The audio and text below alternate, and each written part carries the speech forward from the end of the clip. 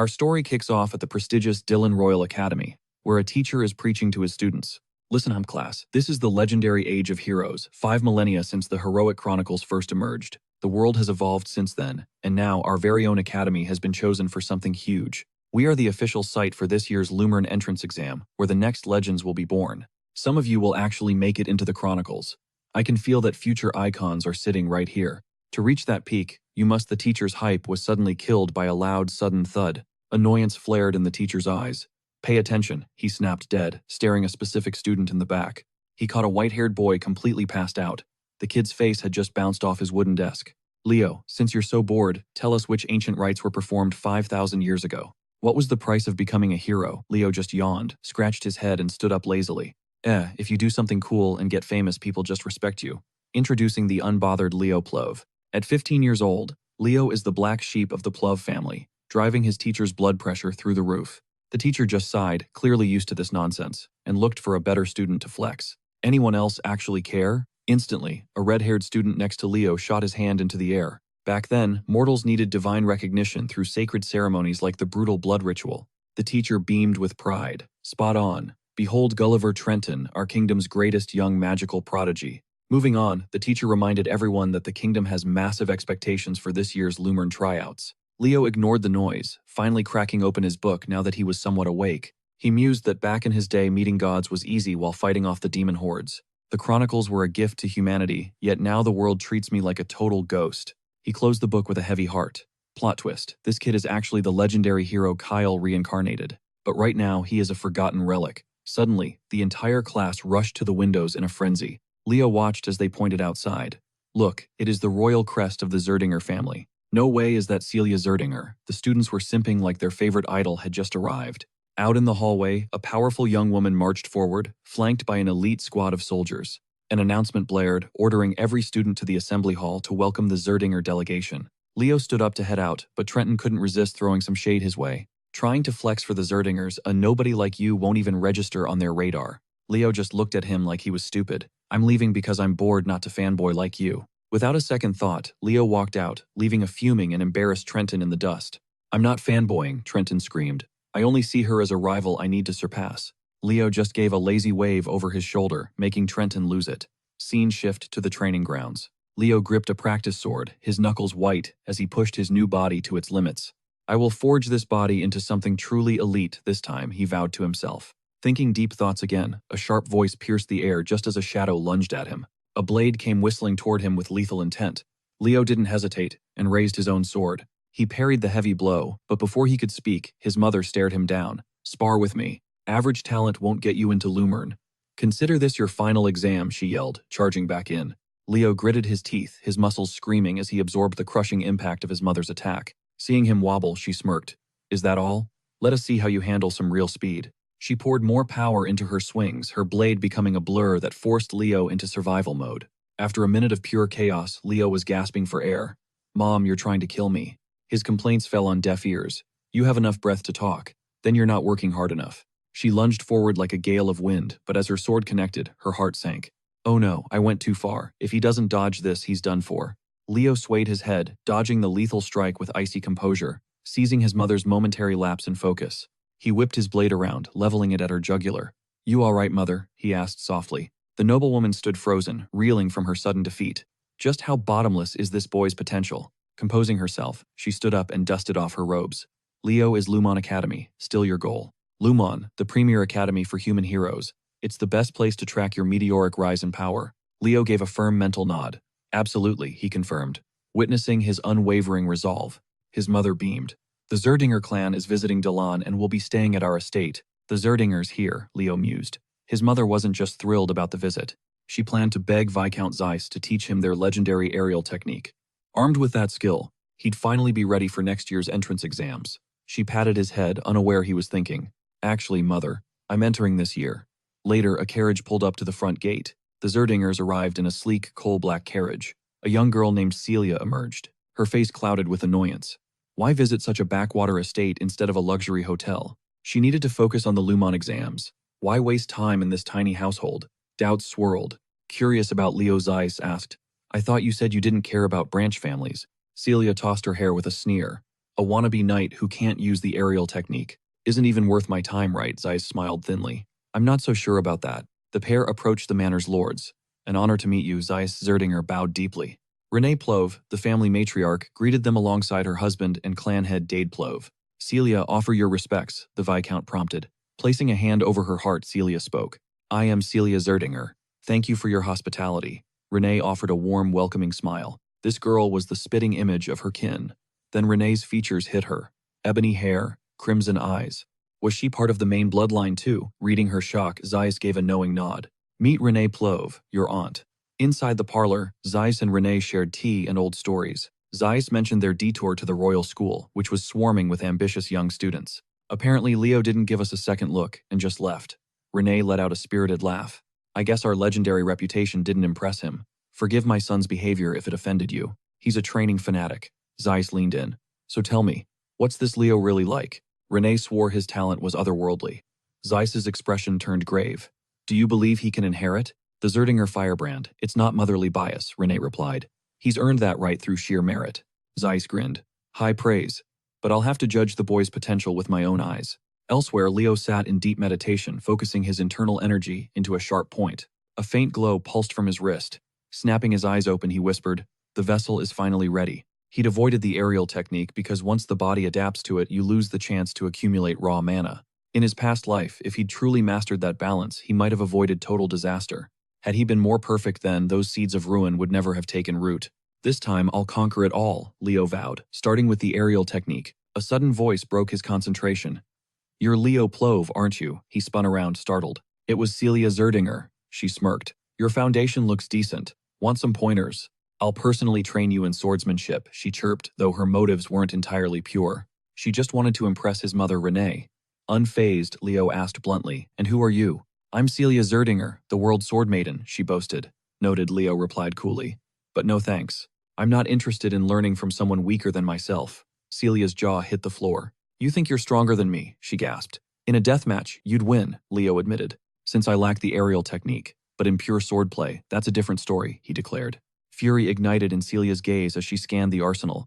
Snatching up a blade, her eyes locked onto his. A challenge rang out, duel me if you've got the guts. Behind her smirk, a cold arrogance brewed. Did he really think aerial arts made him invincible? She was about to give him a brutal reality check. The stakes were set. When I win, you're my personal gopher for a week. No excuses. And if the tables turn, Leo countered. Celia didn't flinch. Losing wasn't an option. The pact was forged. Leo lunged, a simple wooden sword becoming a blur. Let's go. He unleashed a devastating gale force strike. Celia's reflexes kicked in her steel meeting his wood, but the moment they clashed, her confidence wavered. Something was off. His speed was impressive, sure, but there was a terrifying weight behind his movement. She went on the offensive, but Leo mirrored her every move. This time, he was a heartbeat faster. Forced into a desperate parry, Celia felt the impact rattle her bones like a runaway carriage hitting a wall. Where did this insane strength come from? She scrambled back, desperate to shed the crushing momentum. Leo's blade shattered the stone floor where she stood. He didn't stop, surging forward like a tidal wave. There was no breathing room. Trapped by his sheer presence, Celia realized she couldn't halt his advance. Leo swung for the finish, only to hit a shimmering aerial barrier. I thought this was a fair fight. Just a reflex, Celia muttered, her voice trembling. Leo didn't care. It doesn't matter. I'm still winning. Celia's jaw dropped. Was he serious? The gap between an aerial master and a commoner was astronomical. Want to see that gap for yourself? Leo asked. He casually unlatched the heavy mana-suppressing bracelet from his wrist. It hit the dirt with a thud. Celia gasped, recognizing the artifact instantly. You're absolutely out of your mind. Without a word, Leo's lips curled into a smirk. He exploded forward, driving his wooden weapon into her shield. The impenetrable barrier didn't just break, it detonated into 1,000 glowing shards. How is he this monstrously strong? Celia screamed internally. Meanwhile, Renee and Zeiss were enjoying a quiet stroll. They spotted a familiar face ahead. Renee beamed Leo. Come meet our guests. Leo offered a respectful bow to his uncle. I am Leo Plove, he stated, composed and calm. Zeiss reached out with a firm grip. Zeiss Zerdinger, your uncle. It's a pleasure, kid. The pleasantries ended when Renee noticed a certain someone. Leo looked over at Celia, passed out on a stretcher. The knights scrambled past. What on earth happened? The group stood frozen as they saw the unconscious girl. Zeiss demanded answers. As the knight recounted the duel, Zeiss's eyes widened in sheer disbelief. Defeating an aerial master without using techniques. Incredible, he muttered, though Leo didn't look proud. She lost because she was arrogant, Leo noted. Zeiss then asked about the terms of their little bet. The loser serves the winner, Leo replied. Zeiss's face darkened instantly. This was a massive scandal. Honor matters, but she's a Zerdinger, Zeiss growled. You can't treat a noble daughter like a common maid. Drop the bet. I'll make it worth your while with a better prize. Leo cut him off before he could finish. A promise is a promise. If she's a Zerdinger, she keeps her word. Zeiss tried to sweeten the deal. He offered their family's secret cultivation scrolls, unaware he was talking to a literal god of war. Leo scoffed. A single technique in exchange for her failure, that's not even worth my time. The atmosphere turned icy. Zeiss could no longer hide his growing irritation at the boy's defiance. So let me get this straight, Zeiss hissed. You're enslaving a Zerdinger and calling our legacy trash. That about sums it up, Leo replied, standing his ground without blinking. Suddenly, Zeiss burst into laughter. Kid, aren't you being a bit too bold for your own good? Leo clarified he wasn't insulting the name. I'd take the gift for winning, but not as a bribe. You think she only lost because of a mistake. You think the outcome wasn't earned. But make no mistake, even if she went all out, she never stood a chance. The sheer audacity made Zeiss grin. This kid had some serious backbone. Fascinating. A Zerdinger with this much fire. He gestured to his guards with a sharp flick of his wrist. Take Celia to the servants' wing. A deal is a deal. Then he turned back to Leo. Look strictly between us, just call me uncle. Leo nodded, accepting the new title. Zeiss felt satisfied. With Leo gone, his urge to probe the boy's potential vanished. Sister, he beckoned. You'll request the head to grant Leo the family's elite aerial field technique right. I'll convince the eldest. Anything for him to master the phoenix breath, she answered. Fast forward to the next morning in Leo's quarters. Celia stood there in a maid uniform, face burning with shame as she gritted her teeth. I'll serve as the young master's maid for 1 week. I am Celia Zerdinger. Leo remained buried in books. He looked up, scanned her outfit with a nod, and remarked, It actually fits you perfectly. That basic uniform paired with your posh vibe. It's quite the look. His voice carried a teasing edge. Celia fumed, trembling. I know I'm a 10, but that sounded creepy. Chill, I didn't mean to offend. My bad. An old friend was obsessed with aesthetics. Guess some of that rubbed off on me, Leo sighed. Recalling a comrade from his past life who said, Once the world finds peace, I'll dedicate my life to beauty. That was his teammate's mantra. Celia softened. A friend who appreciates beauty sounds like a wonderful soul. Problem was, he was way too sincere, Leo muttered his mind, drifting back to that beauty-obsessed comrade. He once asked the 2 girls in their squad to model. Licinius's grace was unmatched by anyone else. Luna, for art's sake, mind posing nude, I've got my sketchbook, he beamed. The reaction? Both girls absolutely thrashed him. Back in reality, Celia noticed Leo gripping a book that looked like a manual. What's the read, she asked. Leo glanced down. This just a childhood favorite I've revisited a lot. It's The Hero's Origin. Celia froze. Why was a 15-year-old guy reading a literal nursery fairy tale? Leaning in to inspect his shelves, she noted his bizarre obsession with those legendary hero chronicles. He owned more lore than professional historians. She was genuinely stunned by the sheer volume of his collection. He claimed it happened by chance. Scanning a spine, Celia whispered, You've got a ton of stuff on Kyle. Leo's expression shifted. Many legendary feats in history books had their true owners omitted or erased. I bet those belong to him. Celia immediately scoffed. Please, the guy was most likely just a fraud. A clout chaser stealing credit from real heroes. That's the consensus anyway. I agree. Leo muttered something inaudible. Say again, she pressed, but he wasn't planning on repeating his words. Changing the subject, he said, Let's hit the training grounds after breakfast. Her eyes lit up. Mind if I join you? She asked eagerly, thinking this was her chance to decode his insane strength. Leo shrugged and agreed instantly. After all, his power didn't rely on some hidden gimmick or trick. Doubt you can keep up. Still game. His arrogance made her snap. Don't underestimate a Zerdinger like me. The routine was pure hell. Within minutes, Celia was completely drenched in sweat, gasping for air. As she wheezed, Leo noted, When you're gassed, your reflexes tank and your form becomes absolute trash, leaving your back wide open. Like this. Celia glared at him, wondering if this was even actual training. Is this a joke? Leo shook his head, unimpressed. Modern kids are seriously lacking in the grit department. 5 millennia of aerial field evolution had made people lazy about raw physical conditioning. This power is meant to amplify your body, yet they ignore the vessel. Buffing the body buffs the field. Celia hauled herself up, launching another strike. Don't you dare look down on me, you white-haired brat. She charged, but her movements were sluggish. One flick of Leo's blade sent her soaring. She nearly cried. Why can't I touch him? Leo approached calmly. Frustrating, right? Here, put this on, he commanded. He handed her a bracelet. The moment she touched it, its insane gravity slammed her hands to earth. Train with this starting tomorrow. Leo smirked, finally having a partner to share his brutal grind. Days flew by. From the shadows of the empty lot, Uncle watched their intense sessions in total silence. This reality check was perfect for Celia before she hit Lumen. Crushing her pride was a necessary evil. Stepping out, he called to Leo. I'm requesting the family head to grant you the Phoenix Breath inheritance. Leo flinched. He knew exactly what that meant. The legendary Phoenix Breath. The primordial source of every Zerdinger technique. An honor reserved strictly for those the clan truly acknowledged. Inheriting it might be possible, he mused. Celia countered instantly. Father won't yield that easily. Zai nodded. Correct. There is a catch. You must conquer this year's Lumen entrance exam.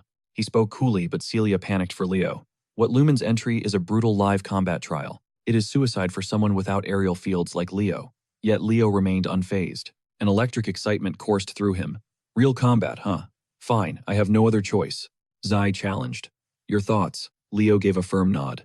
My parents will respect my path. I am in, he declared. Leo's resolve didn't shock Zai, just as I expected. Fueled by a new fire, the boy dove into hellish training. Break time's over. Let's move. Back to the grind. Who said I'm quitting? Celia barked. Fast forward a week later at Dylan's gates. D-Day at Lumen Academy. A massive crowd gathered at dawn, but Celia's arrival stole the spotlight. Isn't that the genius Celia Zerdinger? Look at her. Who's the guy next to her? Whispers erupted. Celia glanced over. Nervous. Not a bit, young Master Leo replied with a gentle smile. His eyes teased her silently. But you should drop the formal act. The sudden jab rattled her. Suddenly, a voice cut through the air. Miss Celia. They turned to see their fiery red-haired friend, Gulliver Trayden. Seeing Leo, his jaw dropped. Leo, what are you doing here? You can't even use aerial fields. Trayden then pivoted to Celia. Miss Celia, you look radiant today. How have you been? The duo stared at Trayden like he was a clown, leaving him drowning in awkwardness. Fumbling for words, he finally introduced himself. I'm Gulliver Trayden. We met during your school visit. Dylan's greatest magical prodigy, he bragged. But before he could finish, Celia cut him down. Sorry, I don't recall you at all. Bye. She snatched Leo's hand and bolted. Then another shout, Celia. Long time. The booming greeting turned every head in the hall. The newcomers were a pair of siblings sporting striking silver hair. The brother, Abad Llewellyn, and his sister Chelsea. Who are they? Leo asked. Noticing their aura, Celia tightened her grip, her voice turning serious. They are the Llewellyns, a legendary hero bloodline from the Rodan Empire. Absolute powerhouses. There are rivals today. The Zerdingers will never bow to the Llewellyns, she hissed, eyes blazing. But I'm a pluv, Leo noted blankly. The Llewellyn duo approached their presence heavy. Long time, Celia. The swordswoman gave a curt nod. Indeed. Abad Llewellyn, who is this standing beside you? Abad asked, sizing up Leo. Celia announced proudly, he is a member of the Marquis family. From the Delroad Kingdom, Leo Pluv of the Pluv House. Chelsea's interest evaporated instantly. Just a commoner, she sneered. Abad dismissed him with a look. He turned to Celia before leaving. That top rank, it belongs to me. Let's move, sister. Understood, Chelsea replied coldly. Arrogant brats, Celia fumed. I'll make them eat those words. I have to win. Suddenly, a thunderous sound silenced the crowd. A young professor materialized on the high stage. Looks like the cattle have gathered. I am Albay Geron, a professor here at Lumen Academy. The name sent shockwaves through the hall. Celia's face went pale. Wait, Albay of the Evil Eye. Seeing her shock, Leo leaned in. Is he famous? Celia was stunned by his ignorance. You don't know him. He's a living legend in the heroic records. Her voice trembled with awe. Leo finally took the man seriously. A modern-day hero, that swirling mana in his eye, truly dangerous. Leo observed the raw power radiating from Albay, while the professor remained unaware of his gaze. Albay got straight to business. The test consists of duels and monster culling, he explained. Usually we do these one by one. But that's boring, he muttered with a yawn. He suddenly incinerated his official papers with a wave. He pulled a tome from his coat, the heroic records. Albay's world manifested. The Beast Forest, a massive magic circle erupted beneath them, pulsing with fury. I hate waiting, Albay stated coldly. We're doing this all at once. Buckle up, candidates. As the world shifted, Leo steadied his breathing, ready to prove everyone wrong. Game on. Fragments of heroic chronicles. These weren't just logs. Their power resided in preserving ancient, brutal tribulations. Trials faced by icons of old manifesting their realms. Conquering these domains grants one the hero's divine strength. From those who preceded us, it functioned like a hero-forging system. Back in reality, they suddenly manifested. Surrounded by shadow-choked woods, Albay's booming voice descended. Welcome to the Beast Forest. Survive or perish. Team up or betray your choice. Do anything to stay alive. To forfeit, shatter your globe and escape. Silence followed as he faded. While panic gripped the rest, Leo felt a strange sense of déjà vu. This terrain predated Beast Queen Salatna's rot.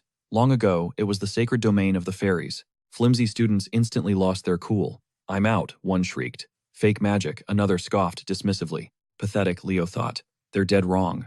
Though this world was merely reconstructed, born from Albie's memories, every threat was lethal. If your life was pushed to the brink, death was permanent here. Suddenly, a luminous emerald projectile streaked toward Leo. Fortunately, his razor-sharp reflexes saved him. The assailant, Chelsea Llewellyn herself. Seeing Leo evade, Chelsea emerged, smirking. Familiar face right, I'll relish crushing a member of the Zerdinger bloodline. Leo corrected, actually, I'm a plow. You were with Celia, though, Chelsea yelled, unleashing Windblade sorcery, conjuring a shimmering monoscythe. Leo's veteran eyes blinked. This specific incantation didn't exist in his era, yet the core mechanics were identical. He tightened his grip, braced, seeing Leo's unwavering composure. Chelsea huffed in annoyance. Stone-faced even against me, she twirled her scythe into a blurring disc, launching it like a buzzing saw. But the attack was child's play. With a effortless flick, he parried the energy scythe easily. Seeing his casual defense, Chelsea's cocky grin finally faltered. He didn't manifest anything. No detectable aura. Is his field naturally invisible? She pondered, baffled. Leo offered. That was underwhelming. How about a partnership instead? Survival time dictates the top grades. Wouldn't a mage benefit from having a frontline vanguard? He grinned persuasively. But Chelsea was unimpressed. Wrong, I'm a battle mage, I don't need backup. Plus, you insulted my magic, she hissed. Leo shrugged. Just being honest. That wind technique, it's painfully linear in output. Chelsea rolled her eyes at the unsolicited critique. Teaching magic to a Llewellyn fine, try handling this simple barrage. She brandished her staff, unleashing a storm of gale blades and piercing arrows. But mid-strike, Leo had evaporated from his spot. Vanished. No mana signature either. How? Panic flared. Instantly, Leo materialized within her guard, burying a fist into her gut. She collapsed, gasping. Now, should I ask for your cooperation more politely? Leo bound her to a stake, igniting a bonfire with a sinister grin. Shadows lengthened. Night arrived. Chelsea blinked back to consciousness. She was trussed up like a roast above dancing flames. It looked like a dark ritual. What are you doing? She shrieked. Leo just reiterated his deal. Ready to work together, Chelsea's face twisted in sheer loathing. Not a chance. My brother and my magic are enough. She channeled mana to sever the bindings. Suddenly, a crimson seal sparked on her wrist, choking her mana flow. A magic suppression circle. Leo muttered, I'm low on fuel so it won't last. Chelsea snapped. I'll shatter this petty lock. Leo's smile turned icy. Think I'll give you time. Heat surged upward, licking at her hem. Stop, it's burning, she wailed. Leo remained unmoved, staring her down for an answer. Breaking, Chelsea surrendered. Fine, I'll help. Leo didn't budge. He demanded a blood vow on her name. I swear, on the Llewellyn name. Just stop. Sobs threatened to spill as she choked out the words. Leo's inner demon smirked. Child's play, he thought. He yanked the binding tether violently, sending Chelsea tumbling. Leo caught her softly, his voice dripping with faux warmth. Happy to have you. My dear mage. Meanwhile, candidates were getting pulverized outside. Faculty watched every failure on holographic feeds, judging their every move. Professor Albie's blood boiled as he spectated. Incompetent fools. Sending low-tier students into this fray was pure suicide, yet Albie noted two who truly grasped the battlefield's essence, Celia Zerdinger and Abad Llewellyn. Rodrin's empire might actually have a future. Shifting his gaze, Albie spotted an unlikely duo on the monitor, Leo and Chelsea. They were currently hunting a massive buffalo. Wait, Leo Plove. His bizarre behavior at the campfire was still fresh in everyone's mind. Somehow, he'd convinced Chelsea Llewellyn to tag along. He lacked Celia's raw dominance or Abed's genius, yet something was different. He's a complete wild card, Albie muttered, eyes glued to the screen. Meanwhile, despite her initial reluctance, Chelsea was beginning to see his worth. Watching him work was a revelation. Having a high-level knight as a shield was more than just convenient. It was a game-changer. Hey, what kind of aura are you channeling? I can't feel a single drop of mana from you, she asked, genuinely puzzled. Leo didn't even look up as he dropped a bombshell. I don't know how to use aura. Chelsea nearly tripped over her own feet. You're joking. How do you fight like that without aura? Leo simply shrugged. It's about the essence of things, not just power. Magic follows the same rules. Tell me, what do you think is the true core of wind magic? He challenged her, mid-stride. To prove her point, Chelsea unleashed a flurry of wind-cutting spells. Sharp blades of air shredded a monster lunging from the shadows. She sliced the beast clean in half with a smug grin, lecturing a Llewellyn on magic. You're way out of your league, Leo. Unfazed, Leo just shook his head. Your power is impressive, but your execution is a total mess. He stepped forward with authority. He started lecturing her like a seasoned grandmaster. You're so annoying, Chelsea groaned, but Leo suddenly stiffened. Wait, stop right there. The sarcasm died in her throat. Propped against the trees were several desiccated husks, corpses withered into skeletal mummies. Chelsea's blood ran cold. I've seen this before. Leo narrowed his eyes, whispering, I finally understand the real goal of this trial. Danger spiked in his senses. Without a word, Leo lunged forward, grabbed Chelsea, and tackled her out of the line of fire. A lethal projectile whistled past where her head had been. A group emerged from the brush. Teased, I really wanted to drop a Llewellyn. If she's gone, the nobody next to her is easy pickings. The voice belonged to Traden, looking more arrogant than ever. He'd gathered a pack of students to hunt down the top contenders. All right, boys, take them down, Traden commanded. They charged like starved hounds, but they made one fatal mistake, getting within Leo's reach. He didn't even hesitate. A single bone-shattering punch sent their leader flying like a rag doll. The rest of the gang froze, their confidence evaporating instantly. They hovered at a distance, terrified. Back me up, Leo signaled to Chelsea. Right, she snapped out of her shock. Her hands were still shaking from the near miss. Traden's group tried to rally their courage, screaming for a counterattack. Get in there, what are you waiting for? They rushed in blindly, unaware that their leader Traden had already bolted. He was long gone, thinking only of survival. I can't let my journey end here. I'll find easier prey elsewhere. He vanished into the woods, but his luck was running out. Not far away, Celia's sharp eyes caught his fleeing shadow. She pivoted instantly. Moments later, Celia and Abad Llewellyn stumbled upon Leo Chelsea and a field of defeated students. Bodies lay everywhere. Seeing a familiar face, Chelsea's brother exhaled in relief as she rushed over to embrace Abad. Are you hurt? Abad asked softly. Celia watched the scene with a smirk. So how did this dream team happen? I suggested we team up. She was being difficult, so I had to. Persuade her, Leo replied with a mysterious glint. That sly smile told Celia there was more to the story. All right, Leo, what's the actual plan this time? To their surprise, Leo began helping their former enemies back to their feet. Chelsea stared at him like he'd lost his mind. This competition is over, Leo declared. We need to unite. This forest has transformed into something far more dangerous. Look at those mummies. Every drop of moisture was sucked out of them. That's not natural, and it's not the only red flag. Notice how quiet it is. Where are all the monsters? Celia's eyes widened as the realization hit her like a truck. You're right. It's eerily still. It's as if something has been devouring everything in sight. A high-rank predator is out there. It's cleared the area. Abad Llewellyn nodded solemnly. This mirrors the records of the hero Alby's first legendary hunt. He rose to fame by slaying a high-level monster. Just as the words left his lips, a suffocating pressure crushed the air. A tidal wave of killing intent washed over them, soaking them in cold sweat. It's here, Leo whispered, hand on his hilt. Somewhere else, Traden was desperately using light magic to navigate. I don't care how, Leo, I will ruin you. He spat the words through grit teeth until a massive shadow blocked his path. He raised his staff to see what was ahead. It was another desiccated corpse. Traden recoiled in horror, a scream catching in his throat. What the hell is this? A thick, viscous liquid dripped from the canopy onto his staff. Trembling, Traden slowly tilted his head upward to the trees. His heart stopped. Looming directly above him, fangs bared and eyes glowing, was a monstrous, nightmare-sized spider. A predatory gaze locked onto him.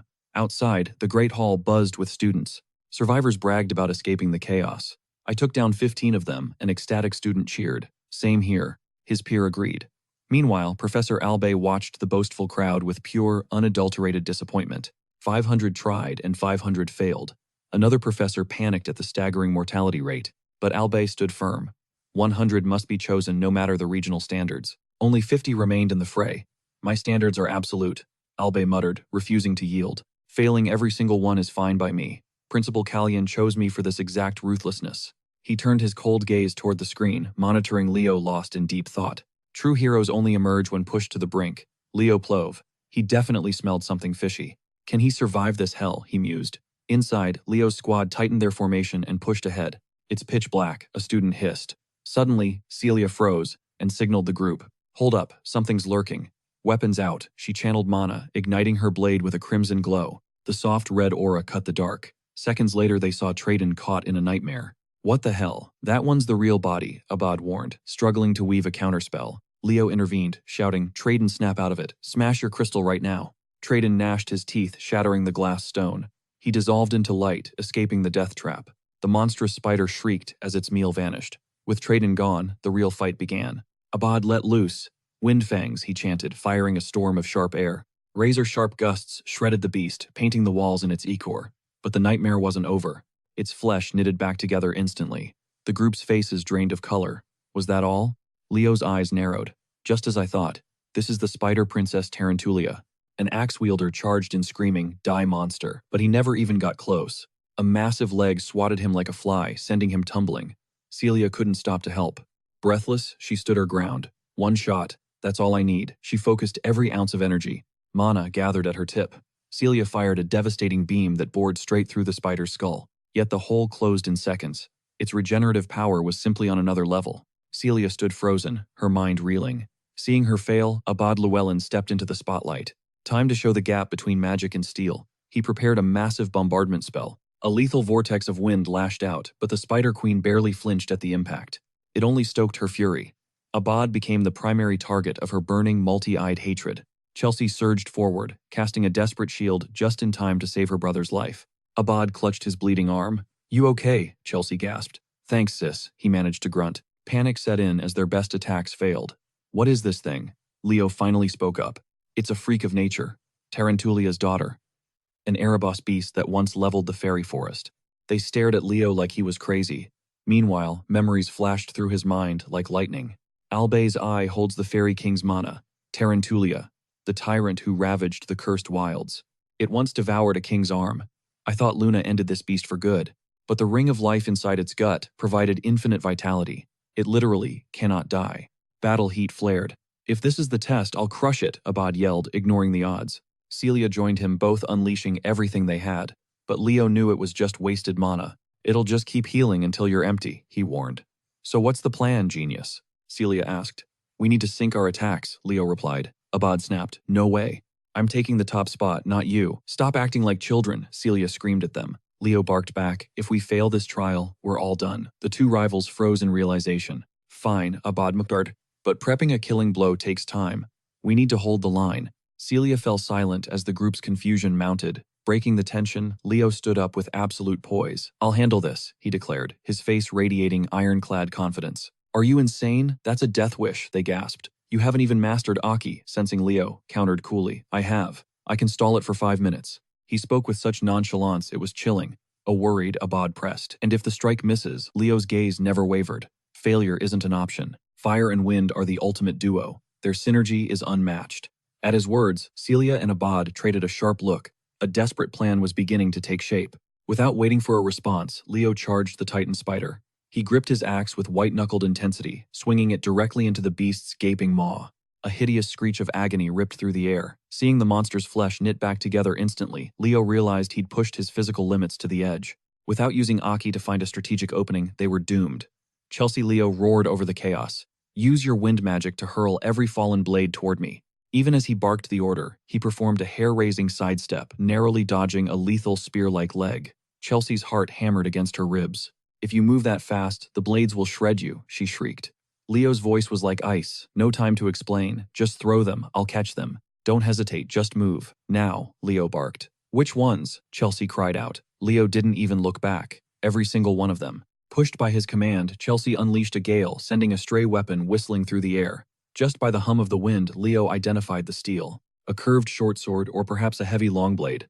He coiled his muscles like a spring and launched himself into the sky, defying gravity. Mid-air, he snatched the flying steel with predatory grace. Using the sheer momentum of his descent, Leo became a whirlwind of cold, shimmering death. With surgical precision, he severed the spider's limbs one by one. But the pressure was too much. The mundane blades shattered into shards after only a few strikes. More Leo demanded immediately. Understanding the rhythm now, Chelsea synchronized her magic perfectly, feeding him a constant stream of jagged iron. Leo's blade work was a masterpiece of carnage, battering the monster so relentlessly, it couldn't even twitch. Chelsea watched breathless and completely awestruck. He's our age. But he fights like a literal god of war. Even Abad, humbled by the display, couldn't deny the truth. "He's no mere ant," he whispered. Amidst the flurry of steel, a stray claw grazed Leo's cheek. Feeling the heat of his own blood, a wild, ecstatic grin spread across his face. "I'm still alive. If I can't squash a pathetic bug like this, the legends in the afterlife will never let me hear the end of it." His battle spirit was reaching its peak. Channeling every ounce of his remaining strength, he drove his blade into the monster's core. Predictably, the overtaxed steel exploded into dust upon impact. "Next sword," Leo yelled, but Chelsea's face went pale. That was it. That was the last one. The sudden silence felt like a death sentence. But in that heartbeat, Celia's aura exploded. A terrifying surge of mana radiated from her. "How do you like this, you overgrown pest?" With a primal scream, Celia swung her blade, unleashing a titanic pillar of incinerating flame that swallowed the spider before it could even let out a final cry. The beast was reduced to a charred, smoking husk. As it crumbled, a glowing system notification flickered before their eyes. Albay's trial updated. Stage 1 Wildwood cleared. Celia collapsed to her knees, her mana pools completely bone dry. It's finally over, she exhaled, trembling. Looking at Leo with newfound reverence, she sighed. You actually held that nightmare back for 5 whole minutes. Incredible work, Leo. Chelsea rushed over, her eyes sparkling. That was legendary. You're just like a hero from the myths. Leo just let out a tired, knowing sigh. To her, he wasn't just like a hero, he was the real deal. I've decided, Chelsea declared. I want to be a battle mage. Please teach me your ways. But my close combat is total trash. You have to help me. Celia watched the naive girl and felt a pang of pity for the training that awaited her. Thinking of Leo's brutal methods, Celia smirked. Oh, everyone should experience Leo's special training at least once, she said, her voice dripping with irony. Her mischievous look left Chelsea blinking in confusion. Ignoring the chatter, Leo's sharp eyes caught a glint of gold in the dirt. He retrieved a fallen ring, wondering if this was their true prize. Suddenly, a brilliant beam of light erupted from the band, manifesting a tiny winged silhouette. Leo recognized the spirit instantly. Silly, do you remember me? It's Kyle, the small figure whispered with a gentle, ethereal warmth. Prince Silly offered a faint, knowing smile. In a flash of radiance, he dissolved into pure energy and merged into the depths of the ring. It seemed Albay's treasure had crowned Leo as a fairy king. Instantly, his vision shifted as he unlocked a legendary skill, the Mana Eye. The reality around them began to splinter and fade. A cold, mechanical voice began the final countdown for their departure. 5, 4, 3, 2, 1. The ultimate reward, the Fairy King's Oath. Just before the world vanished, a cryptic shadow materialized before Leo, whispering into the void. Though the figure's face remained shrouded in darkness, Leo's eyes widened in stunned recognition, as if seeing a ghost from his past. Time jumped forward to a sun-drenched, bustling city. In a quiet office, an elderly man pored over the latest examination reports with a focused frown. This was Kalyan Badian, a legendary swordmaster and the formidable headmaster of the prestigious Lumen Academy. His exhausted secretary hovered nearby. Finished already, the other sectors are still struggling. How many did Professor Albay actually pass? Kalyan's eyebrows shot up as he scanned the results. Albay's group actually performed quite well. 40 students made the cut. Impressive. The secretary let out a long, relieved sigh. Kalyan chuckled. Relax, I honestly expected barely 10 to survive. The secretary leaned in, curious. I assume Celia Zerdinger or Abad Llewellyn took the top spot. Who is our new number 1? She waited for the inevitable names. Kalyan leaned back, a mysterious glint in his eyes. Apparently, the choice was difficult, but we have a singular freshman representative. The secretary gasped. Professor Albay just dropped a total bombshell with his nomination. Celia Llewellyn Kalyan had never even heard this name before. Who could impress the professor this much? The mystery student was finally revealed. It was none other than Leo Plove, selected as the rookie representative for his god-tier potential. Before long, the scene skipped ahead in time. We cut to a massive bathhouse. Our protagonist Leo was vibing in the hot water, soaking away his battle fatigue. Pure bliss, he sighed. Suddenly, a dark voice hissed inside his mind, announcing a reward, the Fairy King's vow. Leo was shook. Entering a living hero's realm usually did not come with crazy legendary loot like this. He was the chosen one, but his deep thoughts were cut short when Madame Renee walked right into the bath. Leo froze in absolute shock. Mother, what is up? He stuttered. Renee looked dead serious as she approached him. She dropped a truth bomb about her exile. She had sacrificed her Zerdinger flame just to save a comrade. No regrets, though. She pleaded with Leo to use his OP powers for actual good in the world. Congrats on making it into Lumen, she beamed. Fast forward to a stunning high-end city looming on the horizon. Welcome to Lumeria. Leo's squad stepped through the teleport gate and finally set foot in the prestigious city. Grab your gear, kids, the announcer yelled. Leo's eyes drifted toward the massive complex facility over the river. So, that is the heart of Lumeria and our academy, he whispered. Then, Uncle Zai's voice called out to him. How has the month been? Huge congrats on crushing that entrance exam. Zai waved as Leo walked over. Thanks, but what brings you here? Leo asked. Zai dodged the question and asked one of his own. The clan is in total chaos right now, Zai teased. Leo knew they were debating the Phoenix Breath inheritance. Spot on. Even if your mom is technically out, you still carry that royal Zerdinger bloodline in your veins. The elders were hyped you survived that brutal Western exam. Zai pulled a mysterious golden key from his pocket. Take this space key and open it. Leo grabbed the key and twisted the air like a literal door. An ancient grimoire materialized, glowing with insane energy. Zai told him to offer a drop of blood to it. One finger bite later, the book exploded with light. Arcane runes began crawling across the pages before his eyes. This book is bound to you now. Mastering the Zerdinger secrets, that is a whole different beast, my boy. But I bet you will ace it. Welcome to the Zerdinger clan for real this time, Zai said confidently. Zai gave him a firm pat. Next, we see Leo heading to a tavern to link up with Celia. Searching for her, Leo accidentally slammed into a girl, sending her mountain of books flying everywhere. My bad, I was spacing out. She scrambled to grab her stuff and bolted, dropping her student ID card. Leo checked the card. Chloe Mueller, a fellow freshman. He shrugged and finally stepped inside the shop. Celia was fuming. You are late, Leo. We have tons of school shopping to finish before we depart. Sorry, Uncle Zai held me up, he apologized.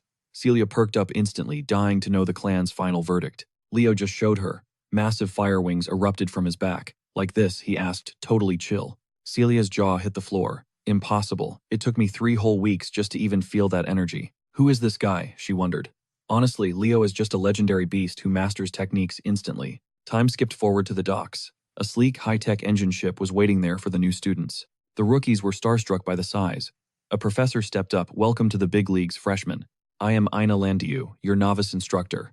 Pack it up, we are heading to Lumen right now. All aboard. The students rushed on deck to find a massive dessert buffet waiting for them to feast. While they were eating, a voice called out, Yo, you two over there got a second to talk. I am Carr Thomas, your go-to dealer for potions or weapons. Hit me up once we are on campus. He flashed a business card flexing his alchemy skills. Celia was low-key annoyed. He thought they were dating. I am Leo from Delad, he replied. Carr's eyes widened in shock.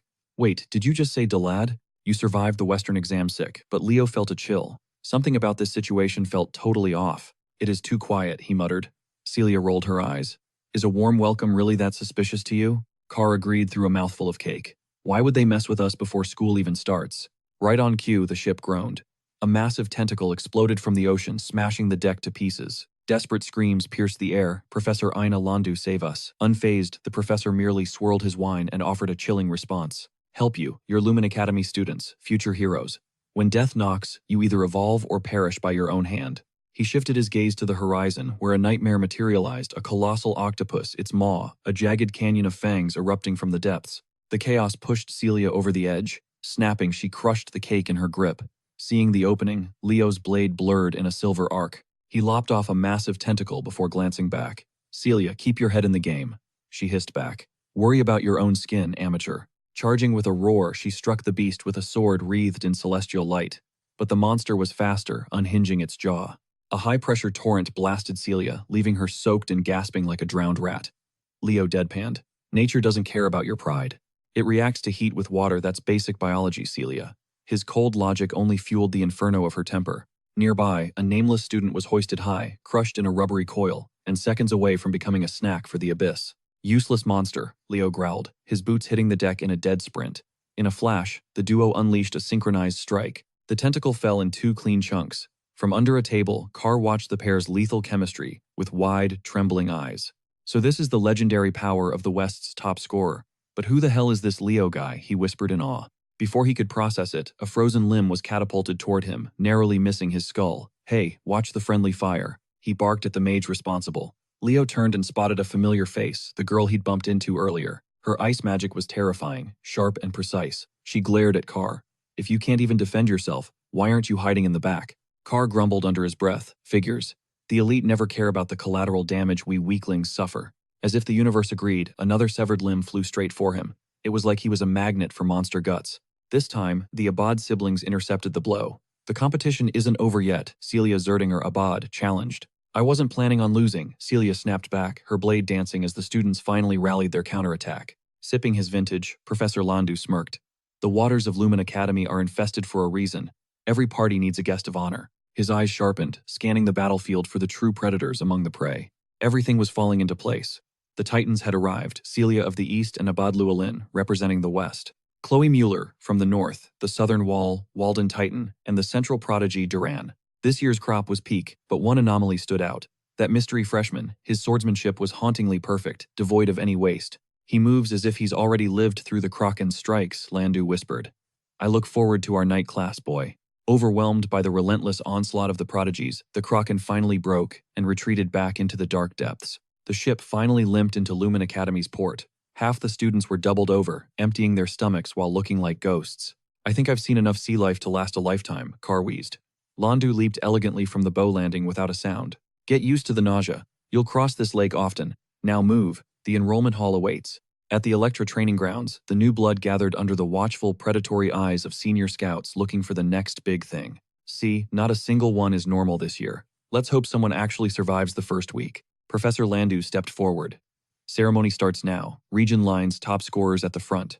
Prepare for the principal. The air grew heavy as the students snapped to attention. Then the legendary Principal Kalian took the stage. You're here to be heroes, then listen well. If your dream is the top, put your life on the line and shatter your limits. The weak have no seat at this table. Caught in his own hype, he slammed his fist, obliterating the stone podium into dust. Silence fell. The students stared, paralyzed by the raw display of violence. Kalian froze, sweating. Did I overdo the cool vibe? Suddenly the crowd exploded into cheers. Kalian beamed, but as the noise dipped, his ego took over. I can't hear you. Is that all the spirit you have? Behind him, the professors sighed. The great architect's image was crumbling fast. Shaking off the principal's antics, the announcer took the mic. It's time for the freshman representative's address. Representative Leo Plove, please take the stage. The name sent a ripple of confusion through the ranks. Leo froze, glancing at Professor Albay, who simply gave a knowing nod. With a heavy sigh, he stepped into the spotlight. He began reading the dry, scripted speech provided. We, the newcomers of Lumen, pledge to uphold the honor. Blah, blah, blah. As he finished and tried to escape, the host blocked his path. Not so fast, Leo. One more thing for the crowd. Tell us, as the top representative, what is your true ultimate goal here at Lumen Academy? Leo realized the trap instantly. The school wanted him to light a fire under the egos of every elite student he'd just jumped over. Think anyone can take my crown. I'm Leo Plove, your freshman rep. Step up if you've got the guts. His cold confidence left the faculty stunned. He seemed way more disciplined than they expected. They anticipated a quiet year. Sunset hit, and the freshmen were ushered toward their massive new dorms. Rest up, kids. Tomorrow kicks off a week of exploration classes where you'll scout out different paths. Pick 3 majors wisely. Don't be late for day 1. As they reached their floor, Carl stopped Leo. Looks like we're neighbors. Leo, tomorrow's gonna be epic. Sleep tight. Catch you then, Leo replied. With a simple nod, Leo collapsed onto his bed, not even bothering to unpack his suitcase first. He wasn't just sleeping, though. His mind drifted into a hidden realm, a titanic library of infinite knowledge. Lumiere must hold the key. My legend begins in this very school, Leo mused in the silence. Morning came. Leo was solo at breakfast until Carl arrived, carrying a literal mountain of food. Room for one more? Carl asked. Leo didn't mind giving him a quick okay to join. Suddenly, a tray slammed down. Hey, freshman rep, someone barked, shattering the peaceful morning vibes. You think you're hot stuff after that speech. It was Duran Moira, the Central Region's top dog. A heavy hitter Professor Landu had her eye on. Duran's meal looked totally standard, except for a tiny flag stuck in his burger. Leo just kept eating, completely unfazed by the hostility. Did my words hurt your feelings? Well, random losers starting fights isn't exactly news to me. That did it. Duran's face turned red. You really don't know who you're messing with, do you? I'm the Central Region captain. But Leo and Carl just kept feasting like absolute hunger demons. Duran was being treated like a total clown. Fuming, his temper finally snapped like a bolt of thunder. He booted his tray into the air, aiming to trash Leo's meal too. But Leo was ready. With god-tier reflexes, he snatched every plate mid-air like a machine. Not a single fry was lost. He even grabbed Carl's food, before upgrading his own meal into a massive double-decker cheeseburger. Wasting a meal this good is a sin, Leo smirked. Duran's brain practically short-circuited in rage. I'm ending you right now. I won't let some weakling look down on me, he snarled. As they prepared to clash, a massive hand gripped their shoulders. It was the terrifying Professor Landu. Disorderly conduct, he whispered coldly. A captain and a rep brawling on the very first day. I hope you're ready for the consequences. The aura he gave off made them both freeze instantly. Fast forward to the Night Division's class. The students waited, but Landu remained silent and stern. Professor, it's time to start, a student stammered. Celia looked around, wondering where Leo had vanished to. Right then, Leo and Duran stumbled in, looking like they'd just crawled through a war zone. They were drenched in sweat. Celia rushed over, panicking. Did you guys get into a fight? Leo just offered a mysterious grin, glancing at Duran, who looked like he'd been through hell. All right, settle down, Landu barked. Welcome to the Night Division. I'm your lead, Aina Landu. Duran was still shooting daggers at Leo. Carl whispered. Is this a high-level mental war already? Landu ignored the beef and started the lecture on mana magic and the complexities of aura. Aura is the ultimate challenge to master. Does anyone know why it's so difficult to tame? Celia piped up, stating it hardens mana, making it less flexible. Landu gave a sharp nod. Spot on. While others use mana freely, aura forced the body to process it into raw power. So how do we actually trigger it? Celia thought it was just about sheer willpower and force. The room was silent until Leo spoke. We ignite aura by burning mana. Landiu looked impressed. And what's the secret to that combustion? Endurance, Leo answered, without a second's hesitation. Landiu was floored. Leo Plove, have you studied this before? No, Leo replied, totally chill. To grasp the soul of aura, without training. Fascinating. Enough talk, Landiu smiled. Let's get moving. He channeled energy into his heels. Walk on thin air like it's solid ground. This is aura step. Focus your power into your feet. The possibilities are infinite. Now, break into your squads. Mastering this arcane technique is a nightmare for most. Only the prodigy Celia has truly conquered its secrets. Smirking with pride, she teased Leo, call me big sister, and maybe I'll teach you. Leo just gave her a cold stare. To him, aura was just another energy to manipulate. He didn't need her help. Meanwhile, Analandio noticed Duran's burning gaze fixed on Leo. Sensing a chance for chaos, the professor grinned. He clapped his hands, demanding silence from the rowdy crowd. What's the plan, Teach Chelsea? Llewellyn chirped. Without a word, Analandio beckoned both Leo and Duran forward. He confronted Duran's visible hostility. Duran spat back. I'm not angry, I just can't stand looking at his face. Seeing the spark, the professor ignited the flame. Take it to the field then. Let's see what the central captain can really do. It was official, a high-stakes one-on-one sprint between Duran Mora and the freshman rep Leo Plove to crown the class leader. Aura is fully permitted, the professor shouted. Duran flinched as Carr immediately started taking bets from the frantic students. On one side, the thunder-wielding genius of the heroic Mora line. On the other, the mysterious dark horse from the fringes. The enigma who humbles captains versus the pride of the elite. The crowd buzzed with doubt and excitement. He's the rep, he has to be good, right? One student muttered. Look at him, he can't even use the basic aura step. The rumors turned sour. He's just a fluke, they hissed. A central captain isn't some weakling you can just stumble past. Leo hadn't proven his worth yet. Ignoring the whispers, Ain Alandu signaled for the two racers to take their marks. First to the finish wins it all. No excuses, no grudges. Victory belongs to the swift. Ready logic told Celia that Leo stood no chance, yet her gut feeling screamed something entirely different. He was a man who shattered expectations. Go. At the signal, both challengers exploded off the starting line. Duran's thunder aura flared, launching him ahead like a bolt of lightning. See ya, rookie, he barked. He moved like a guided missile, leaving a trail of dust. The students roared. That's the power of Amora. Then they looked at Leo and scoffed. He was lagging behind, looking exactly like the fraud they expected. What a joke, they jeered. But Chelsea Llewellyn wouldn't have it. Kick some butt, Leo, she screamed at the top of her lungs.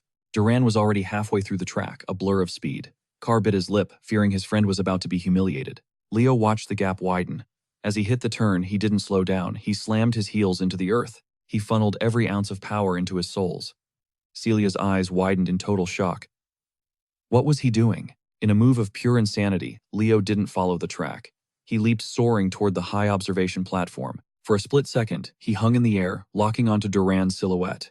Then he ignited his legs with an extreme speed technique. The platform shattered under the sheer force of his kick. Leo transformed into a human railgun, tearing through the sky. He streaked past a stunned Duran. Too slow, buddy, Leo shouted as he vanished into a blur of motion. Leo crossed the finish line before anyone could blink. The jeers turned into dead silence. The fraud had just rewritten the rules. It was impossible. The fastest student in the class had been smoked by a guy they thought was a nobody. He didn't even use Aura Step, they whispered in confusion. But Celia knew better. This wasn't a basic move. It was the legendary Phoenix Step. While the elites analyzed him, Chelsea and Carr were just busy celebrating the massive win. Like a couple of hyped-up fans, they didn't care about the how, they just loved the wow. Professor Ain watched with a sharp knowing eye. Duran's thunder was impressive, a classic display of raw power. But Leo was a surgeon. He didn't have the same raw speed, yet his control was otherworldly. He had condensed fire aura into a localized explosion. It was a genius-level application that signaled the rise of a monster. A true hero walks among us, the professor mused. After the dust settled, Leo walked over to his defeated rival. That was a hell of a race, Duran. On a longer track, you might have actually had me. Leo offered a hand in friendship, but Duran's pride was in tatters. He couldn't even look Leo in the eye. He swiped Leo's hand away and stormed off like a sore loser. Chelsea ignored the drama and tackled Leo with a grin. You're a beast, Leo. Train with me, Carr watched pouting. Why does he get all the cool points and not me? He wanted the spotlight too, but Celia just looked at him like he was a lost puppy. Carr tried to bribe everyone with a cafe trip using his betting winnings, but Leo shook his head. Rain check, guys. I've got business to attend to. Carr called out after him. Hey, where are you? I'm dead serious about hitting up this summoning lecture, Leo deadpanned. Carlo stood there totally shook. Why would a hardcore Night Division beast even care? Enroll in summoning, Celia let out a heavy sigh. Don't ask me, his brain just works differently, trekking toward the classroom. Leo was lost in thought. He couldn't wrap his head around why the Fairy King gifted him a literal oath as a reward. Usually, hero rewards mirror the master's own essence. This gift screams summoner, but Master Albi is a pure-blood mage with zero ties to the summoning arts. Typically, I'd just snag a spell to contract a spirit and portal straight to the fairy realm. This whole situation is weird. Basically trash for now, Leo muttered to himself. Suddenly, a girl's voice shattered his internal monologue, bringing him back to reality. Guess you actually showed up for class. Leo spun around to find Chen Zia, the 17-year-old Eastern Division captain, giving him a cool nod. Pleasure's mine, Leo smirked. Zia waved back. Just call me Zia. Still, a look of genuine confusion flashed across her face. You're definitely Night Division material, so why the magic hype, she asked. Just testing the waters of spiritual studies, Leo shrugged it off. He played it off coolly. Guess we'll be seeing a lot of each other then, Zia teased. Leo then asked about her spirit contract. I'm a water spirit summoner, Zia revealed proudly. Then she leaned in with a grin. Come on, show me yours. What have you got? Actually, I haven't made a contract yet. Zia's eyes went wide. No way. Well, if you're struggling later, just hit me up. I can drop some pro tips for your first summon. I'll keep that in mind. By the way, how old are you? Leo asked. I'm 17. And you're 15, right? I caught you chatting with Celia earlier. Leo blinked. 17. She looked way younger than Chelsea. Sensing his vibes, Zia's female intuition went on high alert. Something was definitely sus. You thinking something disrespectful. Who me? Never, Leo lied, dodging her gaze. Zia just chuckled and proposed a deal. That fight with Duran was fire. You've got to accept my challenge one day. Leo flashed a confident grin. Consider it a date. Class was in session, but the turnout was pathetic. Is this the whole squad? Leo asked. Zia looked a bit awkward and embarrassed. It's just an elective, not exactly a crowd pleaser, she explained. Leo couldn't believe it. Wow, their loss, I guess. They gathered in an open meadow when boom, a massive shadow blotted out the sun, sending the entire class into pure chaos. A black dragon, we're all gonna die, get out. One terrified student shrieked, cowering like a total weakling. Where did it come from? Relax, he's just being friendly, a sultry voice echoed. Welcome to class, you little freshies. It's a pleasure to meet ya. I'm Yura Marine, your summoning sensei for the year. As she spoke, every guy there was instantly mesmerized by her gorgeous face. Her insane curves left their hearts racing. Forget spirits, I want to be her familiar, they whispered. Even Leo noticed her beauty. If Dwinho were around, he'd be losing his mind right now. But back to the bombshell, Professor Yura Marin. She waited for the group to settle before starting. All right, rookies, being here proves you've actually got some latent talent. Show me that summoning potential, yes, Professor, the class roared back. Yura smirked, clearly feeling the energy.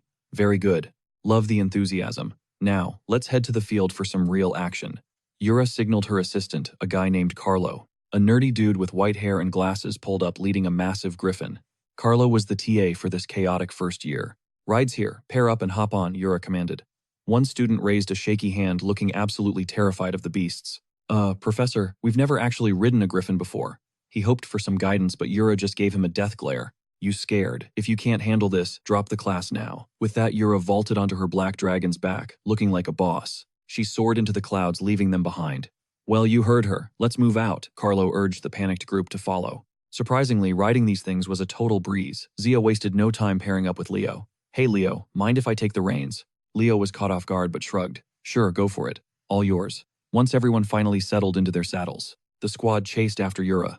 With the ocean breeze in their hair, they realized just how epic these mounts actually were. Yo, this is top tier. My turn to fly. Switch with me. Hang on, I'm just getting the hang of it. Excited shouts rang out. I was nervous, but these guys are actually pretty chill, Zia beamed. Leo narrowed his eyes. Don't let your guard down yet. Griffins aren't exactly beginner-friendly, Leo warned. Zia looked puzzled. Really, they feel like kittens. Leo opened his mouth to explain. But then Yura let out a piercing whistle. The sound grated on their ears, and the griffin's vibe instantly flipped into pure rage. The creatures turned feral, bucking wildly. They're out of control. What happened? Professor, help us, the students screamed in terror. Yura didn't even flinch. You call yourselves elites. If you can't tame a simple beast, you don't belong at this academy. Fix it yourselves. As their griffin started losing it, Zia panicked. Without missing a beat, Leo reached out and pulled her close. He grabbed the reins, his hand over hers. Stop fighting it. Griffins are prideful. If you use force, they'll just fight harder. Leo, what are you? Zia's face turned beet red. Ignoring her, Leo took control and masterfully tames the beast as they surged forward. The griffin settled instantly before bolting. Yura smirked, impressed by Leo's lightning-fast reflexes. Turning to Carlo, she questioned the freshman rep's background. Carlo confirmed Leo was indeed a night track candidate. Is he from a griffin-owning family? She asked. Carlo shook his head. He wasn't born into nobility. Yura's eyes gleamed, she'd struck gold. A diamond in the rough, she whispered, intrigued by his raw potential. On Summoning Island, the training grounds were chaotic. Most students were collapsed face down in the burning sand. Nursing a slight case of seasickness, Leo ditched the group to scout the island for anything extraordinary. He spotted a strange fruit, but realized a feather was embedded inside. A feather star, Leo wondered, confused. Zia checked on him, but Leo brushed it off. Suddenly, Yura's voice boomed, ending their break instantly. Wake up and focus. It's time for your first practical exam. The class erupted in panicked groans. A test on day one. The students were baffled, but Yura shut down their whining with a stern look. Summoning is a grueling path compared to other magic. Did you think this would be easy? She challenged. Mana control is just the baseline. True summoning requires a soul-level harmony between you and the spirit. You must tame what you call forth. That is why. Legendary summoners are rare, but those who reach the peak achieve feats that defy all logic. Isn't that why you're here? Eliza Hergen, the silver-haired prodigy from the North's elite clan, stepped forward. What's the objective? Eliza demanded. Yura gestured to the dense forest teeming with wild, mystical creatures. Summoning is your ultimate weapon. This test measures your taming prowess. The goal is simple. Capture a creature within the woods. Once you form a contract, that beast is yours forever. The crowd roared with excitement, the true Lumen experience. As Leo turned to leave, Eliza blocked him. The famous freshman rep rumors say you crushed Duran. Let's see if you're worth the hype. I'm just doing my job, Leo replied dismissively, walking past her. Eliza watched him go, her brow furrowing. Yura smiled secretly, watching the rising stars clash. Nearby, a few students had already managed to tame targets. Leo lingered, still searching for the perfect partner. Look, there's the top student, some classmates whispered mockingly. He's wandering too deep. If he fails this, he'll be crawling back to the night division in shame. Ignoring the noise, Leo ventured into the shadows of the forest, ensuring he was finally alone. He produced the mysterious feather and ignited it with his fiery aura. Bingo, just as I suspected. His smirk vanished as a thunderous blast rocked the ground behind him. Meanwhile, back at the main camp, Renee felt a pang of worry for Leo, but a companion laughed it off. It's only the first week. He'll be fine, right? Renee murmured, taking a sip of water, her maternal instincts screaming otherwise. She had no idea her son was facing the searing heat of a legendary master spirit. A phoenix, Leo gasped, paralyzed by the sight. A booming voice echoed, so you're Zerdinger Star's brat. I recognize Riona's flame. Leo's eyes widened. You knew my mother, the spirit's tone instantly softened. If you're her child, then my hunch was right. I owe Riona a debt that can never be repaid. The voice belonged to Farina, a legendary phoenix. Cloaked in brilliant flames, she gazed at Leo with warmth.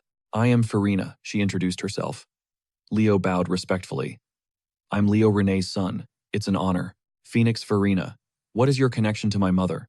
You mentioned a debt, Leo asked, searching for answers. Farina recalled how Renee saved her previous master Luna in a deadly dungeon despite overwhelming odds. Renee lost her aura and suffered horrific burns to save her. Otherwise, she would have been a hero. Leo felt a sharp sting of grief. My mother always told me she never regretted that choice. She really said that, yes, that's the kind of knight she is. Farina smiled, deeply moved. When Leo asked why she was hiding here, Farina turned mysterious. That is a secret I cannot share. But why is a knight studying summoning, she asked. Leo grinned. I'm looking to master both worlds. Farina chuckled at his ambition. Fate is a strange thing, Leo Plove. This is truly interesting. Finally, I can repay your mother. She held out a shimmering golden egg that pulsed with divine power. This is my son. When you become a true master, I hope you will forge a contract together. Pity the poor summoner, who was originally supposed to get this. Leo spoke up. Can we start right now? Farina's jaw dropped. Stop, it is suicide, she screamed, but the boy had already crossed the point of no return. That fearless gaze. You are just like Renee. Good luck. Suddenly, Leo's consciousness dissolved into a void of pure shadow. A tiny golden spark floated before him. Leo reached out. Instantly, a massive firestorm erupted, swallowing him whole. The heat was agonizing the legendary Phoenix fire. To wield such power, one must survive this daily torture. A beast born from its own ashes. I feel your agony, Leo whispered, and I will carry it with you. The raging inferno began to calm, softening under his touch. Back in reality, a faint crack echoed from the shell. The egg drifted from Leo's palm, suspended in midair, as it hungrily inhaled every stray ember in the room. Did it work? Farina gasped. Leo beamed. Mission accomplished. The woman cheered. The kid was a straight-up genius. Leo Plo, you are destined for greatness. The contract is sealed. Meet your new partner, the little one named Fiore. Take care of my baby. Farina fought back, tears heartbroken that her child would leave before even knowing her warmth. 3 seconds later, Leo stared at the legendary beast with pure doubt. Wait, are we sure this is a phoenix? It looked exactly like a chicken. The tiny fluff ball chirped at him, confirming Leo's suspicion that he had summoned a nugget. Meanwhile, Professor Yura Marin gathered the successful students. She turned to her assistant Carlo with a sharp look. Clock is ticking, she noted. 5 minutes left, 4 students to go, Carlo replied. Suddenly the ground began to shake. A massive black bear lumbered forward Chenzia's new partner. Professor, am I late? Zia asked breathless. She looked like she had crawled through hell, earning an approving nod from Yura for her absolute grit. Taming a water bear as a mere apprentice. Impressive. Just then, Walden descended from the sky on a giant raptor. A dark orb, a beast that would humble even the elite clans. Yura could not help but be amazed. Walden admitted the contract was not final, but Yura did not care. Better than failing. Then Eliza Hergen arrived. She sat atop a colossal white serpent, leaving the crowd speechless. The contract is complete, she stated coldly. My family lacked this specimen, she added. Yura's eyes widened at the Gorgon snake. Masterful. But Carlo checked the time. Time is up. As if on cue, Leo sauntered out of the woods with a tiny yellow chick chilling on his head. The class erupted in laughter.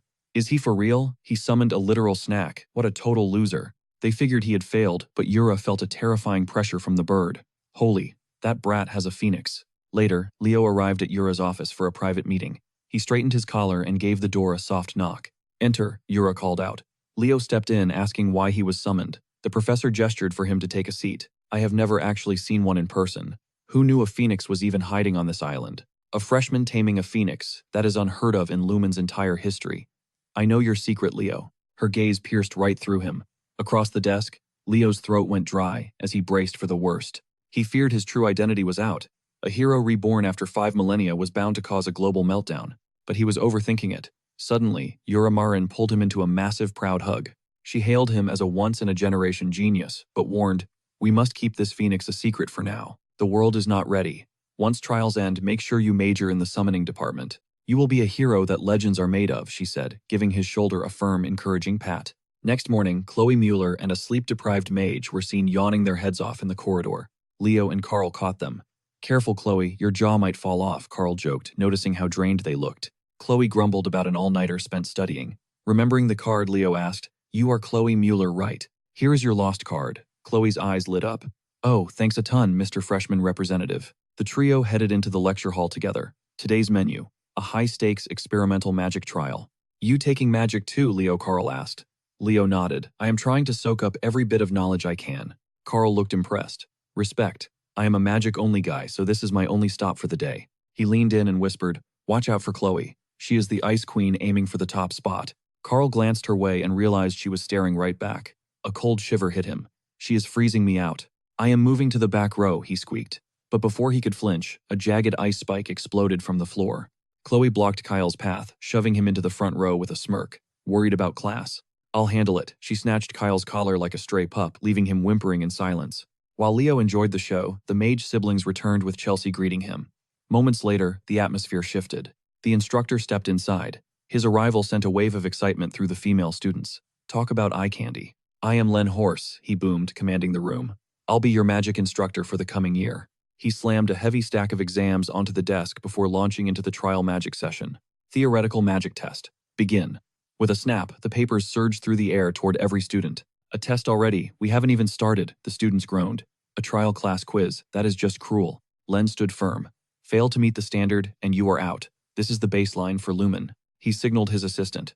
Submit your completed work to Anna when you are finished. Anna waved them over. Papers here. Meanwhile, Leo stared at the questions, his hands trembling.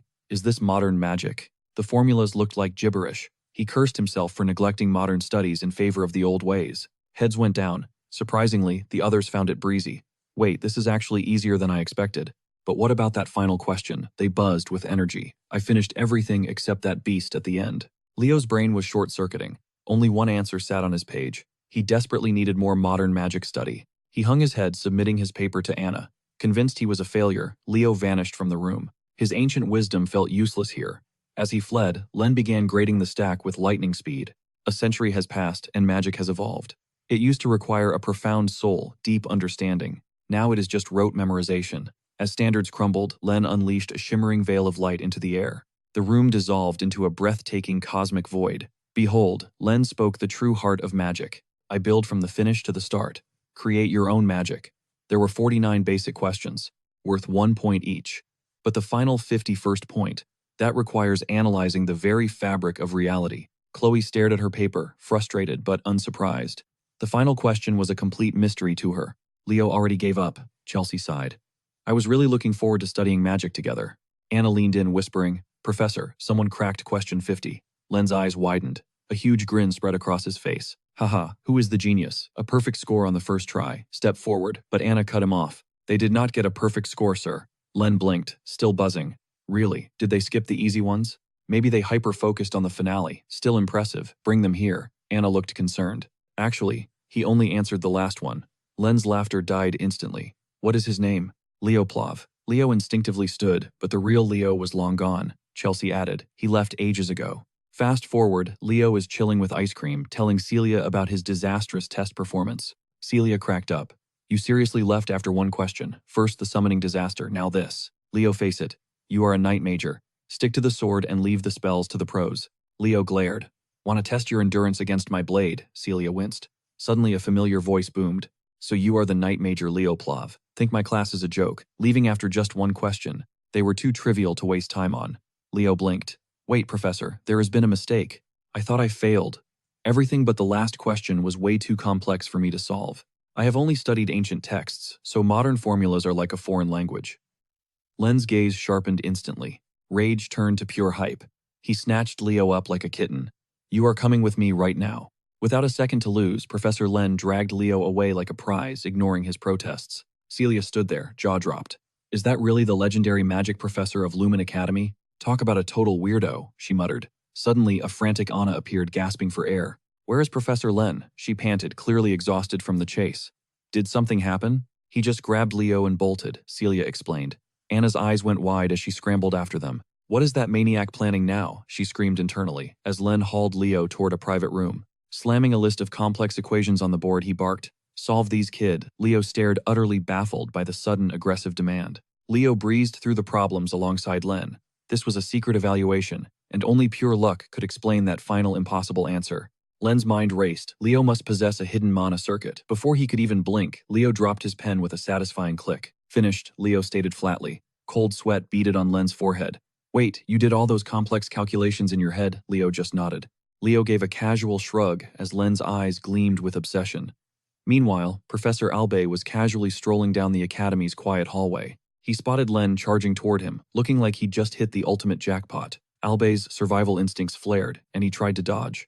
Albay pivoted to flee, but Len dived, death gripping his ankle in a fit of gratitude.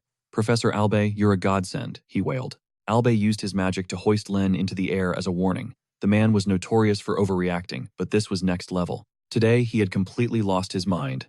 Len remained in a state of pure euphoria. He's a miracle worker. Leo Plo is a monster. That freshman rep is a once-in-a-century genius. Albay just blinked confusedly, muttering that Leo was supposed to be a lowly knight trainee. Absolutely not, Len roared. Leo belongs in the magic tower. Wasting that talent on a blunt sword would be a literal sin against mana. Sending him to the knights was an insult to the craft. Anna sprinted in as Albay cut his spell, dropping Len into her arms. My hero, Len beamed. Anna's temper flared, a vein throbbing in her neck. Enough, we're heading back to class right now, she hissed.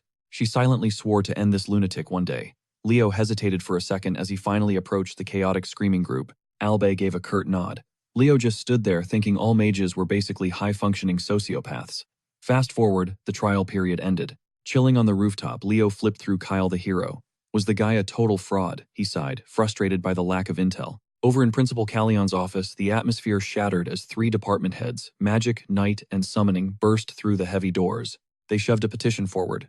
Sir, look, Leo had pulled an absolute pro-gamer move, enrolling in all 3 major departments simultaneously. Each teacher was desperate to claim the boy.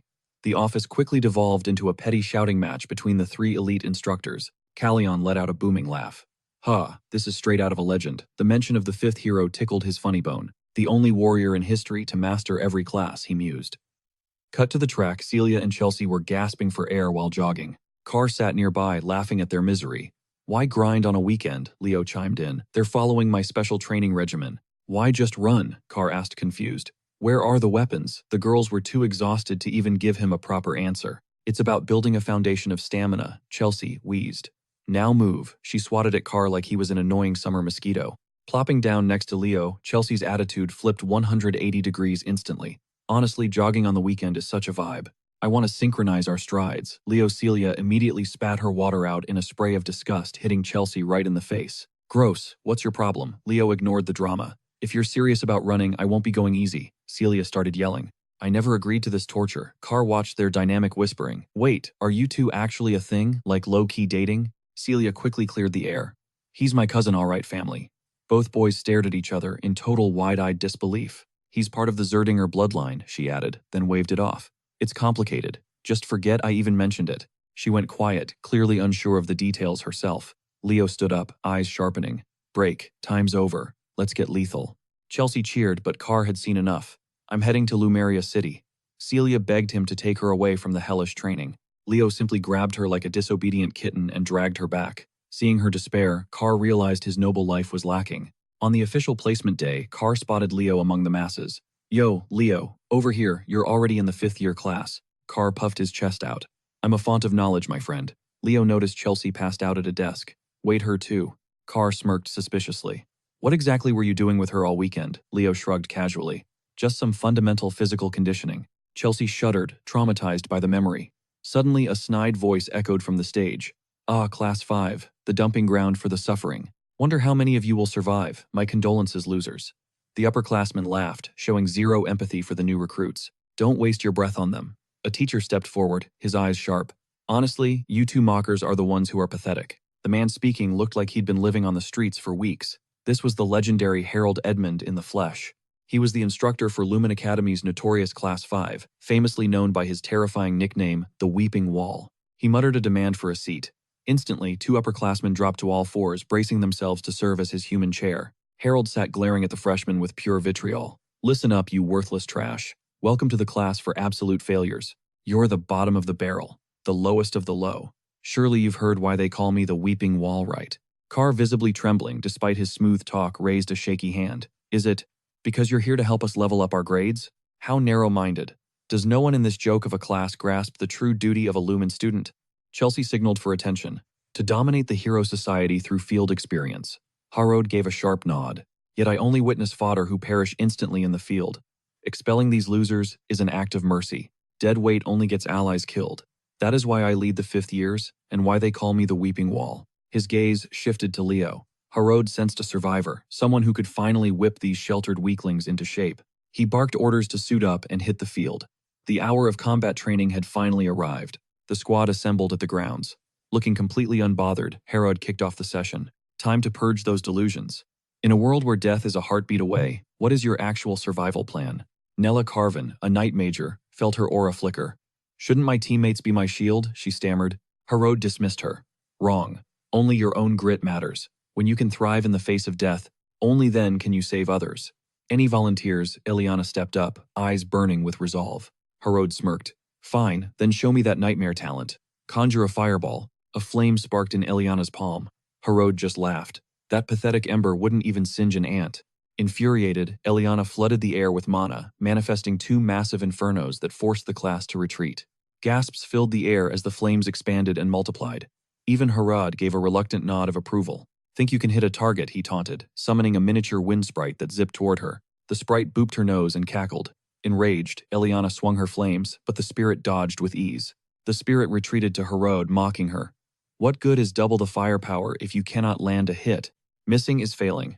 You will keep grinding until you can actually pin this spirit down. Session is not done. Prove your worth. Ayers Leo nodded inwardly. The man was brutal, but he was right. You are up next. Harrod's eyes locked onto him. Show me what you have got, Leo Plove. Let's see if you live up to the legend of Kyle. Chaos erupted as the class scrambled for the sprite. It danced around them like they were toddlers. Leo ignited his aura, focusing every drop into his feet. He launched himself like a rocket, a blur of pure speed. Chelsea and Carr could only stare in awe. How do we even track him? Leo kicked off the air, skyrocketing toward the unsuspecting sprite. Leo plummeted like a hawk. The sprite flinched, barely dodging the strike. Leo's lips curled into a smirk. He wove his energy into a tether, snapping it toward the creature. Victory was within his grasp, but Durin intercepted like a bolt of lightning, snatching the prize. Suddenly, a new figure materialized behind him. Slow clapping echoed. Looks like my freshmen have some lessons for you. It was the cunning white-haired Sejun. The first-year mentor had arrived. Sejun, the perennial runner-up to Harrod since their graduation days. Bad blood ran deep. Harad took a lazy sip of milk. Oh, think you can handle my class. Sejun's glare was pure venom. Carr grinned. The two legendary pillars of Lumen were finally squaring off. The elite staff were all their former pupils. Nella's jaw dropped in sheer disbelief. How did you find out? Carr flexed his intel skills, making Chelsea roll her eyes. Sejun simply smiled. Whatever game you are playing with these rejects, Harad, I am going to expose it. Let's settle this with Pastora freshmen versus seniors. Harad rose to his feet, eyes gleaming. Brilliant. Trial by fire is the only way. Sejun's confidence wavered as he realized the stakes. Harad didn't blink. Just worry about your own kids. Sejun seethed, his inferiority complex flaring up again. Harad announced the upcoming clash. The fifth years would face the freshmen in a high-stakes Bastora showdown. Lose and you are all expelled. His cold expression proved he was not playing around. The class froze. You are joking, right? With three captains leading them, the pressure reached a boiling point. Power gaps meant nothing to Harad. Evolution only happens when you are pushed to the absolute brink. The mission was clear: select 6 elite fighters to defend the honor of the fifth year. Leo caught Harad's look. This was not malice, it was a test to reignite their dying spirits. They were on the verge of quitting. This match was the spark needed to set their souls on fire. It's game time. Both classes handpicked their elite representatives, with the freshmen drafting their absolute powerhouse captains. Staring down their rivals, Chelsea panicked. Getting expelled was a nightmare. How could she even face her parents? Leo shrugged. Why the long face? Chelsea snapped back. You've never heard of Bastra. Guess that's suburb life for you. Bastra is no ordinary sport, it's a brutal Lumen tradition. Leo tilted his head. Wait, isn't it just dodgeball? Carr cut in. It's lethal, not simple. Witnessing the group's chaos, Celia smugly hid a smirk behind her hand. Chelsea, why the shaking knees? Giving up already? Celia mocked. Chelsea's eyes flared with pure, unadulterated irritation. Fear who? As if I'd lose to a Zerdinger, Chelsea hissed. Leo tossed an arm around them, radiating confidence. Relax, we're taking this dub, Leo promised. Celia clicked her tongue, shooting him a sharp, icy warning look. Time to witness my true growth. I'm not losing to you, Leo plove Sejun, then began lining up the fighters. Entering the Colosseum, Leo glanced back. Who's stepping up? Most students flinched, thanking their lucky stars they weren't picked. Chelsea and Eliana marched forward. Cracking her knuckles, Chelsea growled, these punks need a serious reality check. Eliana was desperate to impress Harid. If expulsion is on the line, I'll turn my rage into a win. Nella Carvin and a shaky recruit joined. Finally, Leo snagged a retreating Carr by the back of his collar. You're our final man, right? Leo grinned. Carr looked horrified. Why me, team set? Leo reported their lineup. Fifth year locked and loaded. Sejun gave a sharp nod, launching the ball skyward to ignite the chaos. Leo and Duran collided midair. With a crackling, thunderous aura, Duran's superior speed snatched the ball right from Leo. I'm up first, Duran sneered, landing gracefully. Leo pivoted toward Tide, the blonde nearby. Quick, explain the rules. Tide kept it brief, infused the ball with mana and blasted into the goal, but no hands or feet allowed. First to 11 points wins. Tide noticed Duran intensifying his aura, his body coiled like a predator, ready to strike. Heads up, it's coming, someone roared. Duran's strike was so violent the ball warped, screaming through the atmosphere. Leo tensed, shocked by the sheer velocity, and leaped aside. The ball cratered the earth before ricocheting toward the net. Carr stood paralyzed. The freshman erupted. Let's go, Duran, while the fifth years went pale with pure dread. Tide's spirit wavered. Was Herod really trying to axe them? Yet Leo stood tall, his confidence unshaken. How do we take control? Leo asked. Tide listed 3 ways. First, use their own momentum to knock it out. Second, catch it. Third, before he could finish, Nella's scream pierced the air. Get down. They spun around just as the ball slammed into Eliana, her scream echoing through the court. Celia had stepped in. Why the secrets? Play the game, Celia giggled, while Leo and Tide scrambled to help their fallen teammate. Tide spat out the third rule. Don't engage directly. If a teammate gets KO by the ball, your only weapon is the ball itself. Gripping the sphere, Leo gave a sharp nod of thanks. Our move now. Despite the scoreboard favoring his students, Sejun couldn't shake a nagging sense of unease. Fire mages dominate with sheer destructive output, and the Zerdinger flames are the deadliest of them all. You knew Celia was in my class, Herod Sejun muttered. I don't know what kind of game you're playing, but your class won't go down easy. Herod stayed silent, making Sejun snap. Say something, damn it. Herod finally spoke. Focus on the ace, Sejun, not just the Zerdinger girl. Sejun nodded, obviously. The Bastra Queen is unforgettable, Herod smirked. And her daughter is a 5th year, but that class was already struggling. With Eliana injured, hope was evaporating. Was this the end? Did they come to Lumon just to get crushed? Celia shot Leo a worried glance. Is it over? In response, Leo erupted in a blinding, ferocious flame. Watch out, someone cried. Channeling every ounce of his power, Leo hurled the ball straight at the enemy's net. The freshmen weren't folding, though. Chloe Mueller instantly conjured a massive ice wall to intercept the projectile. Nobody scores while I'm on defense, she boasted. Suddenly, Leo materialized right beside her, whispering in her ear. You sure about that? Before anyone could react, Leo surged incredible power into the soles of his feet. He soared toward the ice-trapped ball and shattered it with a devastating punch, blasting both wall and ball into the goal. Sejun marveled at his instincts. Herod merely watched a satisfied smirk spreading across his face. Hope flared as Nella and Carvin rallied the class. Leo Plove, keep going. The fifth years finally found their rhythm. Sejun chuckled. Now I see. The real fight starts here. Both sides finally clashed in earnest. Keeping the tension high, Duran unleashed a thunderous strike, blasting the ball toward the fifth-year goal line. Carr dived recklessly, snatching the ball, as raw electricity surged through his body. Despite the agonizing pain, he refused to let go. My mana's tapped out, he wheezed, passing to a drained Leo. Meanwhile, Eliana and Chelsea helped a battered Carr exit. Anxiety peaked with the score locked at 10-all. This final point was everything, yet the opposition still held 3 heavy hitters. Only Leo remained. The odds were trash. Chloe knew the next move would decide their fate. Time to go all out. Screw the theory exam, I'm not losing today, she yelled, weaving her hands to cast a high-tier miracle spell. 4 clones manifested instantly. Celia and Duran flared their auras, preparing for the clash. Leo catch, Celia screamed. Leo flooded his legs with pure energy. His after-images flickered and vanished, leaving his opponents frozen in shock. He's way too fast. Leo ghosted right past Celia. Her eyes widened as she realized his true play. He wasn't fighting, he was hunting the goal. Chloe's illusion was failing. Where is he? She hissed, channeling mana into her eyes to pierce through Leo's deception. But every phantom felt authentic. Chloe stood paralyzed as Leo blurred past, scoring effortlessly. Stellar magic, she whispered. How could a human handle ancient power? The whistle blew, 5th year's win. The stadium erupted as the victors shared a tearful embrace.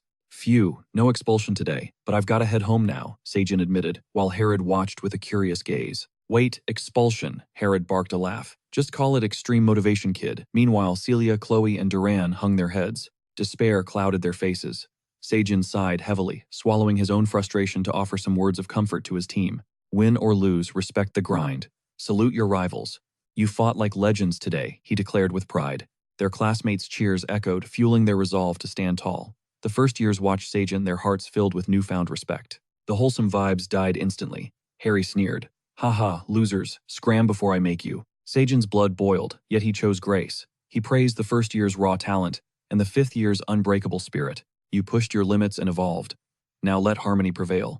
Shake hands like true warriors. Hands were exchanged. Celia smirked. Honestly, you lasted way longer than I thought you would. I expected an early knockout. Chelsea shot back. Same here. You're as stubborn as a literal ice prince. Carr beamed at Duran, gloating.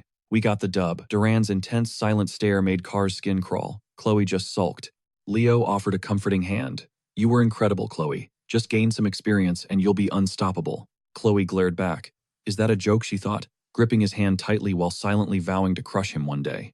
A month passed. Over tea, Carr was inhaling food like a demon. So guys, what's the move? Which clubs are we hitting? Chelsea maintained her elegant poise, scolding his manners. Then Leo dropped a bombshell. I'm actually starting my own club. Carr nearly choked. Chelsea's eyes lit up. If Leo's the leader, I'm already in. But what's the theme? Hero research, Leo stated flatly. I'm digging into forgotten legends and the primal hero Kyle. His friends just sighed and shook their heads.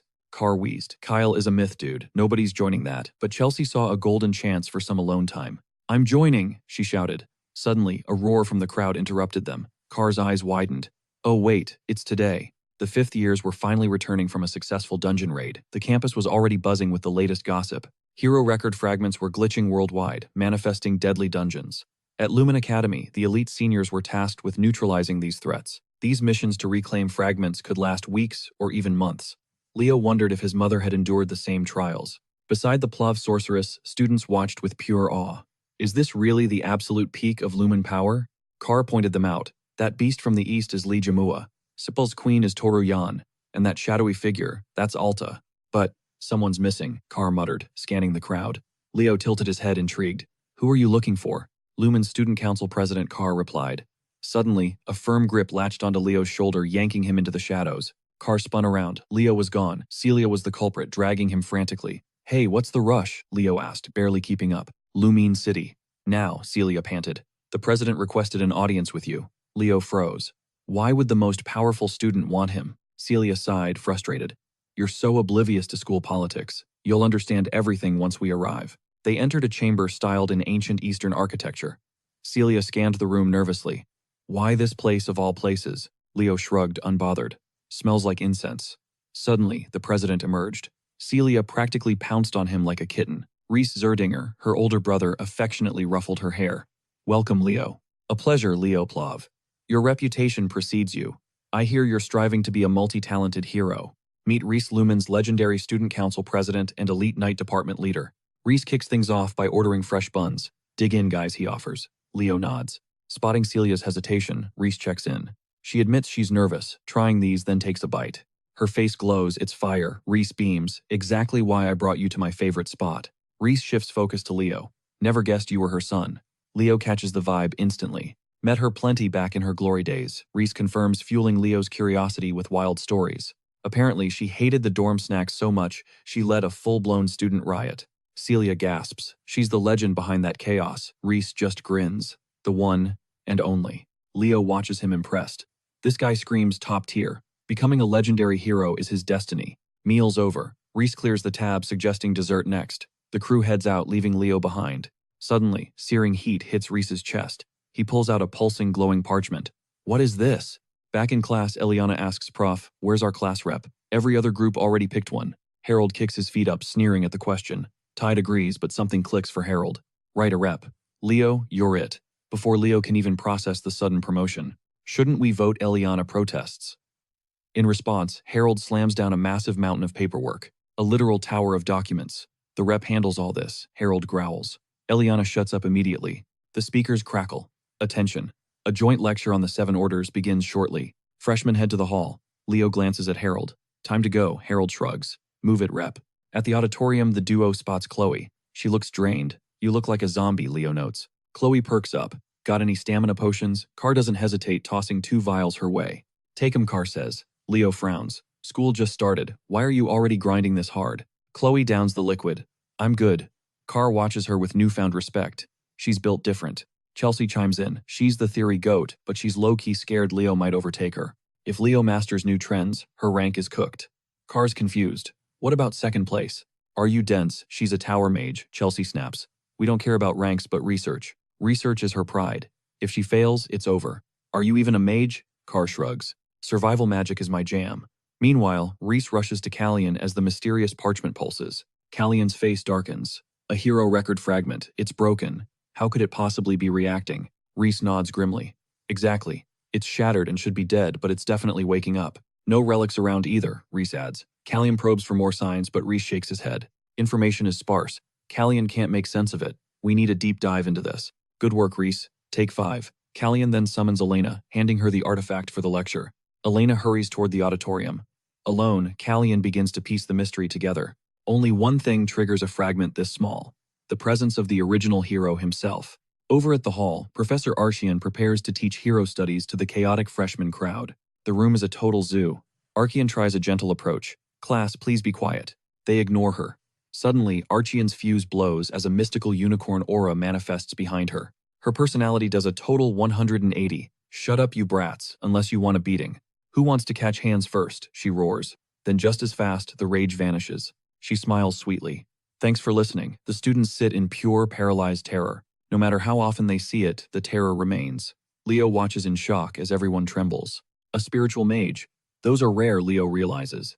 Archean draws a dagger, signaling the start. Welcome to Hero Studies. Since the Chronicles appeared, ancient bloodlines have been the key. Only those tied to legend can unlock these relics. That's why Lumen guards these chronicles. We bridge the gap between heroes and history. Now do you see why this class is vital? They hunt for traces to dominate the hero realms and unlock their deepest secrets. Senior year demands you select a legend's legacy and face the chronicle's ultimate trial. Elena stepped forth, presenting the relic to Archean. A hero chronicle shard, she proclaimed. Freshmen secured the prize. Gasps filled the room as Archean unsealed the mysterious chest. Anticipation peaked before she snapped it shut. Declare your conviction as a future hero. Disappointment lingered. Celia spoke up, I'll become a knight and eclipse the Zerdinger bloodline. Superb, Archean beamed.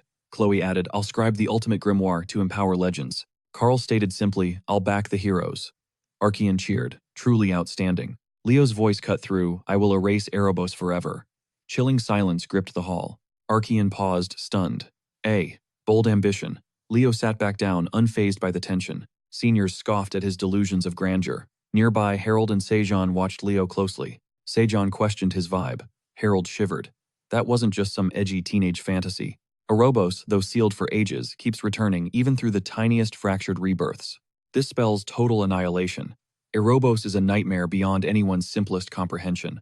Archean resumed. Today we decipher dungeon-born pages. Identify the legend hidden within these lines. We'll master their realms. Faculty, just watch. Don't let things spiral out of control. Nerves fried and hype peaked. Touching a genuine chronicle for the first time felt surreal.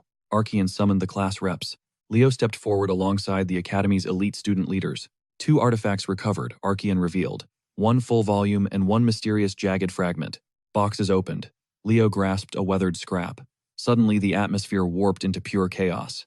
Kyle's world unsealed. A massive glowing magic circle erupted beneath their very feet. Sejan's grip failed. Reality blinked. They materialized within a twisted alien dimension. Nightmare fuel. The sky bled crimson over a wasteland littered with rotting monster remains. Panic flared as a girl shrieked. Harold's arrogance vanished, replaced by a soldier's focus. Bracing for combat, he muttered, "A hero's dungeon." Sejan's eyes locked onto a distant silhouette. There, a fortification ahead, loomed a crumbling citadel scarred by centuries of brutal warfare. Déjà vu hit Leo hard. This was the catastrophic final stand, the last bastion of hope. Guard Aslan's ghost. If the timeline holds, Leo whispered, his mind racing through history. My regrets were foolish, a voice echoed. But this time, the world will survive. Leo spun around. Lysanus, he breathed. His old ally shattered into a million glittering shards. Dimensions cracked. In a blink, the group crashed back onto the Academy's cold hall floor. Celia shook. What was that? Harold roared. Class dismissed. Evacuate the building immediately. Chaos erupted. Amidst the fleeing crowd, Leo stared at the scrap, Kyle's lost page. Harold's eyes narrowed, studying the boy. Meanwhile, over in the 5th grade lecture hall, his squad swarmed him. Did you actually witness the King of Wisdom, the legendary Lysanus? Chelsea's eyes sparkled. Eliana fumed, regretting she'd surrendered the presidency and this epic opportunity. Carl caught Eliana's hands after trash-talking. Harold watched from the doorway with icy indifference. You're all failures. Pick self-study or permanent expulsion. With that, he vanished. Leo brooded. Why was his chronicle a garbled mess? It was completely unrecognizable. Sabotage. If anyone feared a new legend's awakening, it was definitely the forces of Ouroboros. A month passed. Professor Len lectured how unique sorcery mirrors a mage's inner soul. Take the Elf Star, a refined echo of the founder Chloe Muller's original cosmic power. Chloe peeked at Leo, remembering their duel. Suddenly, Leo sensed a foul stench from her book. She slammed the volume shut, hiding it. Leo's gut twisted. Was that forbidden black magic? Class dismissed. Students scrambled, hyped to test their own unique magic signatures. Leo caught Chloe's arm. Wait, Chloe, did we even eat together yet? Her quick move to hide the book only fueled his suspicion. Zero time for that, Chloe snapped. I'll crush you in the practicals. Carr dashed in before things got too heated. What gives, Leo? You think you can take the Ice Queen's throne, Chloe declared with absolute confidence. His techniques might be better, but my magical theory is unmatched. I'm winning this time. Leo just let out a laugh. Backing down now would be an insult to your skills, right? Chloe gave a nod, and Leo reached out his hand. Carr watched their natural bond with envy. As twilight hit the hero tower, Leo dug through the chronicle for answers. The Forbidden Lumen Library loomed ahead. Each step up the staircase brought him closer to the Lost Chronicle's secrets. A girl nearby turned beet red, whispering, "A freshman. What's he doing here? He is literally so fine." Leo Plov, a voice rang out. Professor Lin mentions you constantly. I'm Toru Yan, great to finally meet you. A 5th-year magic major stood before him. Leo bowed, but Toru questioned what a lowly freshman wanted at the tower. She stuck her foot out to block him. Leo sighed, meeting the president. I'm officially part of the magic department. Toru moved aside, offering a thanks as he walked off. Don't forget to officially declare your major, she called out. Do it before the term ends. Leo nodded, stepping into the elevator. He jammed the button, but nothing happened. Broken Leo kept spamming the button. You need mana to jumpstart this thing, a voice rang out. Nice to meet ya. Standing there was Lee Zamu, the loud-mouthed 5th-year knight representative everyone talked about. Leo offered a respectful bow. Lee Zamu looked confused, wondering why a kid like Leo was hanging around the tower. Leo didn't hold back, just heading up to handle some business with the student council president. Leo's chill vibe made Lee crack up. Stroking his chin, he noted how rare it was for a freshman to be so fearless. Bold enough to face the president alone, huh? It's not exactly barging in, Leo countered firmly. The tank of a man ignored him, suggesting you should totally join the Knights. Thoughts? Leo flashed a strained smile. Internally, he groaned. Literally everyone was trying to recruit him these days. He was drained before the real talk even started. Arriving at the president's office, Leo took a deep breath. He gave a firm knock. "President Reese, it's Leo Plove. Can I come in?" A warm, steady voice answered. "Enter." With the green light, Leo swung the door open and stepped into the room. The handsome president didn't waste time. "What's up, Leo?" Paused, looking deep in thought before replying. He let a few seconds tick by before dropping the bombshell. "I need access to the restricted library." Reese's face instantly hardened. He locked eyes with Leo, his expression turning deathly serious. "Leo, I know you're dead serious, but only two paths lead into that restricted library for a regular student. First, conquer a hero dungeon. Tradition says you must return any recovered pages to the Chronicles. As for the second way, I'll spill once you join the council," Reese added with a smirk. It felt like every council member was fighting for a piece of Leo. Time flew by after that. Shift to the training grounds. Today's the big day. The night's practical exam has finally arrived. Even students from different majors swarmed the stands, eager to catch the action. Naturally, the resident gossip king was buzzing. Finally, the first night exam is officially underway. "Crowds are massive. You can't enjoy a showdown without snacks," he shouted aggressively, selling his goods. Chelsea, the mage, could only facepalm. Carr's hustle was honestly on another level. Eliana chuckled. "That's just Carr being Carr. The guy would get rich even without Lumen's help." Elsewhere, Leo's eyes scanned the sea of faces, noticing Chloe was nowhere to be found. Professor Annalyn stepped out. First match, Hell Naive from Class 1 versus Leo Plove from Class 5. On cue, they both stepped into the arena. Meanwhile, Carr's merchant instincts picked up a new target. He darted toward Professor Sejan. "How about some popcorn and a cold soda for the show, Professor?" He beamed while holding out the snacks, but the teacher just scoffed. "You really think I'd buy that junk?" Herod questioned. But Carr wasn't quitting. He shot a look at Celia, his partner in crime. Celia got the hint. Like they'd practiced 1,000 times, she pulled her best puppy dog eyes. Turning to the teacher, she pouted, "Professor, could you please buy some popcorn for us?" Carr's booming voice echoes Sejan's name, igniting a thunderous roar of excitement from the surrounding crowd. Trapped by the heavy weight of social expectations, Sejun finds himself forced to cave and play along. "Fine, give everyone one," he sighs calmly. Meanwhile, Carr smirks, hearing the sweet chime of another sale. Back in the pit, Leo flashes a chilling grin at his next victim. "Good luck," he mocks effortlessly. Facing him is Howl from the Knights Department, the arrogant scion of the legendary noble hero bloodline. "Ignoring me. You'll regret that," Howl sneers, his tongue tracing his lips with a predatory hunger. Per Carr's intel passing, this brutal midterm requires a knight to dominate 5 consecutive high-stakes duels. High above, the audience leans in desperate to witness the freshman prodigy's true hidden power level today. Whispers fill the stands. Some claim Leo's triple specialty focus will ultimately be his downfall in this fight. They bet on Howl, the powerhouse ranked 3rd, trailing only monsters like the elite Celia and Duran. Howl absolutely despises Leo's guts, convinced the newcomer is just a cocky pest constantly buzzing around Celia. Ignoring the simmering tension, Professor Ina Landu steps forward to officially declare the brutal rules of engagement. Victory goes to the last one standing. No mercy. Treat this like a genuine battle to the death. Suddenly, Leo's blood runs cold. A foul, sinister presence is pulsing from a building lurking nearby. Elsewhere, Chloe is spiraling in desperation, hunting for any forbidden method to finally crush Leo underfoot. The deeper she digs, the more hopeless it feels. She shreds her notes, teeth gnashing in pure fury. "Damn it, this unique magic is still light years beyond my reach," she screams, sweeping her arm in rage. She trashes her entire workspace in a violent outburst. Losing to Leo in these finals, absolutely not an option. Her eyes lock onto the cursed dark grimoire, the very thing Leo warned her to never ever touch. "This is it. With this power, I'll finally win," she whispers, her soul beginning to darken. Her face twists into something monstrous. Back at the arena, Leo stands paralyzed by a sudden chilling dread.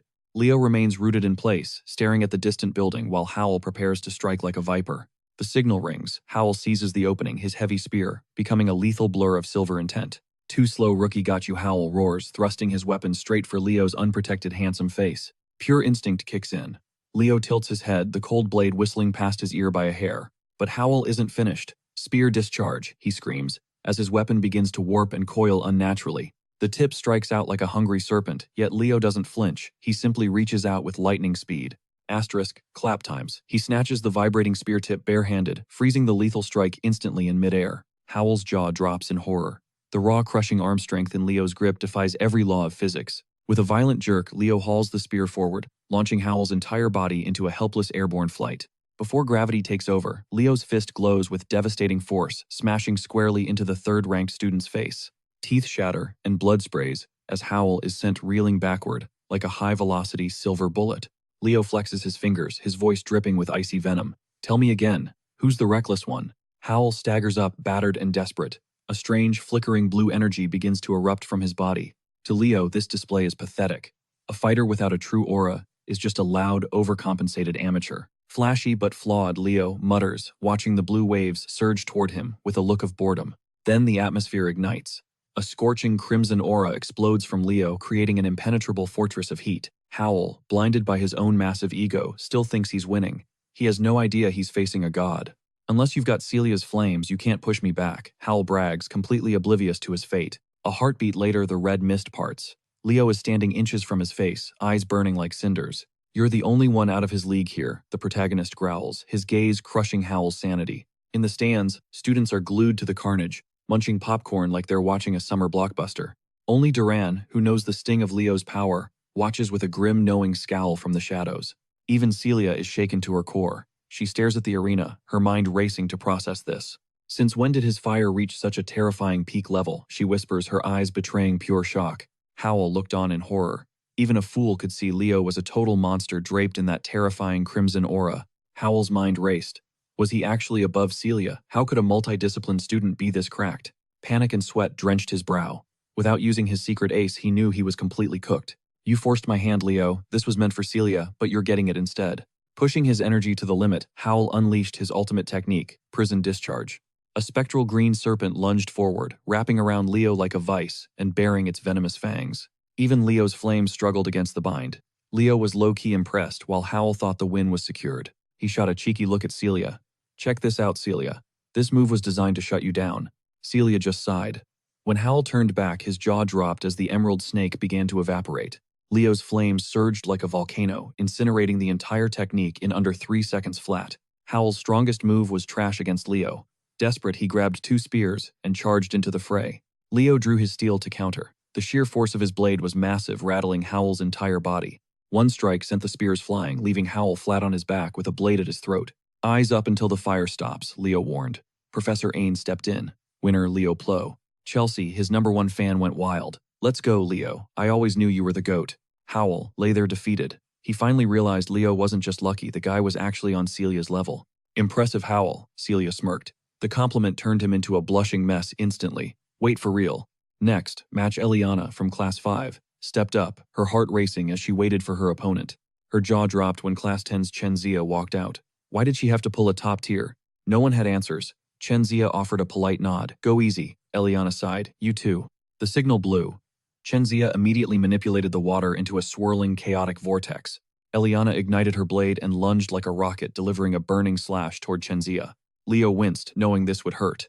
As expected, Eliana slammed into an invisible wall of pure energy. She was tossed aside like a rag doll, her strength completely spent. Chen Zia took the win with a bow. Chen Zia wins, the professor shouted. Eliana dusted herself off, frustrated but not ready to give up yet. Leo felt for her, but the show had to go on.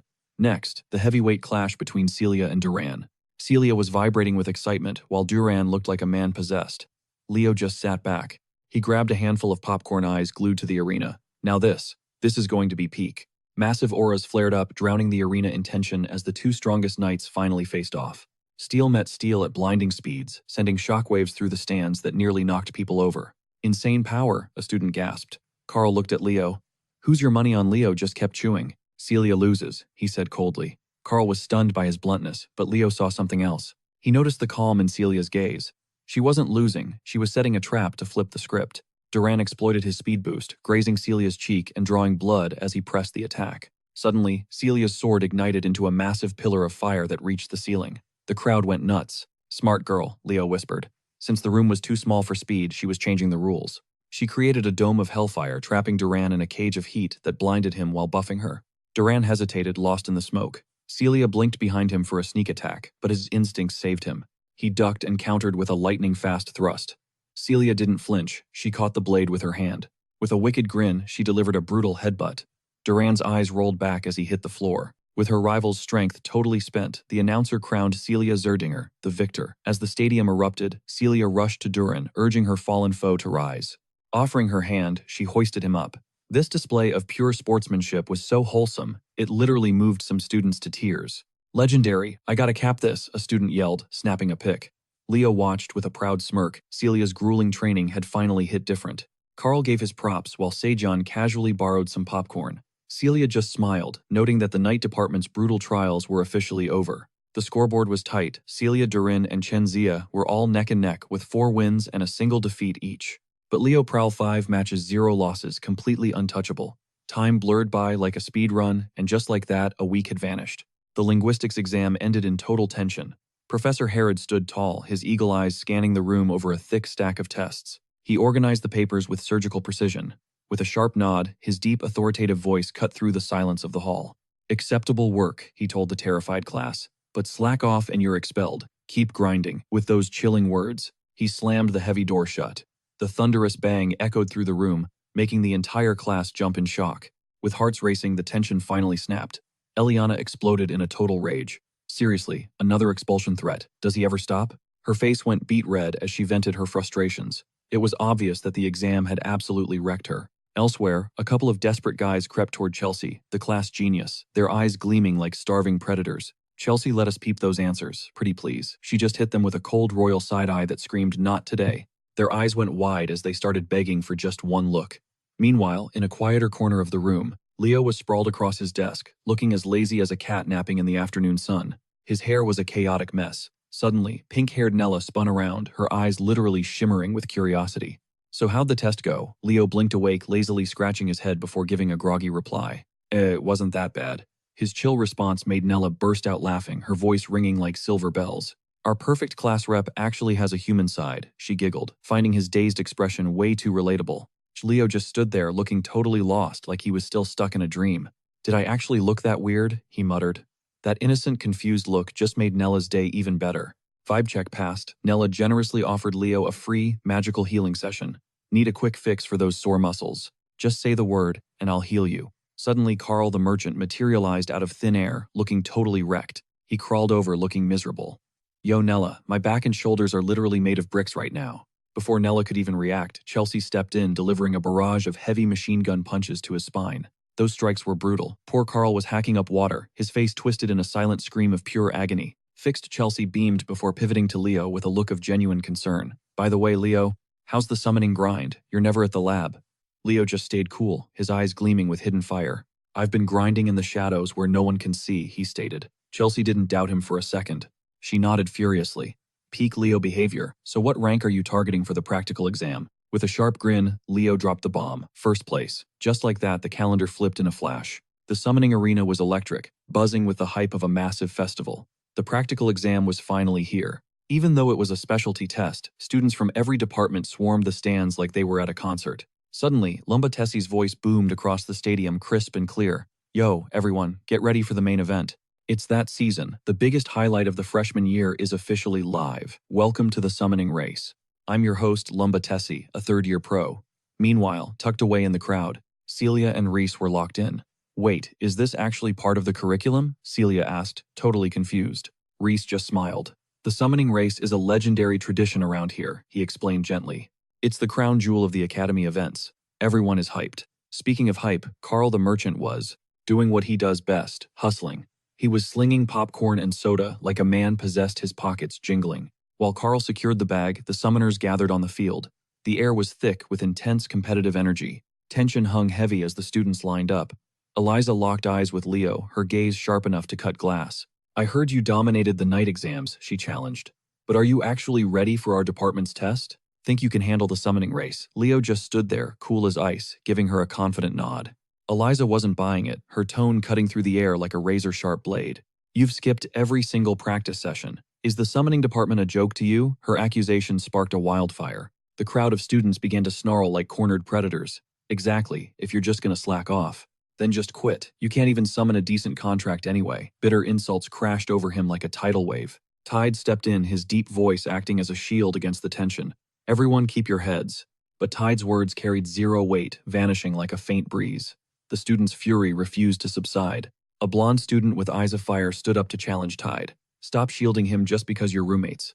This guy has zero respect for our major. Chen Zia frowned, sensing the atmosphere turning toxic. What if this chaos ruins the exam? Before she could finish, a black-haired student let out a mocking sneer. It was Senlu Chenzia's fellow Easterner. You killed it in the night department, so summoning is beneath you, right? Chenzia's voice faltered, her gaze wavering. Before she could speak, the massive Walden barged into the fray. His voice boomed like thunder. This has gone way too far. If you're just here to start petty drama over some basic taming skills, then get lost. Senlu suddenly bristled, his ego bruised. Snarling like a rabid dog, he hissed. What did you just say, Walden? Walden's face twisted in pure disgust. Cold as ice, he replied. I'm sick of people acting like riding a summon is some legendary achievement. It's nothing special. Turning to Senlu, he smirked as a memory resurfaced and pointed his finger. Oh, feeling guilty now. You haven't shown your face at a single taming session either. The giant let out a scoff. I just don't waste time on trash. I'm not a loser like you who can't even tame a basic griffin. That was the breaking point for Senlu. With bloodshot eyes and clenched fists, he launched a desperate punch at Walden. He forgot Walden was the top student from the south, a literal mountain compared to Senliu's small stature. Luckily, before the blow landed, Leo blurred into motion, catching Senliu's arm. His voice was deathly serious. If you start a brawl before the midterm, you won't just get a warning. You'll be expelled from the exam. Leo's warning hit Senlu like a bucket of ice water, but the guy wasn't feeling grateful. He just let out a cold huff, eyes still burning. Nearby Tide leaned in to whisper a warning to Leo. The vibe in the summoning department is pretty toxic this year. Leo looked surprised. Wait, why? Tide's eyes dimmed with sadness as he explained. Summoning creates a massive rift between specialists and outsiders. Since non-majors like us are topping the class, they're drowning in resentment. Plus, you're rarely at practice. Leo finally realized why everyone was looking at him like he was public enemy number one. He wasn't shocked, merely steadying his resolve. I might look careless to them, but I never slack off. Meanwhile, in a dark corner of the stands, a mysterious figure in a black cloak watched Senlu intently. It has begun, he whispered in a chilling tone. With a flick of his wrist, a swirling, eerie spatial portal opened. He stepped through and vanished like a ghost in the night. Back with Senlu, a bottomless rage began to consume his soul. Gritting his teeth, he made a dark vow. Just wait, you arrogant brat. I'll crush you. His eyes glowed a sinister red, looking completely possessed. It was as if an invisible force was pulling his strings. Suddenly, the exam was here. Professor Lombarda's voice boomed. Echoing like a giant bronze bell, he announced, Before we begin, here are the rules for today's event. Freshmen are strictly limited to summoning magic. Dual majors are banned from using mana or any other skills. Once we start, tame the griffin before you and cross Summoner's Island. Then loop back around Silent Lake. Who will emerge as the star of this practical midterm? We'll have our answer soon. In an instant, every freshman stood tense at the starting line. Their faces were masks of anxiety, eyes locked forward like soldiers heading into a life-or-death battle. Professor Yura roared, her voice rattling the stadium. Don't get cold feet now. Perform exactly like you practiced. If you can't handle the heat, stay after class. Her words only dialed the pressure up to 11. Hearts hammered against ribs. They tried to keep calm, but bodies trembled as sweat beaded on every forehead. Ignoring their fear, Yura made the final call. The exam starts. Now, a few students broke formation. A few students shared a knowing glance, nodding in a silent, coordinated agreement. Suddenly, as others bolted for the Griffins, Senliu's squad unleashed a barrage of magic. Their spells locked onto Leo and Walden. Lunbates shouted, Is this a pre-planned ambush? They're ganging up on the class rep and Walden. Meanwhile, Tide was already airborne. Seeing the trap, Tide's eyes flared with panic, but Leo's icy stare froze him instantly. Focus on the exam, not me, Leo commanded.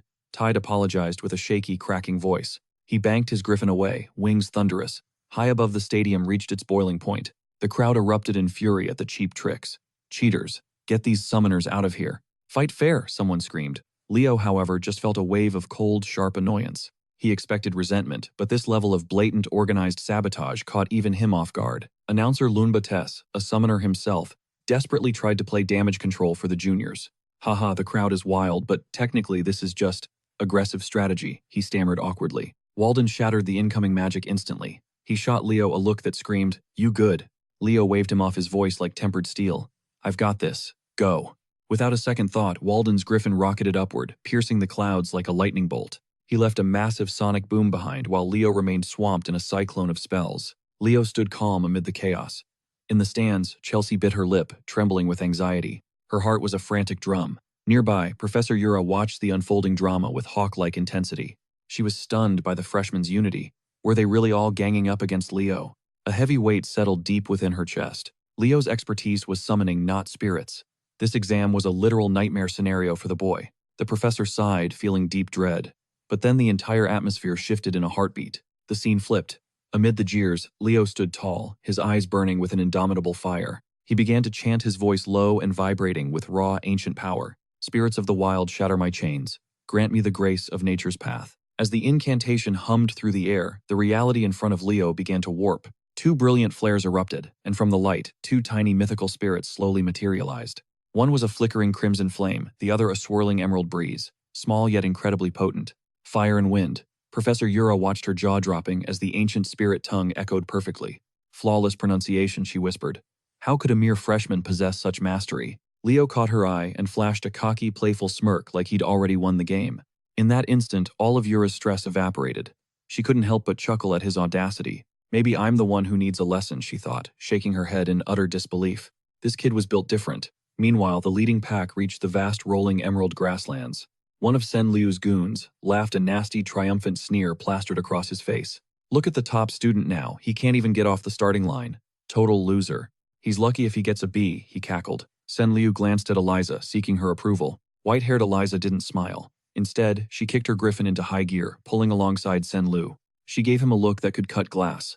I don't play dirty. This is pathetic. I'll crush Leo and Walden on my own terms, not with these trashy basement tactics. Sen Liu recoiled, but Eliza wasn't done. Do you realize you're making our entire department look like jokes? Sen Liu just shrugged his ego, blinding him. He let out a loud, obnoxious, villainous laugh. Who gives a damn? Seeing them humiliated is worth any price. They deserve to suffer. Eliza realized he was a lost cause. Think before you act, she hissed, her voice icy. She yanked the reins, her griffin darting ahead like a silver streak, leaving the cowards behind. Fuming with silent rage, that entitled brat only plays the high and mighty card because of his family's influence. Regardless, the crown is mine. Except for Eliza, nobody handles these winged monsters better than I do. Top spot is guaranteed, he daydreamed, eyes gleaming with ego. Unfortunately for him, that fantasy was cut short instantly. Suddenly, a piercing scream sliced through the air. Watch your back, Sen Liu whipped around in shock. What he saw next completely blew his mind. Chen Zia was standing majestically right on her griffin's spine. Surfing the wind with total ease, she looked radiant. No nerves, just pure vibes like she was on a vacation. This was supposed to be a deathmatch exam. What kind of crazy stance is that? Someone stammered out. Sen Liu's ego vanished like dust in the wind.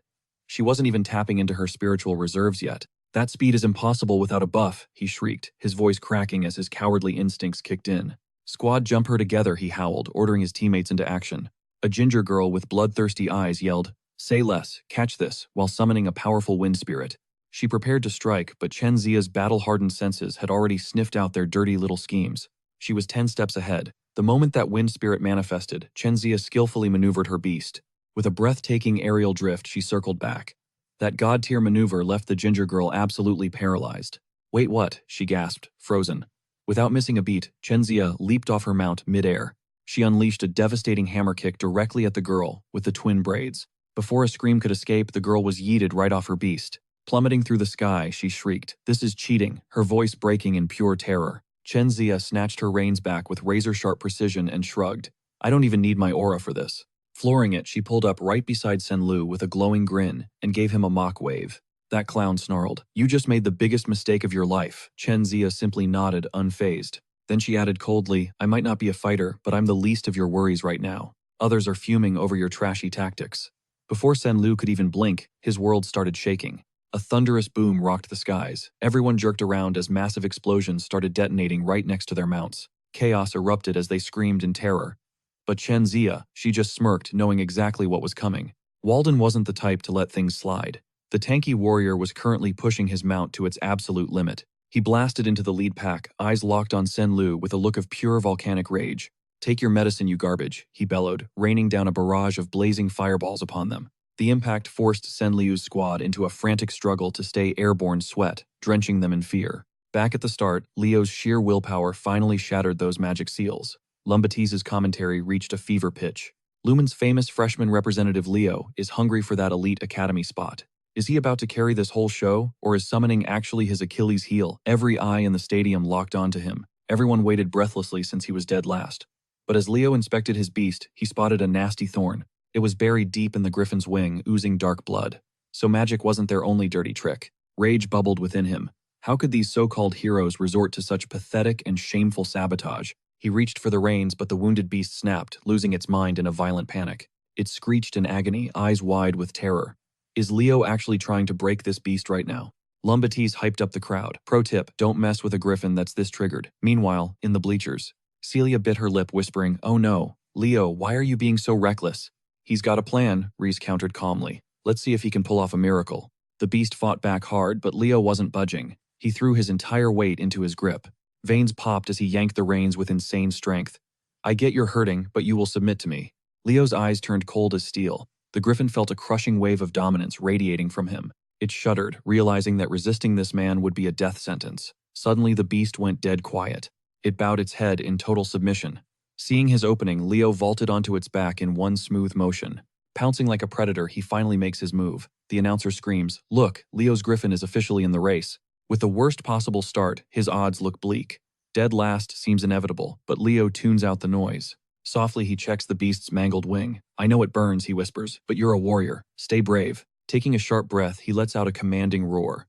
"By the Covenant's blood, I summon thee, manifest now." Suddenly, a sun-bright inferno detonates beside him. From the embers, the legendary Phoenix Fiora emerges, piercing the sky. Her wings bleed liquid fire as she drapes the griffin in a wholly rejuvenating shroud. The mount bellows, surging with a terrifying new power. Celia watches from afar, breathless. "That flame. What is that?" Reese stays silent, his gaze fixed on the monitor. He wonders, is that Zerdinger's flame? No, this is different. Is it concentrated aura? Just what is he hiding? Meanwhile, Sen Liu's team watches the horizon with growing dread. They're too damaged, a girl frets. "We'll never hit top speed like this." But a teammate remains eerily composed. "Chill, we're still ahead of the loser," he scoffs. But before he can blink, a blur tears through the atmosphere. It's Leo clad in phoenix fire. His mount ignites the sky, accelerating like a literal shooting star. Cutting through the wind, Leo's eyes ignite with competitive fire. Time to shift into high gear, he smirks confidently. He zeroes in on his rivals up ahead.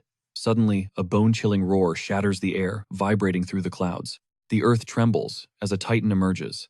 A massive dragon descends its wings, casting a shadow that swallows the sun. Leo's blood runs cold. That's Fafnir. To understand how this nightmare began, we have to look back a few minutes. The arena was a literal pressure cooker. Seeing the mountain-like Walden charging like a hurricane, Eliza grips her reins. Her eyes sharpen into blades. "This ends now, Walden. That #1 spot belongs to me," she declares. Walden doesn't utter a word. He just casually snaps his fingers, a simple gesture concealing a world of absolute destruction. A microscopic spark flickers near Eliza's face. Then boom! A violent detonation hits her like a punch from the dark. Luckily, Eliza's flying is peak tier. Like an elite acrobat, she wrestles her griffin back into a steady glide. She narrowly weaves through the debris, her heart racing. That sneak attack just turned this race into a war zone. A dual-element strike, fire and wind. His spirit control is insane. Eliza's pulse quickens as she realizes the stakes. She didn't know Walden was a mage. But raw power is useless if it can't land a hit on her. She pushes her mount into a lightning-fast zigzag, dancing through Walden's chaotic explosions like an absolute pro. The sky behind her erupts in useless thunder. Walden's expression turns icy as he realizes his traps are failing. A twisted smirk crawls across his face. "Fine then. Let's see you wiggle your way out of this one." With a violent sweep of his hand, frozen shards manifest. They hang in the air like 1,000 silver blades. He fuses them with wind magic, launching a lethal blizzard of ice bullets directly at Eliza's vitals. The massive area of effect attack makes the very atmosphere shiver.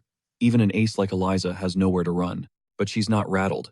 With a cryptic sign, she commands her griffin to unleash a molten torrent of flame.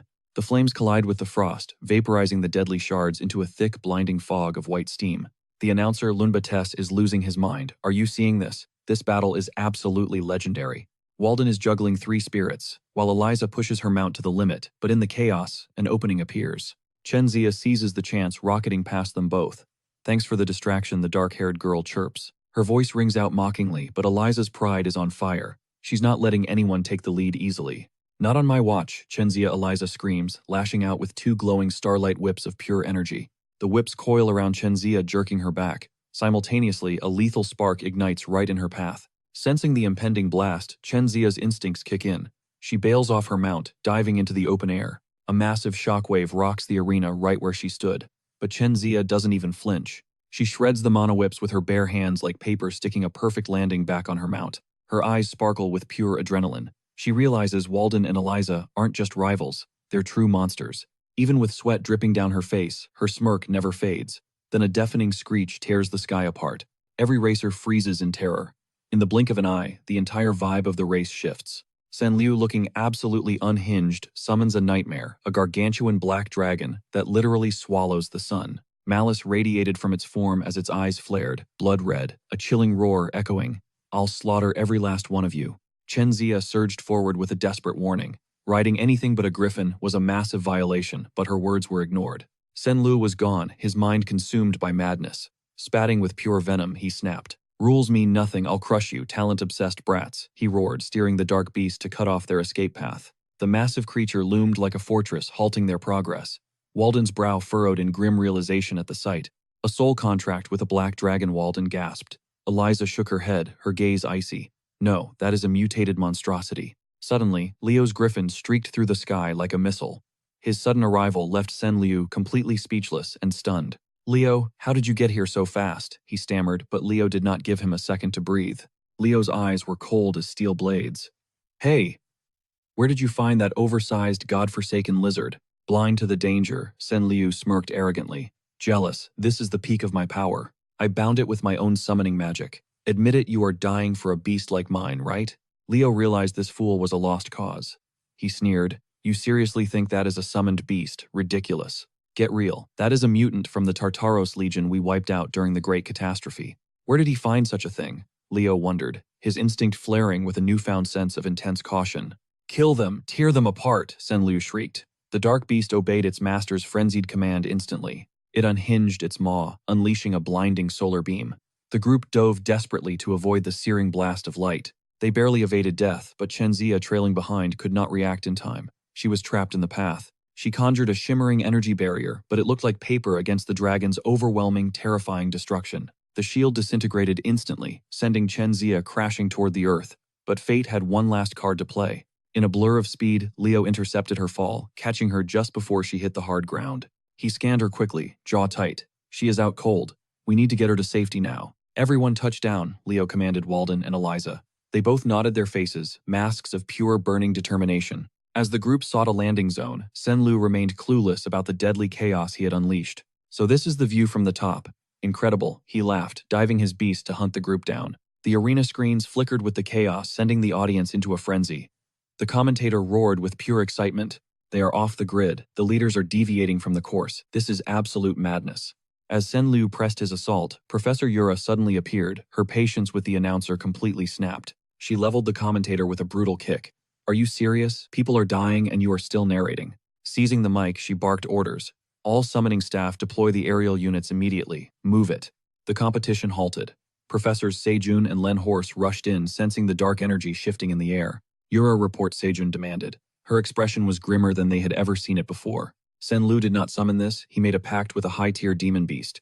He cannot withstand its corruption for long." Sejun's eyes narrowed in deep suspicion. Could a mere student truly harness the power of such a monstrous entity alone? Even the lethargic professor, Harry, looked sharp at the door. What if someone else is pulling the strings? Yura nodded grimly.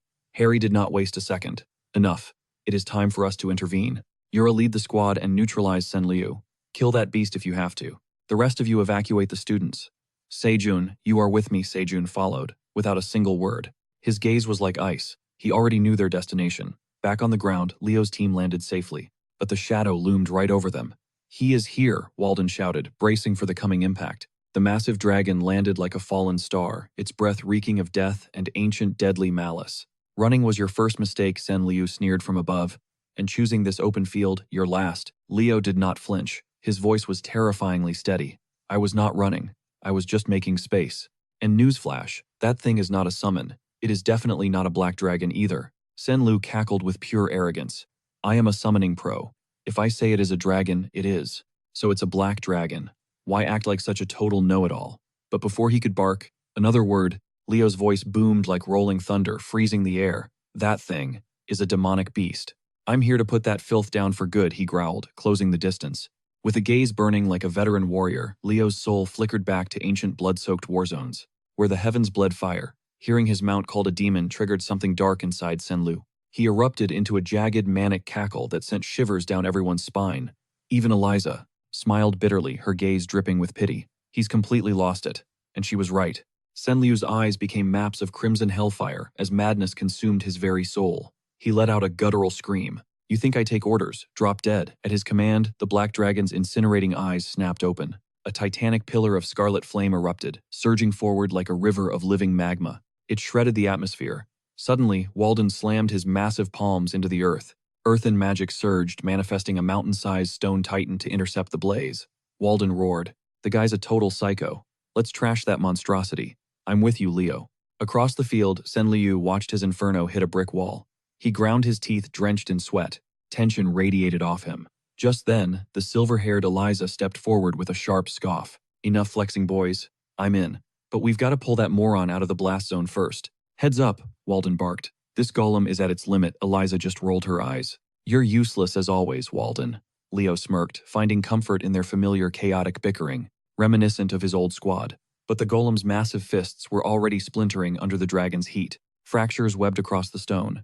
Seeing the defense fail, Senlu's twisted ego surged. He howled with delight, unable to mask his malice.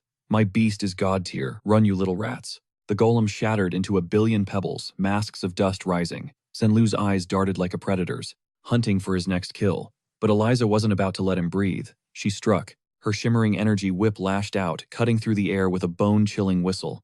By some miracle, Senliu dodged it by a hair. But Eliza's defiance sent him over the edge. "How dare a brat like you touch me?" he commanded the dragon to prime its next nuclear blast. Walden didn't wait. With a sharp snap of his fingers, he triggered a countermove. A secondary explosion detonated right above the dragon's head, warping space itself. "Go now." Walden hissed the signal. Leo focused every ounce of power into his legs, launching like a guided missile. The triple threat combo left Senliu paralyzed. In a heartbeat, Leo was hovering right in his face. With eyes cold as the abyss, Leo delivered a skull-crushing kick. But then, Senliu's body began to warp. His limbs contorted in a sickening supernatural rhythm. When he spoke, it wasn't his voice. Cute attempt to save the kid, but playtime is over. Something else was pulling the strings. From the ground, Eliza watched in horror as the dragon carried Senliu into the clouds. "Wait, he's going in alone," she screamed. Up high, Leo clung to the beast's spine. The puppet master sneered through Senliu's lips. Scared little hero Leo's gaze remained razor-sharp. "You're a Tartaros mage. Show yourself. Your real body is close, isn't it?" Shock flickered in the villain's eyes before a smug grin returned. "Sharp kid. I like that. You've got the heart of a hero. Too bad that means you have to die today." He swept his arm, manifesting a lethal blade of energy that slammed into Leo. Blindsided, Leo lost his grip and plummeted toward the earth from hundreds of meters up. A fall like that would kill anyone, but Leo wasn't just anyone. He was the exception. "Fiore, show him what you've got," Leo yelled, to the tiny phoenix struggling in the wind. "I haven't mastered one element. My friends have their specialties, aura, magic, or summoning, but I choose both." Blazing golden energy erupted from Leo's palms, flowing into Fiore. The little bird ignited her form, swelling into a majestic queen of flames. Manifesting as a solar-winged phoenix, the legendary bird snatched Leo in its massive talons. "Now that's a true phoenix," Leo grinned, eyes gleaming with awe at her majestic form. Nearby, the black dragon felt the soaring phoenix heat and roared. The Tartaros mage snarled at the clashing power. "Wary," the beast hissed, "Phoenix contractor, reveal yourself. Tell me where you captured Fafnir."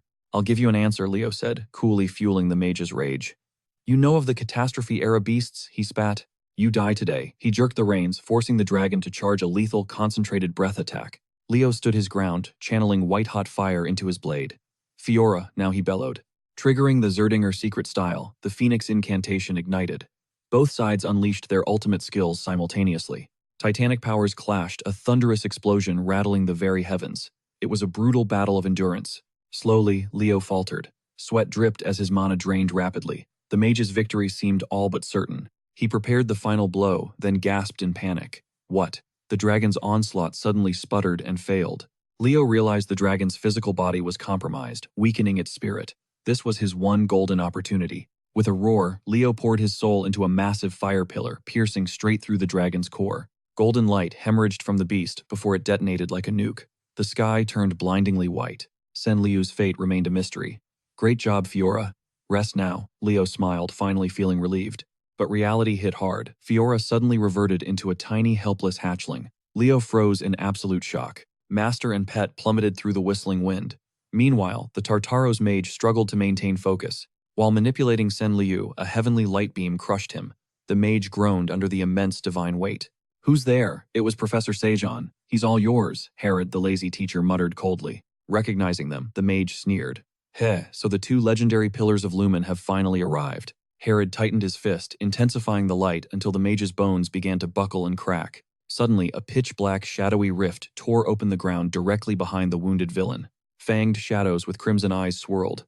Until next time, the monster pulverized the mage's physical shell. It vanished into the void. Sejong sighed, releasing his spell. They're finally starting to move again. Herod's voice was grim. Lumen is no longer safe. Meanwhile, Leo continued his terrifying high-speed freefall. Facing certain death, Leo whispered to his pet, "Fiora, go back to your realm. Save yourself." Tiny Fiora flapped desperately to save him, her eyes brimming with love. But then a sudden shift occurred. Leo jerked to a halt mid-air. A massive jaw had caught his cloak. Professor Yura's voice echoed. "You okay, Leo? Talk about a close call. Glad we made it in time." Time skipped forward. Deep in a sunless cavern, the air felt thick with the stench of death. Shrouded in darkness, the mage drained blood-red essence from the gashes of snarling wounded beasts. His breath misted in the cold eyes, burning with malice until a sudden presence interrupted his ritual. A cloaked figure scoffed, interrupted by mere students. "This mission is becoming a total drag." Tartaros bristled at the taunt. "He's no ordinary brat," he rasped, desperate to justify his defeat. "He's a Phoenix contractor who saw through Fafnir." The stranger's eyes flared with sudden intense interest. Grinning beneath his hood, the stranger licked his lips. "Well, that definitely spices things up, doesn't it?" Days passed. Leo wandered through the academy's hushed, silent halls, lost in his own deep thoughts. Flickering torchlight played across his somber face as he replayed the chaotic events in his mind. The midterms were officially scrapped after the tragedy. Sen Liu was confirmed dead. The freshman finally understood the dungeon's true lethality. Leo sighed, a brief shadow crossing his eyes. While others whispered about Fafnir's identity, our group stayed silent under Professor Yura's strict orders. We knew the truth. It was a black dragon subspecies. Meanwhile, over at the magic department, it was finally exam day. Tension hung heavy in the air as the classroom doors creaked open. All eyes snapped to Chloe. She looked like a ghost, eyes sunken and exhausted from sleepless nights. Her friends whispered in concern. "Chloe, look at you. Did you even sleep at all last night?" Someone whispers. "You look pale," but Chloe blanks them, sliding into her chair with a glacial, unreadable expression. Leo watches from the sidelines, his chest tight with unspoken worry. Once everyone settles, Professor Len's stern voice cuts through the air. "Listen up," Len barks. "Today's the day. I expect original spells that showcase your unique magical identity. It would be a waste if I were the only witness, so I've brought in 3 VIP guests for this session." Whispers erupt instantly. They're Lumen Academy alumni. Len adds legendary graduates from 3 years back. "These seniors are your judges." 3 figures step inside. Leading them is a sharp-eyed girl with raven hair and glasses. That is Rilda Fedney. Beside her, Fidman Slack radiates a chilling aura, his green hair framing a stone-cold face. Lastly, the sunshiny Shin Hughes beams at the class. Together they chorus, "Great to meet you, juniors." Carr, the resident slick merchant, leans toward Leo. "Bet they'll be easy graders," he smirks. But Leo senses something off. "We'll see," Leo mutters skeptical. "Don't count on it." Their chat snaps shut as Professor Len checks his roster. "Eliana, front and center," the professor roars. Eliana bolts to the stage the second her name drops. Her eyes burn with hype as she strikes a pose. "Seniors, I'm Eliana, first-year student," she declares boldly. Truly an honor. Her sheer main character energy leaves the class stunned, but she dives straight into her demonstration. Light erupts from her palms, screaming skyward before bursting into a kaleidoscope of magical fireworks. She's vibing with excitement. "Light's my specialty. By weaving fire attributes into the formula, I can manifest devastating thermal energy." Tiny sparks ignite in her grip, swirling into the light, until a savage cyclone of fire wreathes her body. The heat is overwhelming. But Shin Hughes tilts her head. "Wait, isn't that just a basic laser spell variation?" That comment kills the vibe instantly. Eliana's smile turns to stone. The judges scribble furiously, handing over their scores. It's a total flop, 2 B- and a flat B. Len doesn't even blink. Next he shouts, "Cold as hell." Kids in the back are shaking. "Are they for real?" they whisper. "We're totally going to fail." The slaughter continues as B-minuses rain down. The mood in the room becomes suffocatingly heavy. Carr finally breaks the curse with a solid B+. Then Chelsea steps up, absolutely slaying her magical display. She bags an A. The duo high-fives in triumph, but the judges still look bored and unimpressed. They mutter that it lacked the spark. Len sighs. "This year's scholarship batch is talented, but not legendary. Yet. Let's see what else you've got." Fidman runs a finger down the name list and lets out a long sigh. "Pretty mid-tier so far." Then Len's voice booms, "Abad, you're up." The handsome heartthrob steps onto the stage. The girls go absolutely feral. He's such a snack they squeal. That's a guaranteed A+ right there. Ignoring the hype, Abad chalks a complex formula. The high-tier magic I'm showcasing, he begins in a gravelly tone, is called Tempest. At full power, it's lethal. For everyone's safety, the class moves to the outdoor training grounds. Locked behind reinforced magical barriers, Abad begins.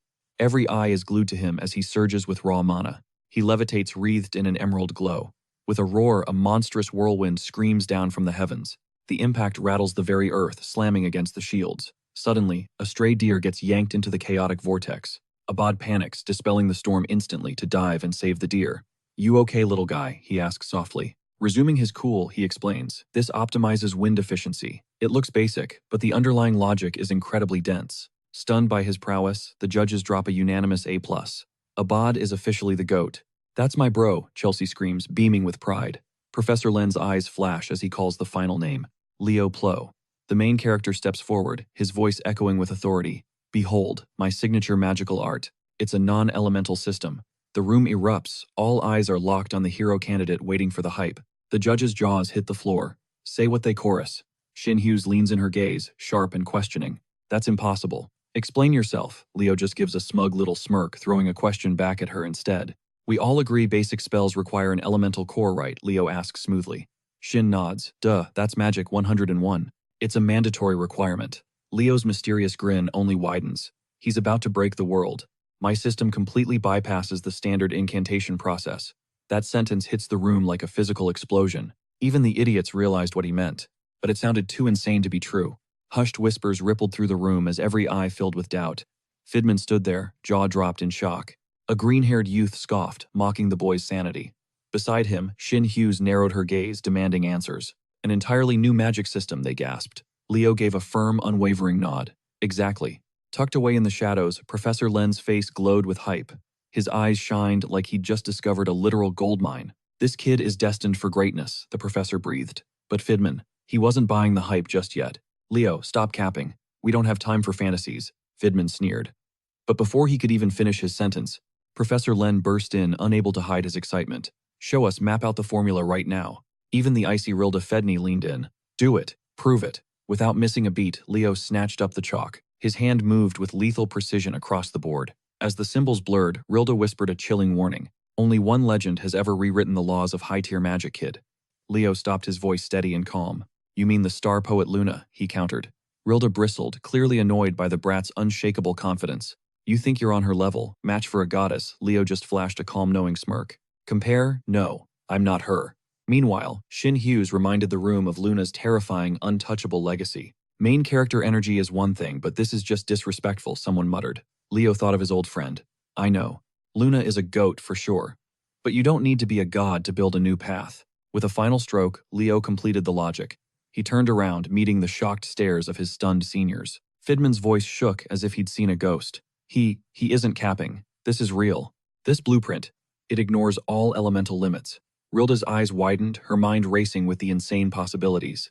"I can't even process the math here," Chelsea stammered. Carl the merchant just let out a dry, amused laugh. "I lost track 5 minutes ago," he joked. But in the back, Chloe stared at the board, turning deathly pale. A storm of emotions swirled in her gaze. Suddenly, the mocking vibe vanished. The atmosphere turned deadly serious. "Leo Plove, why build?" this Fidman pressed. Leo's answer was chillingly simple. To master every spell in existence. Fidman felt a chill. This kid is unhinged, he thought. No wonder this year's class is built different. "What's the name?" As mana swirled, a brilliant white orb ignited with power in Leo's palm. "The Bible," he whispered. Shin Hughes froze, her heart hammering against her ribs. Did he say, Bible? That name belonged to only one person, the legendary Kyle. Was Leo the living proof that the myth was real? Shin scribbled a grade and shoved the paper toward Len. A perfect A+, no debate needed. Leo walked back to his seat. Back when he was Kyle, this system was unfinished, just an incomplete dream. But in this life, it's different. He caught sight of Chloe. She looked like she'd seen a demon. "You good?" Leo reached out, but she was in a trance. When Len called her name, she moved forward like a ghost. Final student, Chloe Mueller. The room held its breath for the top-tier prodigy. Rilda leaned forward, intrigued. "They say you're the GOAT of this class. What have you got?" Chloe looked her dead in the eye. Behold, the undying flame. Crimson fire roared to life in her palm, vibrating with pure raw power. Eternal fire, Chelsea blinked. She's an ice main. Why the hell is she using the opposite element? Fidman wasn't impressed yet. It looked basic compared to Leo's flex. Just another fire spell, right? "If that's all we're done here," he grunted, reaching for his pen. Chloe's voice cut through the air like ice. "Watch and learn." She summoned a massive orb of water. and drenched herself in a literal flood. The water crashed down, but the flame didn't even flicker. Chelsea screamed, "No way, it's still burning." Did she just hack the laws of physics? Leo wondered. Chloe nodded. Unless I say so, it stays lit. This fire is eternal. With a cold flex, she snuffed it out. Fidman stood there, completely shook. Magic requires constant mana. That's the rule. But Chloe just broke the game. He couldn't wrap his head around it. His brain was lagging, trying to process the logic. Meanwhile, Chloe finished her talk with stone-cold composure. The eternal flame. The seniors didn't even hesitate. AAA+. But Leo's stomach twisted with sudden dread. Even the legendary Luna couldn't pull this off. Only one being in history ever had, the dark god Erebos. He remembered trying to confront her about it. Tell Chloe to come out, he demanded. But Celia just looked away. She's out cold. Chloe's been pulling all-nighters to study, so she crashed early tonight. Leo sighed, turning on his heel. Guess I'm flying solo. Celia, sensing tension, chimed in. Has Chloe acted weird lately? She's been super edgy and picking fights with classmates. Rumor says she's hanging with shady magic students, though that's totally not her vibe. Suddenly fire erupted beside Leo as little Fiore emerged. Leo smirked. Yo, how's it hanging? A familiar voice boomed. You called, it was Farina. Leo's eyes gleamed with interest. You dumped that kid on me. Farina glared. Why summon me through Fiore? Leo gently lowered the phoenix, his voice dropping. I need to know why you're still here. He knew phoenixes and magic beasts were mortal enemies. This wasn't just a casual stay. There was a motive. Farina's expression turned icy, haunted by shadows of the past. She whispered, 5 years ago, Lumen was hit. We lost 2 students and 3 staff. The killer vanished. Kalyan asked me to hunt them. I've been tracking them since. Leo nodded. Did you hear about the massive beast swarm that crashed the exam? Farina nodded grimly. A student fell. Leo pushed. Is Tartaros involved? Her gaze grew heavy. I have suspicions, but no proof. Seeing her hesitation, Leo didn't press the issue. Instead, he said, tell Kalyan that Senliu might not be the only one targeted. This bombshell left Farina stunned, her eyes sharpening. Time flew by after that revelation. Today marked the joint exam between hero research and combat studies. The lazy professor. Harold slumped in his chair, ordering Class 5 to line up. Once everyone gathered, he announced the president would lead. Leo stepped forward. This exam demands perfect teamwork. We're entering a heroic world. The scenario. The Chedmore incident. The class froze. Panic filled the room. Only Eliana remained clueless. Wait, what's the Chedmore incident? Are you for real? That was literally on the test. Do you even go here? Harold roared for silence before anyone could answer, letting the class president finish. Leo read the file. 30 years back, 5 freshmen were ambushed in the dead forest. Tartaros launched a surprise attack. Albi's rescue unit was nearly decimated in the chaos. Our mission: save the wounded and wipe out beasts. We're backing up Professor Albi. Harold's voice turned deadly. This isn't a game. One slip up and you're expelled. The mood turned pitch black. Then Harold let out a sudden booming laugh. Relax, you've grown plenty. The tension vanished. Eliana even tried to snag an autograph. Zip it, he snapped. Professor Arshian's voice cut through. Here are the team assignments. Starting with Class 1. Chelsea blinked. No class-only teams, Carl groaned. Great strangers. Everyone drew lots. Leo reached into the urn and pulled out ball number 11. The final group. Albi confirmed the teams and Group 1 stepped onto the matrix. Chelsea felt a wave of relief seeing the Zerdinger princess Celia by her side. Celia grinned. Let's show them Rodin's power. Albi sparked a blinding magic circle. The monitors flickered to life, launching the Hero Chronicle Chedmore incident for the students. The duo vanished into the simulation. Sejon watched the screens, impressed by their speed. With Celia leading, they'll crush it. Harold countered. Nah, Chelsea's got the real edge. They're fast indeed. Promising kids. A new voice made the professors jump. It was Principal Kalyan. Sejon and Harold scrambled to give him the center seat. What brings you here, sir? Kalyan chuckled. Just checking in on our budding heroes. He turned to Albi. Professor Albi, I'm sorry for making you relive this every year. Albi's gaze stayed cold. I can't forget. For me, remembering is a duty. On screen, Celia and Chelsea just decimated an orc. Mission complete, the system announced. Cheers erupted. Kalyan observed that despite their blood feud, the Stinger and Zerdinger houses still bled for one empire. Impressive Abad and Duran breezed through the trial. Kalyan's gaze sharpened, noticing the 2 powerhouses spearheading the charge, while the rest provided backup. A bold gamble, but effective. Meanwhile, Nella and Chenzia cleared the gauntlet, completely untouched. Kalyan admired Nella's divine healing light. Chenzia's technique was uniquely fluid. Group 7 also dominated their section with flawless teamwork. Kalyan smiled, his thoughts drifting to Leo Plove. That boy is a mirror reflecting the fire I once possessed. Albi summoned Group 11. Leo and Chloe moved forward. Albi asked, ready to begin. They nodded. Albi triggered the magic circle. Suddenly, obsidian smoke billowed out, reeking of pure demonic malice. Leo tensed. Something was off. Everyone felt the air warp under a violent surge of chaotic mana. What the hell is this? A cry rang out. As Leo and Chloe vanished, the formation went dormant, erasing all evidence of the disturbance. The class stood frozen. Everything looked normal. Wait, where did Leo and Chloe go? Sejan bolted upright, demanding answers. Callion's voice turned cold. Professor Albie explained this situation immediately. Shaking, Albie flipped open his grimoire, revealing a chilling illustration of a skull choked by gnarled roots. Principal, abort the exam now, Albie yelled. Callion's expression turned grim as he struggled to find his voice. Don't say it, Albie nodded grimly. Yes, Leo and Chloe have been dropped straight into a hero dungeon. Inside the abyss, a blood-red system alert flashed violently before their eyes. But there was no quest, no goal. This lack of information sent Leo's instincts into overdrive. Usually warnings came with clear instructions. Leo muttered under his breath. Suddenly, Chloe let out a frantic cry. Hold up, a hero dungeon, how this isn't a lost page. I've never heard of this in the Hero Chronicles. Things were spiraling fast. Leo scrambled to reach the instructors through the comms.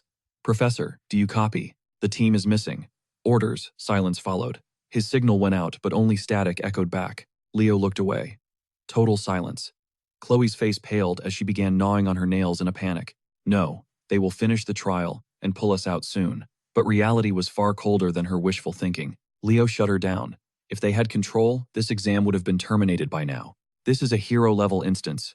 It is just us, Chloe. We have to clear this thing alone. Chloe recoiled in horror. Are you insane? Full squads of 10 can barely survive this nightmare. Remember the body count from 30 years ago, Leo countered. If we want to live, we fight Chloe. She knew he was right, but the thought of the horrors ahead filled her soul with pure dread. Tartaros orchestrated the Chedmore massacre, and their target was clear: wipe out every rookie cadet like us. The forest was a giant spiderweb. Overwhelmed, Chloe's legs failed her, and she collapsed into the dirt. She hid her face drenched in a cold sweat. Leo knelt before her, his voice surprisingly steady and calm. Chloe, you are the top freshman, right? Together we can conquer this. He offered her his hand with confidence. Chloe hesitated. How could he be so composed? She thought she had finally bridged the gap between them. A spark of defiance flickered in her heart. Refusing to look weak, she stood up and locked eyes with him. Got a plan, Leo nodded. Surviving Chedmore boils down to two things.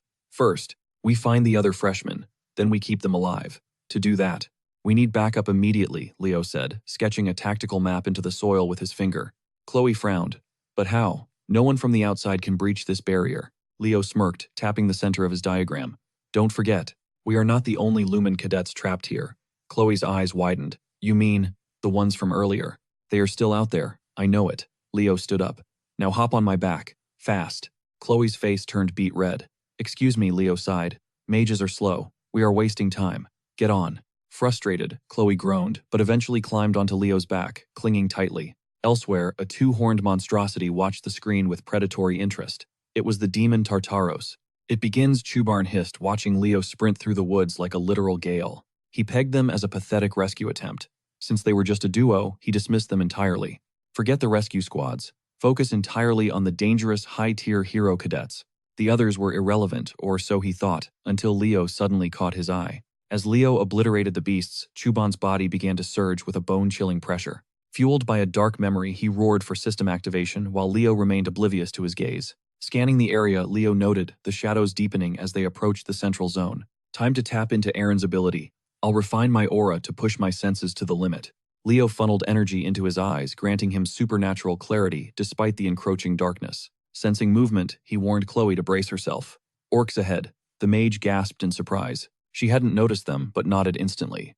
Within seconds, Leo's warning proved lethally accurate. They ran right into an orc pack. Leo barked a signal, and Chloe reacted with lightning speed. She channeled mana into her staff, unleashing a flurry of razor-sharp ice shards at the enemy. The shards tore through the air, impaling the monsters like quills, before they could even react. They collapsed instantly, sent straight to the afterlife. However, one beast somehow managed to survive. Clinging to life, it reached for a signal horn. Panic flared in Chloe's eyes.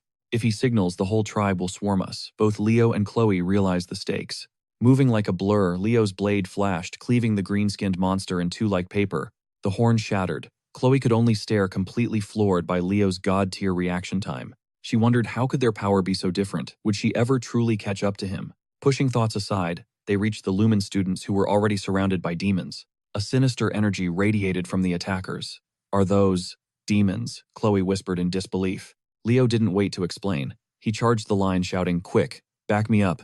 Chloe snapped into focus, weaving a glowing mana circle directly beneath Leo's feet. Using it as a launch pad, he stomped down and catapulted himself toward the demonic threat. At the same moment, one of the trapped students screamed a warning to her comrades. A demon pounced with a bloodthirsty howl. "Die, you pests," he shrieked loudly. But before he could reach them, Leo's silhouette suddenly blocked his path. A single clean slash bisected the demon, leaving everyone in total shock as it died. Its body dissolved into black ash. The brown-haired girl stammered, "Did you come to save us?" Leo gave a sharp nod. Nearby, another demon gnashed his teeth in absolute fury. He conjured a twisted obsidian seal, feast grave leeches, his voice echoed through the area. Massive toothy abominations erupted from the seal, flying toward the group like high-velocity bullets. Unfazed Leo ignited his blade with a fiery aura and unleashed a devastating horizontal cleave. A tidal wave of flames incinerated the threat. One student called out as the chestnut-haired girl seized her moment, ready to strike. Ancient incantations flowed from her lips as she unleashed Arc of Radiance, firing blinding torrents of holy light that shredded the demons. Upon impact, the monsters sizzled like hot coals dropped in ice water, their dark forms instantly snuffed out. With one final pathetic shriek, they crumbled into ash.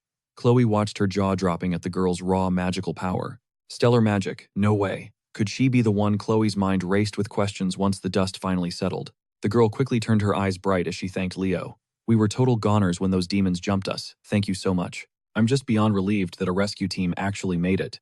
But before she could continue, Chloe stepped in and cut her off. "Sorry, but I need a private word with my teammate." Chloe grabbed Leo's arm, dragging him into a secluded corner to whisper. "Leo, listen, that girl is Alia Zeron, Professor Alba's sister. Chuburn murdered her right here in this very forest. That happened 30 years ago. I'm sure you've noticed the anomaly too, but we cannot save them from the Chedmore massacre. Of all the groups, we had to find the doomed ones.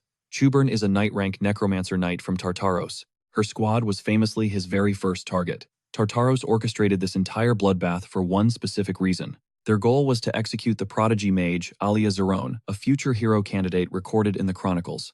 With our current stats, we can't change fate. We have to find another team immediately to meet the trial conditions." Chloe rubbed her chin, calculating their survival, but Leo's expression darkened. "So you're saying, we just abandon them?" Chloe snapped back, her patience wearing thin. "It's not that I'm heartless, Leo. This is the brutal world of heroes. The reality is they died 30 years ago." Her voice trembled slightly, a flash of genuine pain crossing her face. "History says they're gone," Leo countered calmly, "but I won't just turn my back on them." Chloe's frustration finally boiled over. She gritted her teeth and screamed, "Wake up, I know you're a genius, and you're strong, I get it. But this isn't the time for a suicide mission. Stop trying to be a hero for once," she cried out. Stunned by her own harshness, Chloe's voice cracked. Her eyes shimmered with unshed tears as the weight of the situation hit. Leo moved closer, gently patting her head. "Then you should act like a hero too, Chloe," he whispered with a soft smile. "Don't say those things lightly. You're a hero candidate after all. This isn't just us playing a role. This is the path we take to become legends." Chloe looked up, her tearful eyes searching his face for an answer. Leo scanned their surroundings with a sharp gaze. Besides, history has already drifted off course. "What are you talking about?" Chloe asked, blinking in confusion. Leo pointed toward the shadows of the darkening trees. "Look around. By the time we found Alia's team, the forest had already plunged into darkness. Normally, Chuburn should have wiped them out a long time ago." Realization hit Chloe like a physical blow. Something was deeply wrong. This hero dungeon was glitching. "This is insane," she whispered, "totally absurd." "Fine, I'll let you call the shots." Leo nodded firmly. "Good. You take Alia's team and retreat from the rear while I handle this." Watching his back, Chloe sighed. "Going solo again, huh? You really never change." She clutched her bag tight. Unknown to her, the dark grimoire inside her pack began to pulse, bleeding out a sinister demonic aura. Meanwhile, Tayad, a first-year mage, leaned in toward his teammates. "Guys, doesn't this feel a bit sketchy to you? A relief team with only 2 people, it doesn't add up." Dina, a rookie knight, nodded her head in agreement. "Exactly. They're our age. What if this is just another one of Tartaros' sick traps?" Belak voiced his suspicion, but Aaliyah immediately shut him down. "Get real. If they were the enemy, they wouldn't have risked their lives for us. Plus, he's actually kind of a snack," she added, blushing hard. The team stared at her deadpanned. "Are you serious right now, Aaliyah? In the middle of a war zone?" Dina yelled, but Aaliyah just pouted. "Hey, what did I say that was so wrong? I just figured you had higher standards, like Senior Alba," Dina joked. Suddenly, Leo stepped forward to end the chatter. His voice was icy and direct. "Listen up. We're moving out of this forest. Now. And we're going fast." Tayad stood his ground, confused. "Why the rush? Backup is coming. We can just clear monsters on the way out." But Leo didn't have time for games. He dropped the truth like a bomb. We can't do that. A demon of night rank is hunting you specifically.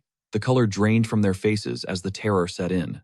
They knew the legends a night rank was a walking apocalypse. You mean, a one-man army? Leo simply nodded. We need to dodge a direct fight. Staying alive is the only mission. Are you guys ready? Let's move. They vanished into the shadows before Chuban could spawn. Aaliyah kept stealing glances at Leo. She noticed Chloe's expression was a total mess, raising major red flags. Meanwhile, Lumen Academy was pure chaos. The library looked like a war zone after the Hero Dungeon incident. Staff were frantically digging through ancient files. Professor Sejan was losing it, screaming, "Find every record of dungeon mutations now. We are running out of time." Nearby, Principal Kalyan turned to Professor Albie, searching for hope. The handsome professor gave a firm, cold nod. You can't enter a hero dungeon while others are inside. That means those two are definitely still breathing. But 3 hours had already slipped away. Inside that hero world, a deadly night had already fallen. The principal grew solemn. Albie, when exactly did you take down Chuban 30 years ago at midnight? Kalyan let out a weary sigh. Is our only hope really just relying on our younger selves? Suddenly, a staffer burst into the room. Principal, we tracked down the dealer who sold Senlu that summoning catalyst. She almost mentioned a link to Tartaros, but the words died in her throat. The atmosphere turned freezing. Albie's face went full demonic. A terrifying surge of raw energy exploded from him, making the principal jump. Kalyan gripped his shoulder, trying to ground him. Easy, Albie. Calm down. The principal's voice was like ice. The blonde professor snapped back to reality, but the rage was still simmering. He needed to bail fast. I need some air to clear my head. He stormed out, and only after he vanished did anyone breathe. The staff member finally exhaled. As expected from a legendary hero, his aura is honestly on another level. Kalyan looked haunted. His hatred for demons is deep. 30 years ago, he couldn't even find his sister's body. He pushed the grief aside. All right, give it to me. Who sold that illegal catalyst to Senlu? It was a black market rat hiding in the Lumen City back alleys. Apparently, he is a campus legend. She handed over a notebook. Kalyan flipped through the pages, his sharp eyes scanning every single suspicious entry. Is there a Tartaros spy infiltrating my city? The staffer shook her head. It is not that simple. They aren't official members, but Tartaros is definitely feeding them gear. Kalyan began stroking his chin deep in thought. What is their endgame? He turned the page, scrutinizing the buyers until his heart nearly stopped. One line jumped out, Chloe Mueller, dark magic. Kalyan slammed the book, shut his face, turning pale. Elena, get Professor Lennon here immediately. Understood, she replied, sprinting out of the room. Alone, the old principal stared at his scarred palms. His instincts forged in blood were screaming of incoming danger. Back to Leo's squad. Night had settled over the dungeon and the vibe had turned officially lethal. Endless waves of monsters were closing in. The group was fighting for their lives in the dark. Leo sliced through a goblin like it was nothing. He checked the team, his sixth sense warned him of fatigue. They were reaching their limit. Everyone take 5. We need to recharge before the next wave hits us. Tayed and Belloc stared at Leo in total shock. How was he not gassed? The dude is a machine. They found a small clearing to regroup. Chloe took the chance to secretly pull out her dark grimoire. Yo, Chloe, Alia's voice cut through the silence.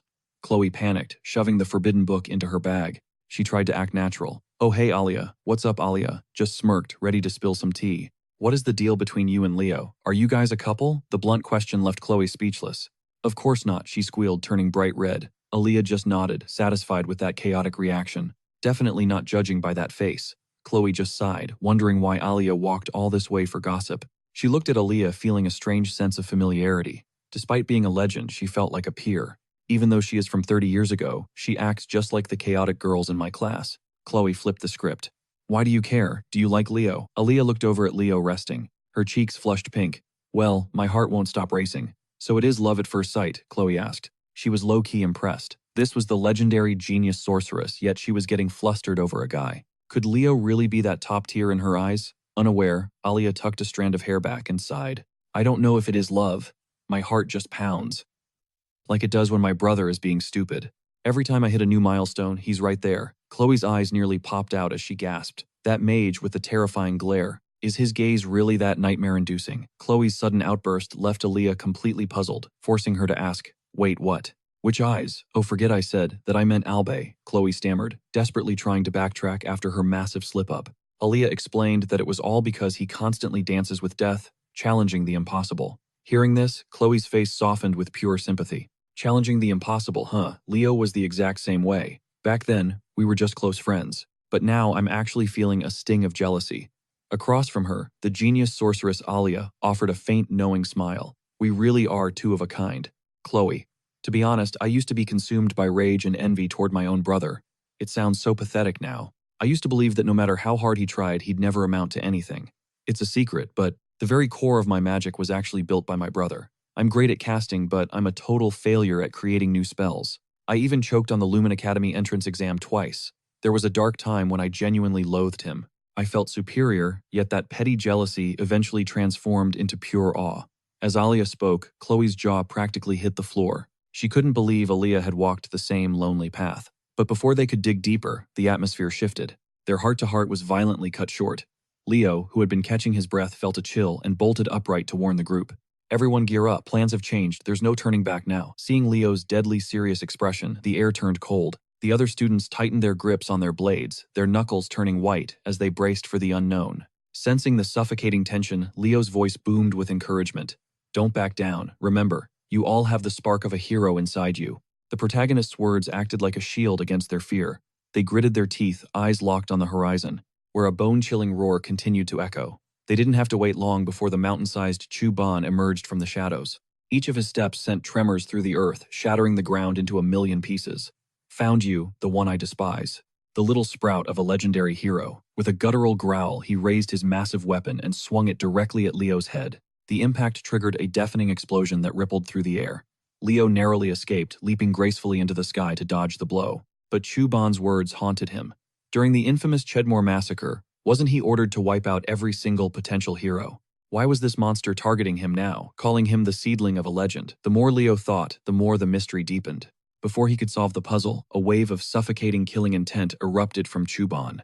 It was paralyzing. Sweat beaded on Leo's forehead as he screamed, "He's charging, move." Without a second's hesitation, the team sprang into action. Chloe unleashed her mana, carving a colossal blue magic circle across the battlefield. Simultaneously, the hulking Chu-Ban hurled his massive axe with bone-crushing force, only for it to be slammed aside by a giant pillar of ice Chloe conjured from thin air. Our protagonist didn't waste the opening, cloaking his blade in a searing medicinal flame. He funneled every ounce of strength into his legs, launching himself like a rocket into the air, aiming straight for the demon's head. It looked like a final desperate strike from above. But in a flash of brilliance, Leo redirected his blade, slashing straight through the creature's throat. A fountain of scalding blood sprayed into the air. The students erupted in cheers, shouting, "He did it!" But their joy lasted only a heartbeat. Their faces froze in horror. Chu-Ban's neck, which was nearly detached, began to stitch itself back together right before their eyes. In seconds, the wound vanished, leaving not even a faint scar behind. Someone stammered in disbelief. His neck, it just fixed itself. "Stay sharp," Leo barked. "Keep your distance. That's a dispel ability. It literally makes our attacks behave as if they never happened." His explanation left Taid and Aaliyah reeling. Their faces turned deathly pale, the weight of the situation finally sinking in. "What's the move? Is there any way to kill a monster like that?" Leo tried to keep them grounded, explaining the dispel had its limits. Chu-Ban couldn't spam the ability forever, it had a cooldown. Across the field, the demon reclaimed his axe with a mocking sneer. "You think you have a chance, you pathetic remnant," Leo shot back with a smirk. "You're just terrified of a new hero rising, aren't you?" Without another word, Leo, Dina, and Belak blurred into motion, launching a synchronized pincer attack from 3 directions. Meanwhile, Aaliyah took her position in the rear, weaving her magic to rain down supportive fire on the beast. She channeled the circle of light, unleashing a rapid-fire barrage of energy bolts that hummed with a dangerous holy aura. The light scorched the demon's massive hide, making him roar in agony. "I loathe this light magic," he spat. "Just as Lord Salatna commanded you all die here today," he snarled, swinging his axe in a wild, destructive frenzy. Suddenly, Chu-Ban let out a world-shaking roar, hoisting his arm high, as he prepared a strike that felt like it could split the earth. The sheer pressure made the hair on Leo's neck stand up. "Dodge," he screamed, just as the axe came crashing down with cataclysmic force. The impact was cataclysmic, sending jagged debris screaming through the air like lethal missiles. Naturally, Leo easily parried the shrapnel, but Dina and Belak were caught off guard by the sudden barrage. Shrapnel sliced Dina's shoulder, while unlucky Belak took a stone spike directly to his gut. Seeing the carnage, Leo bolted over, hauling the heavy warrior behind Chloe Mueller's massive ice spire. Nearby, Aaliyah rushed over her face, pale with worry for her allies. Dina struggled to even speak. "I'll manage," but Belak gasped. Leo cut in firmly. "Hang on, your vitals are still intact." "Stop the bleeding first," Leo barked before turning to Chloe. "We need a final overwhelming strike now." Chloe gave a sharp nod. "Buy me time." With that, our hero left his injured comrades behind, summoning twin spectral clones to charge back in and keep Chu-Ban occupied. Meanwhile, Chloe's mind raced, searching for a spell capable of shattering the demon's immunity. while Leo bought her precious seconds. Grabbing the obsidian grimoire, she frantically scanned the pages until she stopped whispering a forbidden incantation. If I cast this. Meanwhile, the clash between Leo and Chubarn reached a fever pitch. The earth shook violently under the weight of their power, leaving everyone breathless. Leo ordered his clones into a ruthless pincer attack. Yet Chubarn's infuriating dispel ability rendered every single strike completely toothless. Ignoring the illusions, Chubarn lunged at Leo like a starving predator. But our MC wasn't that slow. In a blur of speed, Leo flickered behind the demon, unleashing a devastating horizontal sword slash that bit deep into Chubarn's side, drawing a guttural roar. Watching in awe, Tay turned to Dina. Could we ever reach that level, Dina could only offer a bitter, uncertain shake of her head. Unlike the others, Alia recognized the technique instantly.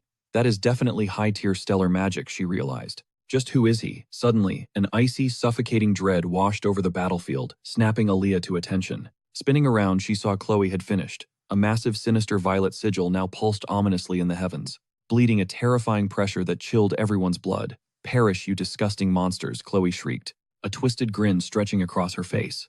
Leo, clear the area if you want to live, she warned.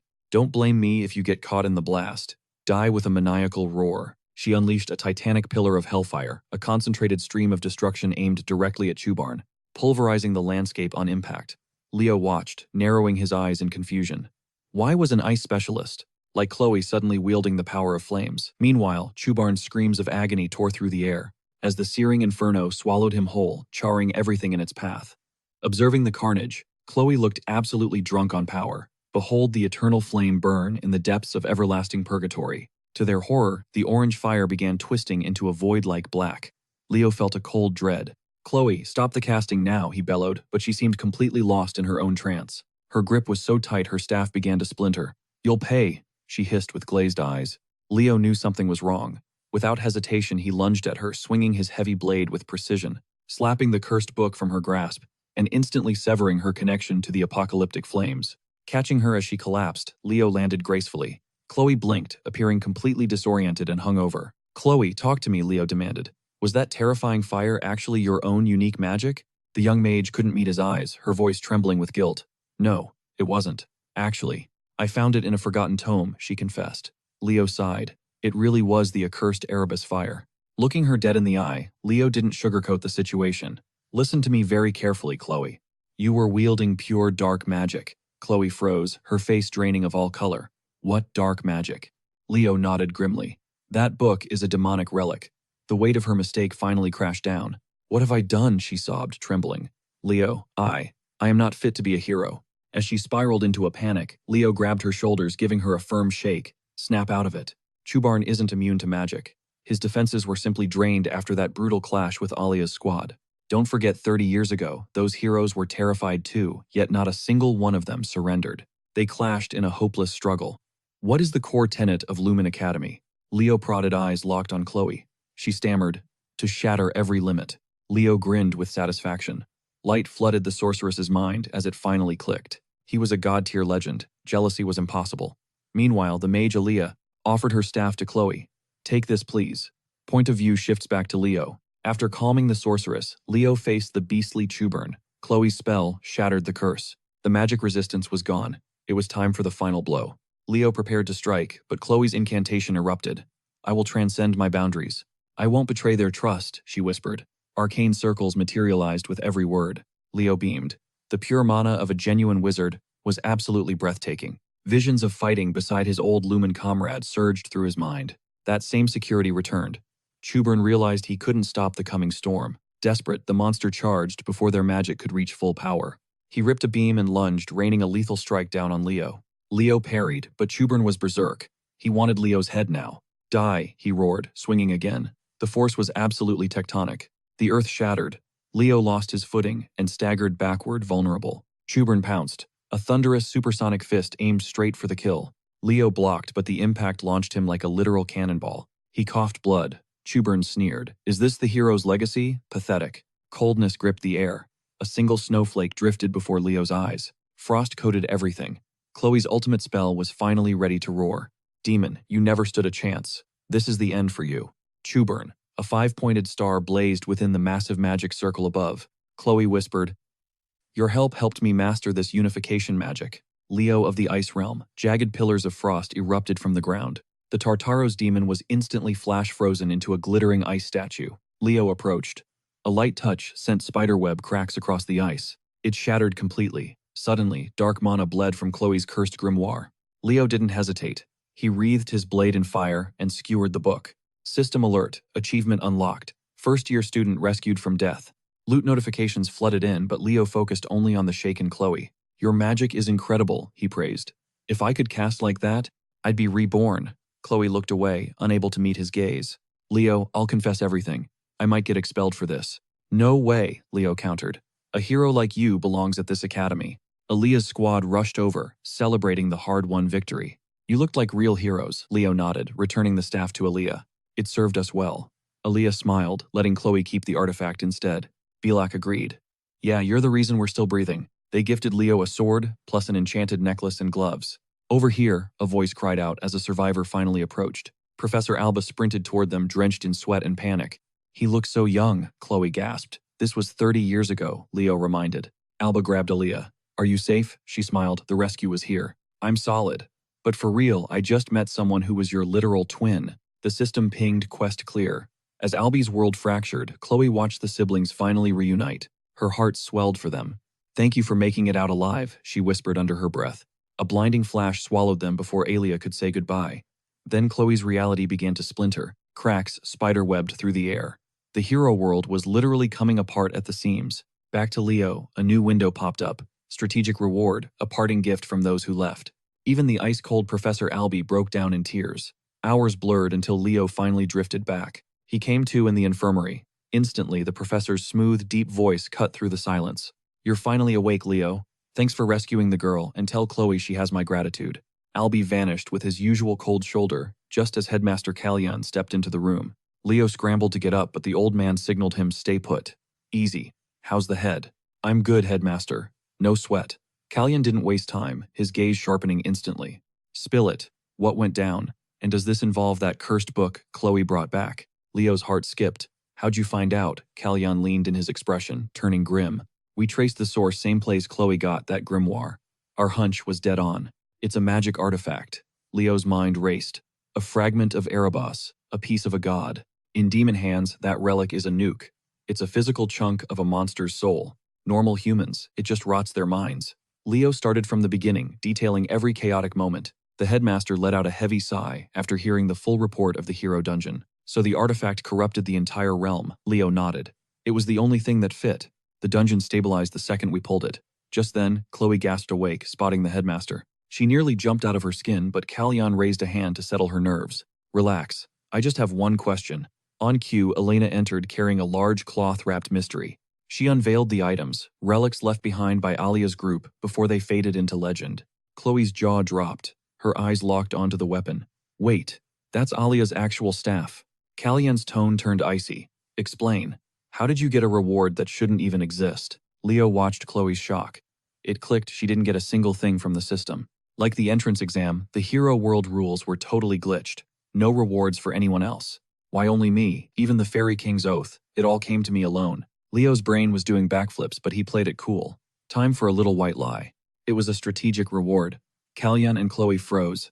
Wait, Albie's world actually dropped loot. Seems that way. Leo lied smoothly. Things got weird at the end of the quest. He banked on the restoration excuse to keep his secrets buried for a little longer. Kalyan didn't look entirely convinced. He stroked his beard, his eyes narrowing in deep thought. Chloe's totally clueless, yet you walked away with the bag. Why just you, Leo? Chloe jumped in, defending him instantly. Maybe it's contribution-based. Leo basically carried the whole team. Kalyan weighed her words and finally let it slide.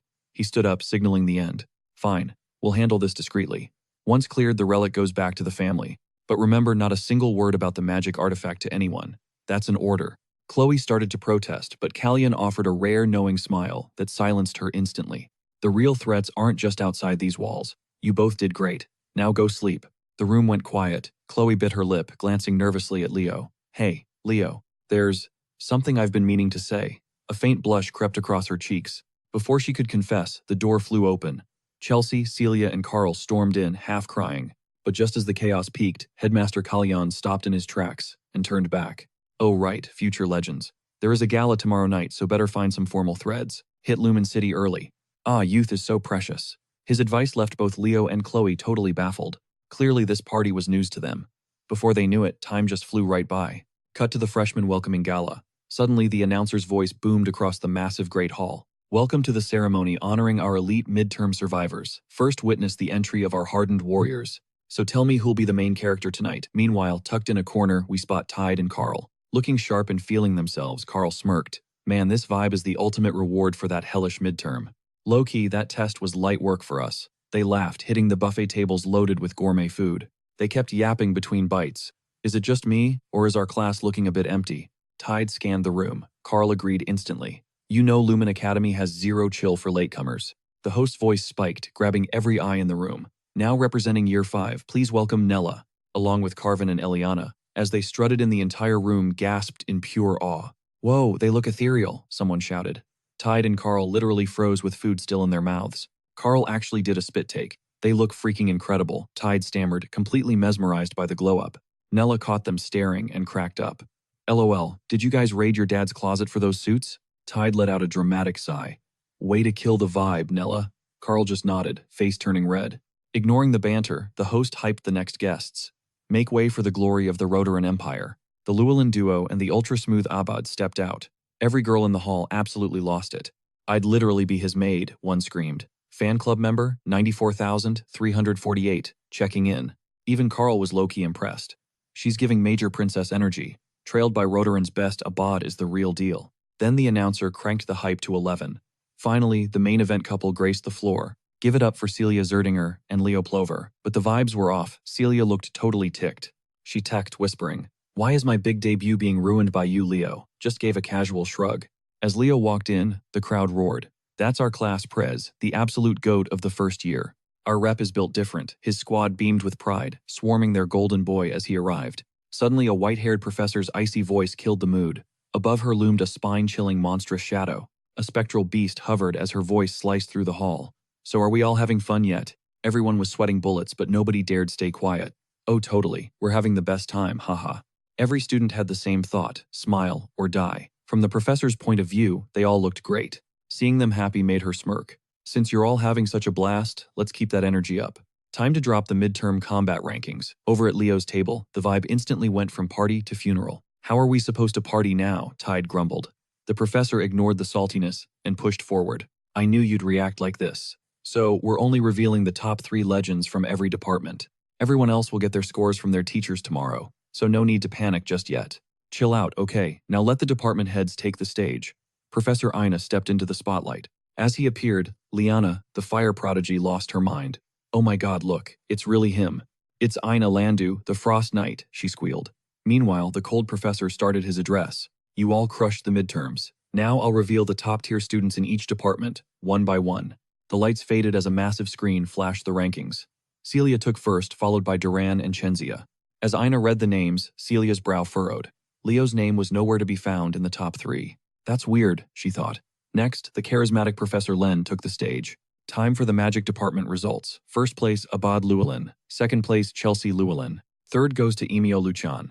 Seeing this, Chelsea looked worriedly at Leo and asked a question. Why aren't you on the list, Leo? Cool as ever, just shrugged. It happens.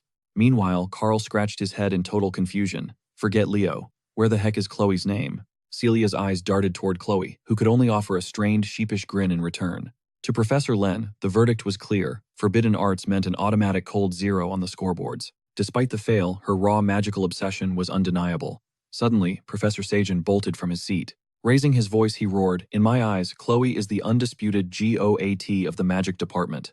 That outburst earned a smirk from the lazy Professor Herod. Take a chill pill and sit down. Celia comforted Chloe with a gentle pat, while the room chuckled. Then Professor Yura stepped up beaming. Better luck next time, summoners. She announced Walden Titan as the top-ranked student on her official list. Eliza Hergen and Jordan Lawson trailed behind. Meanwhile, a weird vibe settled over Leo's table. Names were flying everywhere, yet Leo's name was nowhere to be found on any departmental ranking. Sensing the tension, the petite professor took center stage again. You guys having a blast or what? Finally, it's time to reveal our freshman valedictorian and the face of this entire year's class. With a massive smile, she shouted, "Our representative is Leo Plove." Instantly, the hall turned into pure chaos. Shockwaves of disbelief rippled through the great hall until a single hand cut through the noise. I object. How can a nobody like Leo, who isn't even top 3 anywhere, be our representative? It was Emilio Luchan. Even Leo was floored, thinking, wait, how did I even land this gig? Emilio's challenge ignited a wildfire of whispers and wild theories among the stunned students. The sudden drama left the white-haired professor at the front feeling visibly rattled for a moment. Her face flushed, but then her energy shifted. She slammed the podium, silencing the room with a shout. Shut it and listen. I'm only breaking this down once, so don't miss a single word. First, dual specialty students aren't ranked in single departments because they're on a whole different level. Standard tests can't measure them fairly. A magic swordsman might not outcast a pure mage in raw power. But when their skills fuse, they become an absolute powerhouse. You guys get the picture now. Furthermore, Leo Plove absolutely crushed the combined test of spiritual theory and practical combat with top marks. Emilio's ego took a hit. His face twisted as he stammered, but didn't someone else get a perfect score? Before he could finish his desperate argument, another booming voice thundered through the grand hall. Leo didn't just pass. He shattered the hero world simulation. The kid actually took down Chuban. The entire room gasped in unison. Thousands of eyes instantly locked onto Leo in stunned silence. Even Leo, caught in the eye of the storm, felt the crushing weight of their intense stares. You really soloed Chuban. Just you two, Leo gave a slight nod, confirming the unbelievable truth. Above them, Professor Archian looked shaken. The real reason Leo's score is so legendary is because… But before she could spill the tea, Professor Sejan stepped in with a smug grin, cutting her off. That's enough. They've clearly figured it out. Professor Archian, let's wrap these announcements up right here. The tension snapped as the crowd erupted in cheers. The scene then shifted to the high table. While eating, Yura leaned toward Len. If dual students actually ranked against everyone, how crazy would the standings be? Professor Ine shot her a look. It wouldn't just change things. It would totally wreck the magic department. Many would lose their spots. Yura blinked in shock. Wait, are you saying Leo is actually number 1? Archian gave a subtle nod. It's him. Yura gasped. Don't tell me he's top of summoning too. He cleared everyone. Beside her, the stoic Professor Ein added, he's dominating the Knights department as well. Leo Plove is the king of them all. Yura was speechless. This boy is literally running the entire academy. Ain shrugged, unbothered. It's reality now. Suddenly, 2 professors slammed their hands down in total denial. No way Leo is a born mage, they screamed. His magical talent is once in a lifetime. Please, Yura snapped. You think a summoning prodigy like that just appears every day? Eine just sighed. Done with the bickering, he growled, Leo is a swordsman at heart. Period. End of discussion. Their loud arguing drew every eye in the room. Flash forward to the following morning. The teacher was missing, but Kyle was already face down on his desk, suffering from a major party hangover. Ugh, my head. Maybe going that hard last night was a mistake. Beside him, Chelsea's glare could cut glass. Only you'd chug 2 liters of OJ like an absolute madman, she barked. Right then, their perpetually exhausted sensei, Professor Herod, slinked in and signaled for the chaos to cease. All right, listen up, punks. Settle down. I've got an update on the field trip. As scheduled, we're heading deep into the Fey territories, he droned. He slapped a massive map onto the board. Instantly, the entire room erupted into pure, unbridled hype. Eliana and Carr were losing it. Wait, we actually get to choose our own destination, Eliana cheered. Carr piped up eagerly. Duin Forest. The Wormwood is basically legendary for having the most insane snacks, but their dreams were brutally nuked. Herod dropped the hammer. Change of plans, were going to Elsavikia. Red-haired Leona looked totally lost. The name meant nothing to her. But Tide, the resident lore master, slammed his book open. Elsavikia. That's a frozen wasteland in the north, locked in eternal winter. The duo's souls practically left their bodies. A frozen hell. Seriously, this has to be a mistake. Herod just cleaned his ear, bored out of his mind. Blame your class rep. He's the architect of this misery. Every head snapped toward Leo, demanding answers. But Leo, he didn't even bother to give an explanation. Instead, he just gave them a reality check. Better gear up while we're in Lumen. You'll need it. Eliana sulked. Guess I'm buying mittens. But Chelsea, the ice mage, was absolutely vibing with the plan. Finally, a runway for her winter drip. But Leo, he wasn't doing this for the aesthetic vibes. He had a master plan. Elsavikia looked like a death trap, but looks were incredibly deceiving. It's a hallowed sanctuary for the Fae, hiding the legendary Sealode. Leo wondered if he'd survive the gamble. Time skipped ahead to a peaceful plaza. Leo turned to Nella with a look of pure focus. I'll stock the rations. Nella, you're on medical duty. She nodded firmly, and Leo vanished into the crowd. Task complete, but then he froze. A chilling sensation crawled up his spine as he glanced back. Curazo 13th Street. He found it a shady little shop rotting away in a dim, forgotten corner. The sign read, Lutek. The very spot where the cursed artifact first emerged. This was ground zero. Leaving his gear outside, he stepped into the wreckage. It smelled like ruin and dark, forgotten secrets. Leo didn't flinch. Lumen's investigators had already swept this place clean. or so the reports claimed. Wait, why is there a teddy bear here? He froze. Everything in this shop should have been seized. This thing shouldn't exist. He squinted, then bam, the door behind him slammed shut. A trap. A perception-locking curse. Just as he suspected, the doll's head slowly rotated to face him. Black inky sludge erupted from its button eyes. Leo's instincts kicked in, and he dove for cover. The liquid morphed into a total nightmare, a grotesque beast dripping with thousands of blinking eyes. This wasn't some low-level mob. Leo vaulted back, desperate to put some distance between them. It's not just blinding me. It's cursing everything it touches. Every second inside was a death sentence. The monster coiled like a serpent, its voice like ice. Oh, quite the clever little brat, aren't you? He knew that curse. Leo's blood ran cold. As the name surfaced, Silatuna, the demon queen herself, a legendary commander from 5 millennia ago. Thankfully, this was just a magical echo, not her true self. A cursed duplicate. Silatuna, unaware her cover was blown, let out a chilling, high-pitched cackle. A magic swordsman, rare talent, but blame your useless keen senses. Shadowy tentacles lashed out. They whipped through the air with insane speed. Leo retreated, but the darkness still bit into his arm. I'm outmatched. Need an exit now, Silatuna hissed with glee, her voice dripping with hunger. Dinner time. A hero's soul. I'll savor this, her jaws unhinged to swallow him whole. But Leo, he just smirked. Right on cue, reinforcements arrived. A lethal voice pierced the gloom as a massive spear plummeted down. The beast was skewered to the floor. Professor Albie had arrived, and the demon was visibly shook. A mage with those eyes, the creature shrieked in terror, thrashing its limbs in a desperate frenzy. It tried to drag him into the abyss, but Albie was 10 steps ahead. A barrier flared. The monster's limbs shattered against the shield. Know your place, you demonic filth, Albie spat coldly. His voice dripped with pure disdain, while Silatuna's clone shrieked like a feral beast. Vile goblins. One day I'll rip their eyes out and devour them as they scream. Tentacles lashed out at the duo, but the attack didn't even graze Albie.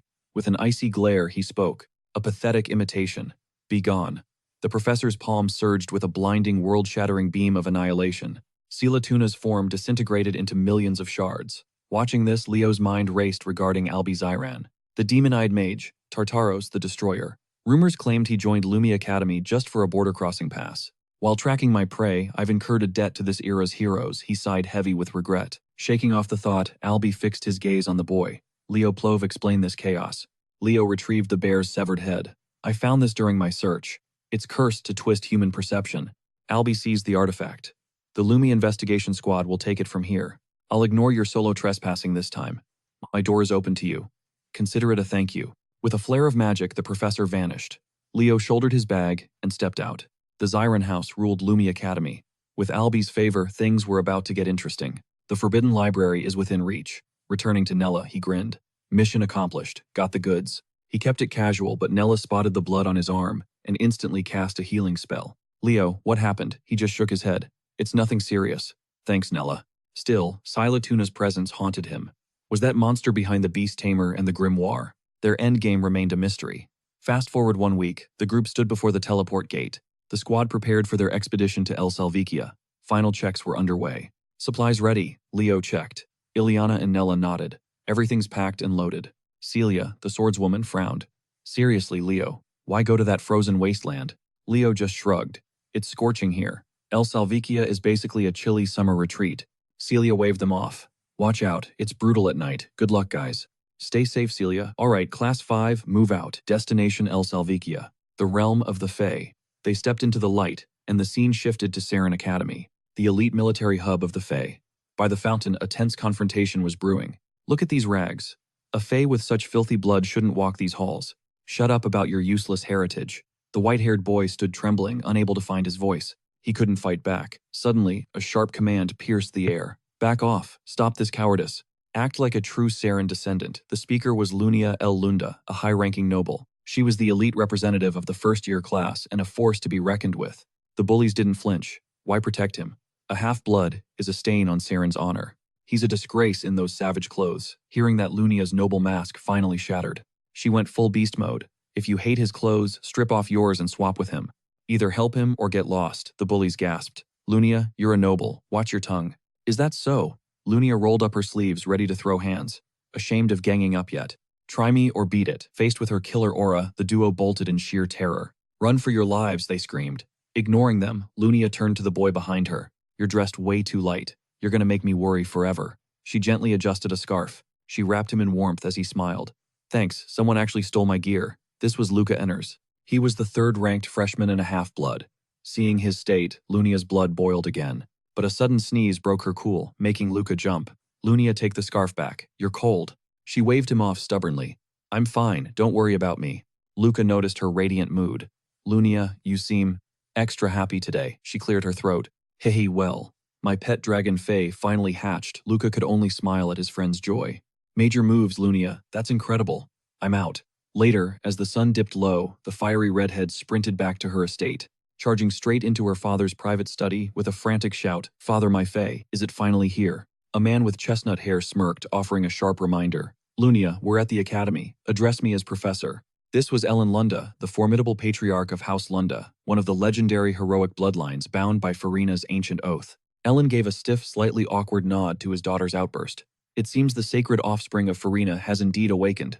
Lunia's face lit up with pure hype. I knew it. When do I meet my partner? Her father's expression darkened. There's a massive catch, Lunia. It appears your Fae has already formed a soul link with a complete stranger. Before he could even finish the sentence, Lunia's explosive temper ignited like a powder keg at the mention of her stolen legacy. She slammed her fists onto the desk, her scream echoing through the halls. Who stole my Fae? Who dared to take what's mine? The scene shifts to Velkia, the frozen heart of Elzalvikia. Leo's squad had just stepped through the shimmering teleport gate. The Arctic air hit them like a physical blow. Carl was literally vibrating from the cold, moaning, I'd rather take a permanent nap than endure this. Professor Herod tightened his scarf, telling them to stop the whining and fall into formation. Behold the capital of Elsalvikia. Does anyone here actually know the lore? Chelsea's hand shot up with total academic energy. Velkia was founded by the legendary Fey Knight Velkia Ursar, a top-tier disciple of the Star Priestess Luna. Leo's eyes narrowed as a hidden memory surfaced. To be exact, he was a disciple of both Luna and Aaron. That provocative name Velkia is now worshipped as the ultimate symbol of the Fey Knights. Herod nodded in approval. Correct. The Ursar clan are his direct descendants and hold total authority in this realm. Suddenly, heavy footsteps crunched in the thick snow ahead, snapping everyone into high alert. Do bandits actually roam Fey territory? Carl hissed nervously. Herod shrugged. Villains exist in every Shadow Kid. It's been a while, Professor Herod, a voice called out. A stunningly handsome Fey man emerged from the blizzard, flanked by elite guards. His sheer presence was a total flashbang. The female students were instantly obsessed, their eyes practically turning into sparkling hearts. The leader stepped forward with grace. This was Lune, the official voice of Elsalvikia and the current head of the Ursar house. The lazy professor gave a casual nod. You haven't changed a bit, Lune. Nearby, Eliana was literally catching flies with her mouth open. I've definitely found my soulmate, she gasped, while even Nella tried to hide her blush behind a discreet cough. But Leo stepped in, ready to drop a massive reality check and shatter their fangirl dreams. Doesn't the age gap bother you at all? Eliana nudged him teasingly. What's the matter, class rep? You sounds a little jealous. Leo's gaze remained icy. Don't be delusional. Fae live for centuries, and their faces never age a single day. So, tell me, how many decades do you think he's actually been around? Eliana's smile instantly withered. Lune noticed the tension and smirked. What a lively group. Though the students Herod brings are usually more disciplined. Herod shook his head dismissively. They're just first years, still green and full of excuses to hide their own doubts. Basically just kids looking for any reason to question the world. Eliana stepped forward, trying to recover her cool. Sir, may I ask your name and exactly how old you are? Lune bowed with effortless charm. I am Lune Ursar, and I am 97 years old. The fire mage was instantly left speechless. Carl pushed her aside, desperate to get moving. So are you the one guiding us through this frozen hellscape? Indeed. As the head of Ursar and the spokesperson for this land, I will lead the way. Carl's soul practically left his body as he weakly shook Lune's hand. It's a total honor, sir. Herod glared at him. Carl Thomas, you and I are going to have a very long, very private chat later tonight. Time skipped forward as they arrived at their field trip lodging. To put it bluntly, the place was an absolute dumpster fire. It was a dilapidated wreck filled with cobwebs and scurrying rats. The students turned pale, groaning. We're actually staying in this dump. Leo crossed his arms, looking completely unfazed. Oh, is this not up to your high standards? I guess you'll be sleeping outside then. Eliana's eyes lit up. I knew it. You've got a secret VIP spot for us, right? But Leo just pointed to a lone, pathetic tent pitched right in the middle of the raging blizzard. Yup, right there. Want to gaze at the stars while you slowly turn into a human ice cube? Carl pivoted instantly, dragging the group inside. What are you waiting for? This place is basically a 5-star masterpiece. Look at the vintage aesthetic. Besides, one step outside, and you're a permanent snowman. Let's unpack. Speaking of which, he was currently creeping up to the second floor. The duo wore devious smirks like predators stalking their prey. Think you know the highlight of this trip, infiltrating the girls' dorm. That's the ultimate thrill we've been waiting for. But before they could climb the stairs, Chelsea's cold gaze locked onto them, unleashing her signature wind ring spell. Piercing screams filled the air. Surveying the chaos, Leo merely smirked, noting how everyone seemed to be having a blast. Maybe it's time for a look. As he swung the door open, a golden-haired Fae girl stood there waiting. Class Rep the Lord requests your presence. Following her lead, Leo was ushered straight into Loon's private office. Loon looked slightly awkward upon seeing Leo offering a sheepish welcome for the sudden unannounced summons. An urgent matter has surfaced. Can you wait? Leo shrugged. No sweat. This place is packed with treasures. Mind if I browse? Loon smiled, granting permission. Scanning the weapons lining the walls, Leo realized these weren't just gear, they were legendary ancient artifacts. His eyes locked onto a specific dagger. Urkint, he gasped, leaving Loon completely blindsided by the revelation. How do you know that name? Its secret history belongs solely to the bloodline of the Ursar house. Leo stiffened, but quickly spun a lie, claiming he'd stumbled upon the name within some dusty ancient scrolls, specifically back at the Lumine Academy library. Loon didn't blink. Makes sense. That place houses the world's secrets. Leo touched the blade, sensing the faint pulse of star power. However, this wasn't the true original weapon. Memories surged of a teammate back in the day showing him her blade. That dagger originally belonged to Lumen herself. It was gifted to her pupil, Velkia. But just before the final strike against the Tartaros nightmare, Velkia lost it. Loon finalized his work and approached Leo, his voice dropping to a low conspiratorial whisper. Urquint was our trophy from conquering Velkia's realm. Sadly, these divine relics only answer to those who seized them. He paused. Anyway, take a seat. I've heard you're crushing every class and leading the freshmen. Being the top student at Lumine is no small feat. I know it's sudden considering we just met. But could you check on my granddaughter? She's a first year over at Saren Academy and quite the prodigy. She entered with record scores, but reality hit hard. She's hit a wall and lost her spark lately. Someone like you might reignite her drive. Following the old man's lead, Leo ventured deep into the quiet hallway. Gazing at the key in his palm, he muttered, "Is handing a girl's room key to a stranger really okay?" A soft knock, and the door slid open to reveal a scene of absolute unmitigated chaos. Clothes and books were strewn everywhere. The stale, dust-choked air forced Leo into a sudden coughing fit. Looking closer, he spotted posters and photos of the legendary heroes from 5 millennia ago. It clicked. This girl was a massive, hardcore fangirl of the ancient legends. Talk about an obsessed collector, he thought. Are those Saren uniforms buried under there? Just then, a groggy, tired voice drifted from behind him. Barging into a girl's room like this. That's a bit much, don't you think? It was Irene Ursar Saren's vice rep. Recognizing Leo's face, she let out a panicked shriek that shattered the silence. She dove under the covers. Leo kept his cool. I'm Leo Plove. Your grandfather sent me to check in. Irene stayed huddled in her blanket fortress. Seeing no other way, Leo tried some flattery to break the ice. This collection rivals my own Kyle stash. Let's see how the Fae history books depict the legend. So Kyle gets credit for the Northern Beast suppression too. Honestly, your room is surprisingly organized. That did the trick. Irene peeked out from her blanket, eyes wide. You actually like Kyle. Leo ventured further in scanning the memorabilia. His eyes finally landed on the prize. Found it, he whispered. Leo grinned. The Battle of Darnos mentioned Kyle. Wasn't he just a total show-off back then? Referring to that clash where Tiberca commanded the Tartaros legions in that complex linked formation. The very moment the great heroes first stood as true brothers in arms. Irene leaned in, eyes sparkling with excitement. The site where Commander Zerga fell, Leo nodded. And where Lumine first unleashed her causality manipulation. Irene was absolutely beaming now, clutching her hands together in pure joy. Yes, exactly. That's such an obscure piece of history, even most scholars overlook it. In that fleeting moment, Leo transformed into a literal idol in Irene's eyes. She bowed, stammering an apology for her rudeness. I'm Irene Ursar. I'm totally rambling, even though we just met, aren't I? Leo held no grudges and simply flashed a smile. No problem. It's actually great to see someone still appreciates those legendary hero stories. Irene continued, this might just be my own theory, but despite history only recognizing the 4 legendary heroes, I suspect there was once a 5th. Leo nodded in agreement. As for Kyle, I'm certain he was real. I'm joining a research team to track his legacy once I return. Hearing that, Irene's face lit up instantly. That's incredible. She then lowered her head, whispering to herself about school. Leo managed to catch her quiet mumble. He noted her shy vibe but found it charming. Hey Irene, he called out, breaking the silence between them. Ever thought about going to school? She blushed, admitting she felt like Siren Academy just wasn't the right scene for her. Looking away, she added, everyone there is so intense, grinding 24/7, just to become a top-tier hero. I'm just a dreamer with some pretty wild fantasies. Suddenly, Leo spotted a specific outfit tucked inside her closet. The uniform was pristine, a clear sign she hadn't truly quit. He turned back to her with a knowing look. I'm not the only one here from El Salvia. My entire class is actually in town for a field trip. I bet they'd love to hear your story. Irene froze in place, her eyes wide with total shock.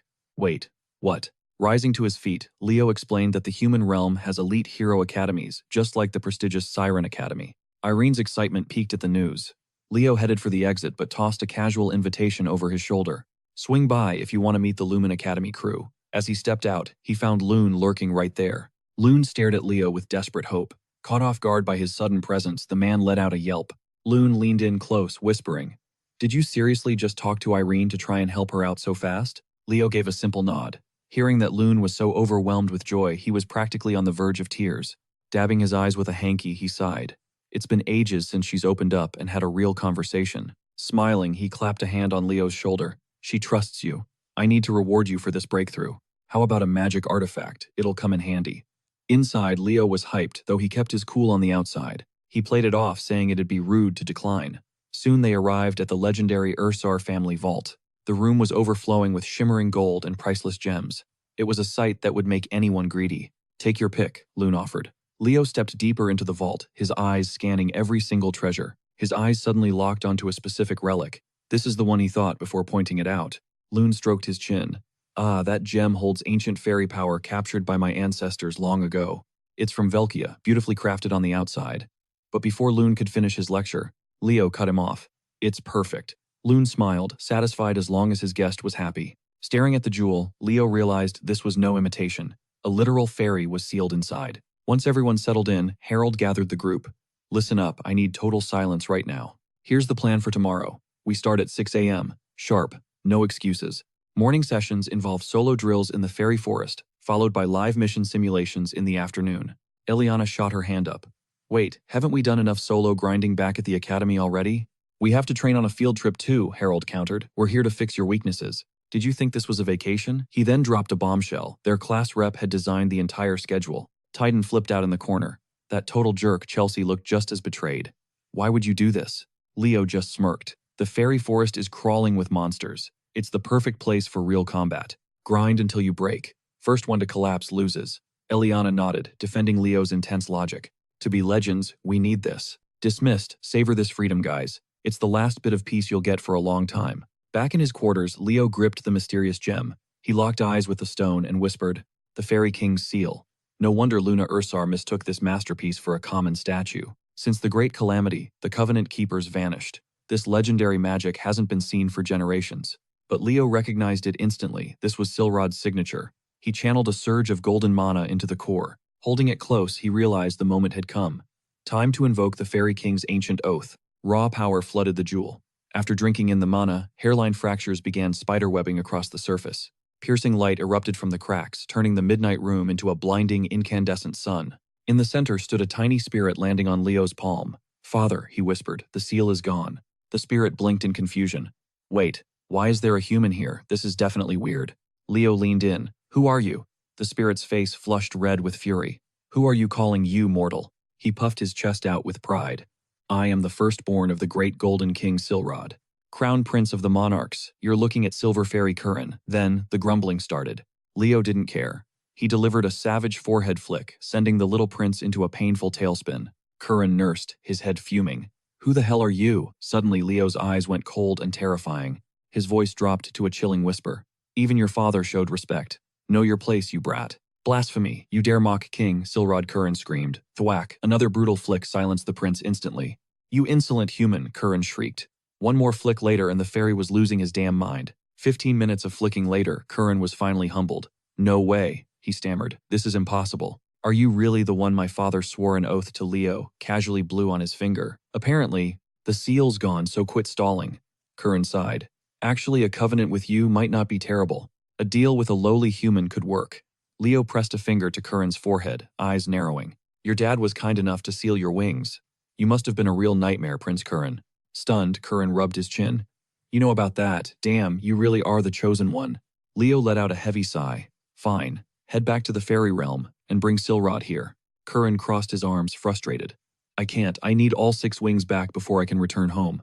Where's the first one then? Curran nodded. In the ancient fairy forest. Our lost homeland. Leo smirked. Fate really had delivered Silrod's own kid right to his doorstep. When Curran tried to act bossy, Leo flicked him again. Don't you dare get cheeky with me. Fast forward a few days, the squad trekked into the snow-covered fairy forest for some serious training. Everyone's jaws dropped at the sight, but Instructor Harry kept his cool like it was nothing special. There was. Chelsea slumped on the ground. No way, she whined. They won using just wind magic.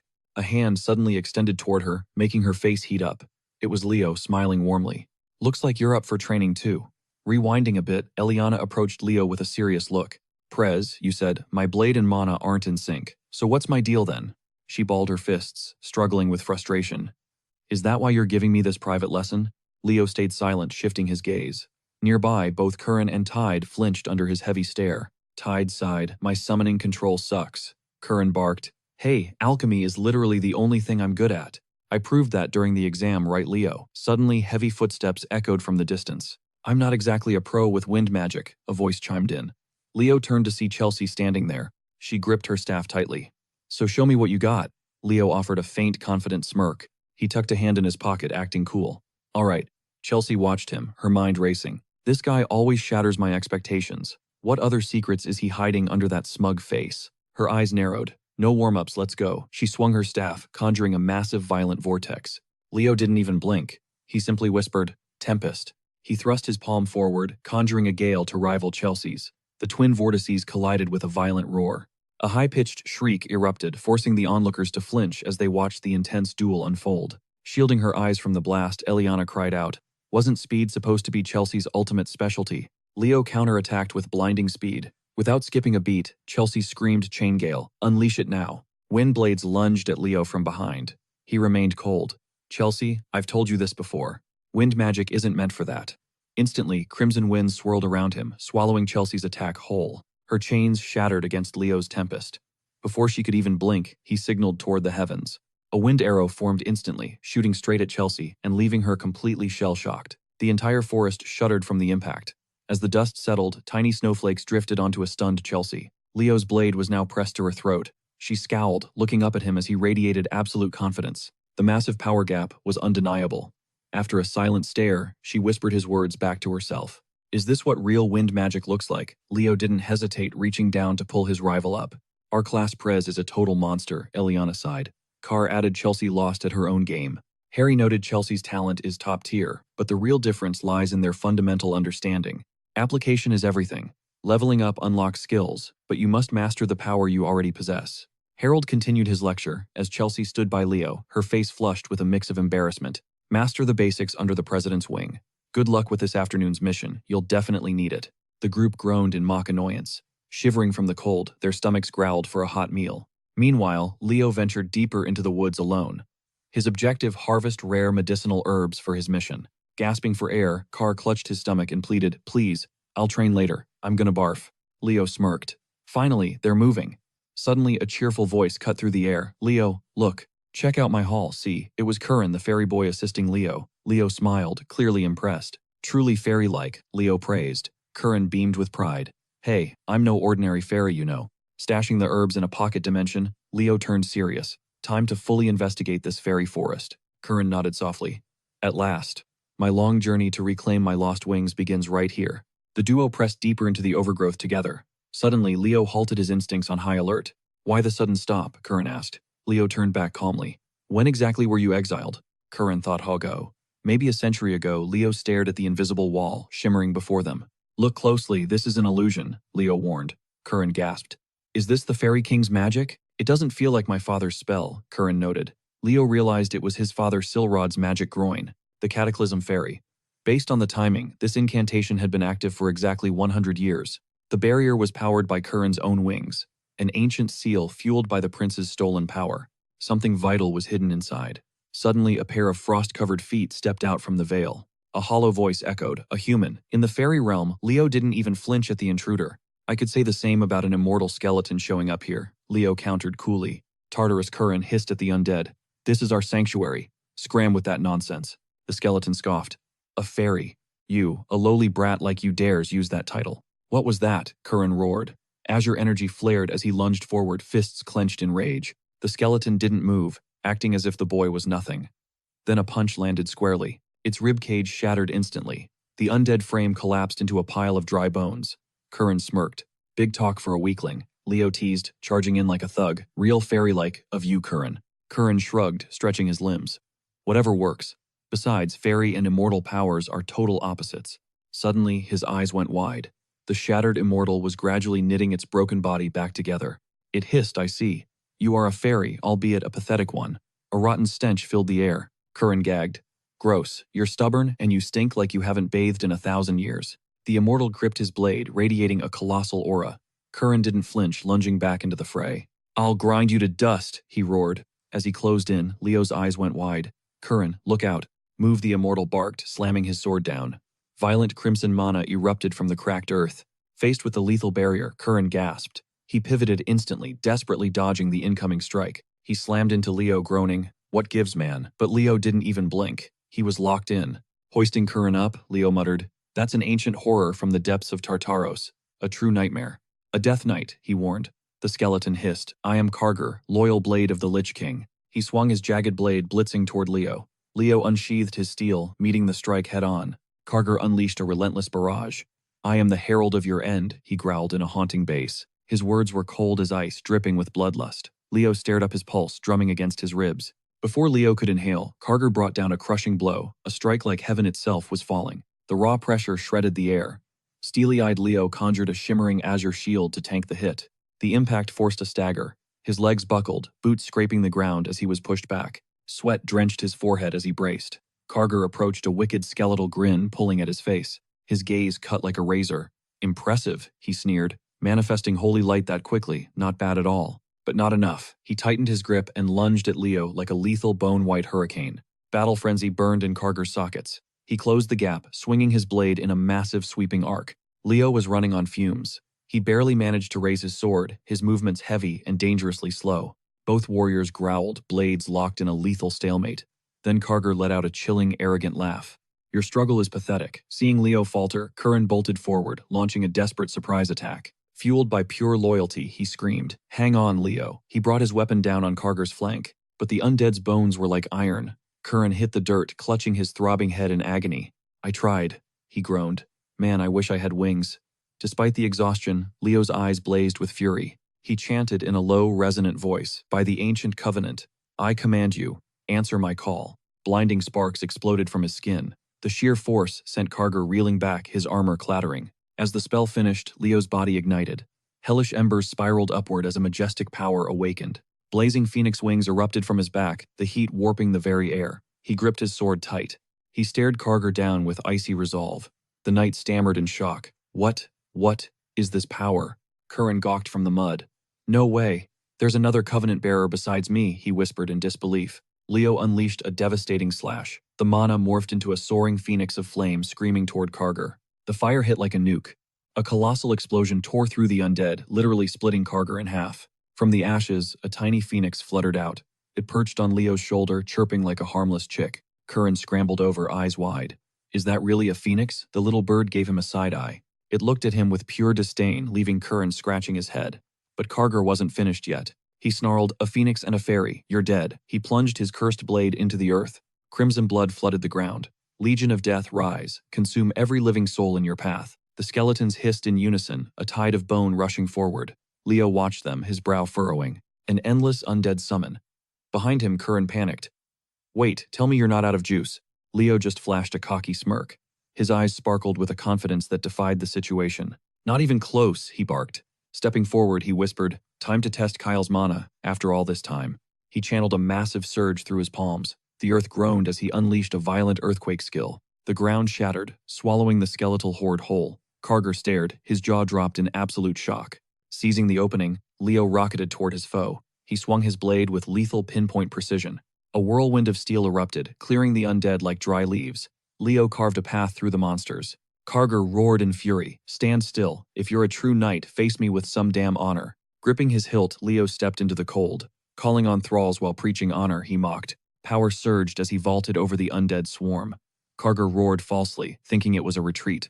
Amidst the chaos, Leo whispered gently to Karen, "Stop fighting." Both of you head inside now. After a quick dash, Leo finally paused to catch his breath. This should be far enough, he muttered. Suddenly, heavy thuds vibrated through the air. A lone undead appeared snarling through its rotted teeth. Leo unsheathed his blade instantly. One swift arc and the stray monster was reduced to bloody dust. Suddenly, a cold blade whistled toward his neck. Are you the master of these ghouls, human? No, I am a student under Lumen, Leo snapped back. I have no ties to these corpses. Recognizing the Saren Academy uniform, Leo tried to explain, but the assailant lunged with a war cry. Cut the lies, necromancer, the boy yelled. Leo danced around the strike with effortless, lethal grace. With a sharp thud, Leo's pommel buried into the man's gut, leaving him gasping in agony. That is quite enough, a melodic voice drifted from the shadows. A red-haired girl emerged, gaze sincere. Forgive his brashness. I am Lunia El Lunda, a Saren first year. We are not all this hot-headed. Leo gave a curt nod. Apology taken. What brings Saren's elite to the Berkia forest outskirts? Field maneuvers, she explained. Leo turned to leave. Understood. I have a report for my professor. As he vanished, Lunia whispered a soft blessing. May the spirits of Berkia guide your path. Leo frowned, racking his brain as he walked. Lunia El Lunda. Where have I heard that name? Meanwhile, Lunia was tearing into the trainee. You are the worst. Stop embarrassing us with your stupidity. Such chaos was typical for Berkia. Later, Leo and Professor Herod stood before the high-ranking loon. They discussed the Death Knight. Could ancient tragedies be resurfacing within the sanctuary's holy grounds? The corruption is faint, Herod argued, and Leo is not one to spin tall tales. Ignorance can be just as deceptive as a lie, Loon countered. Just then, a new figure entered.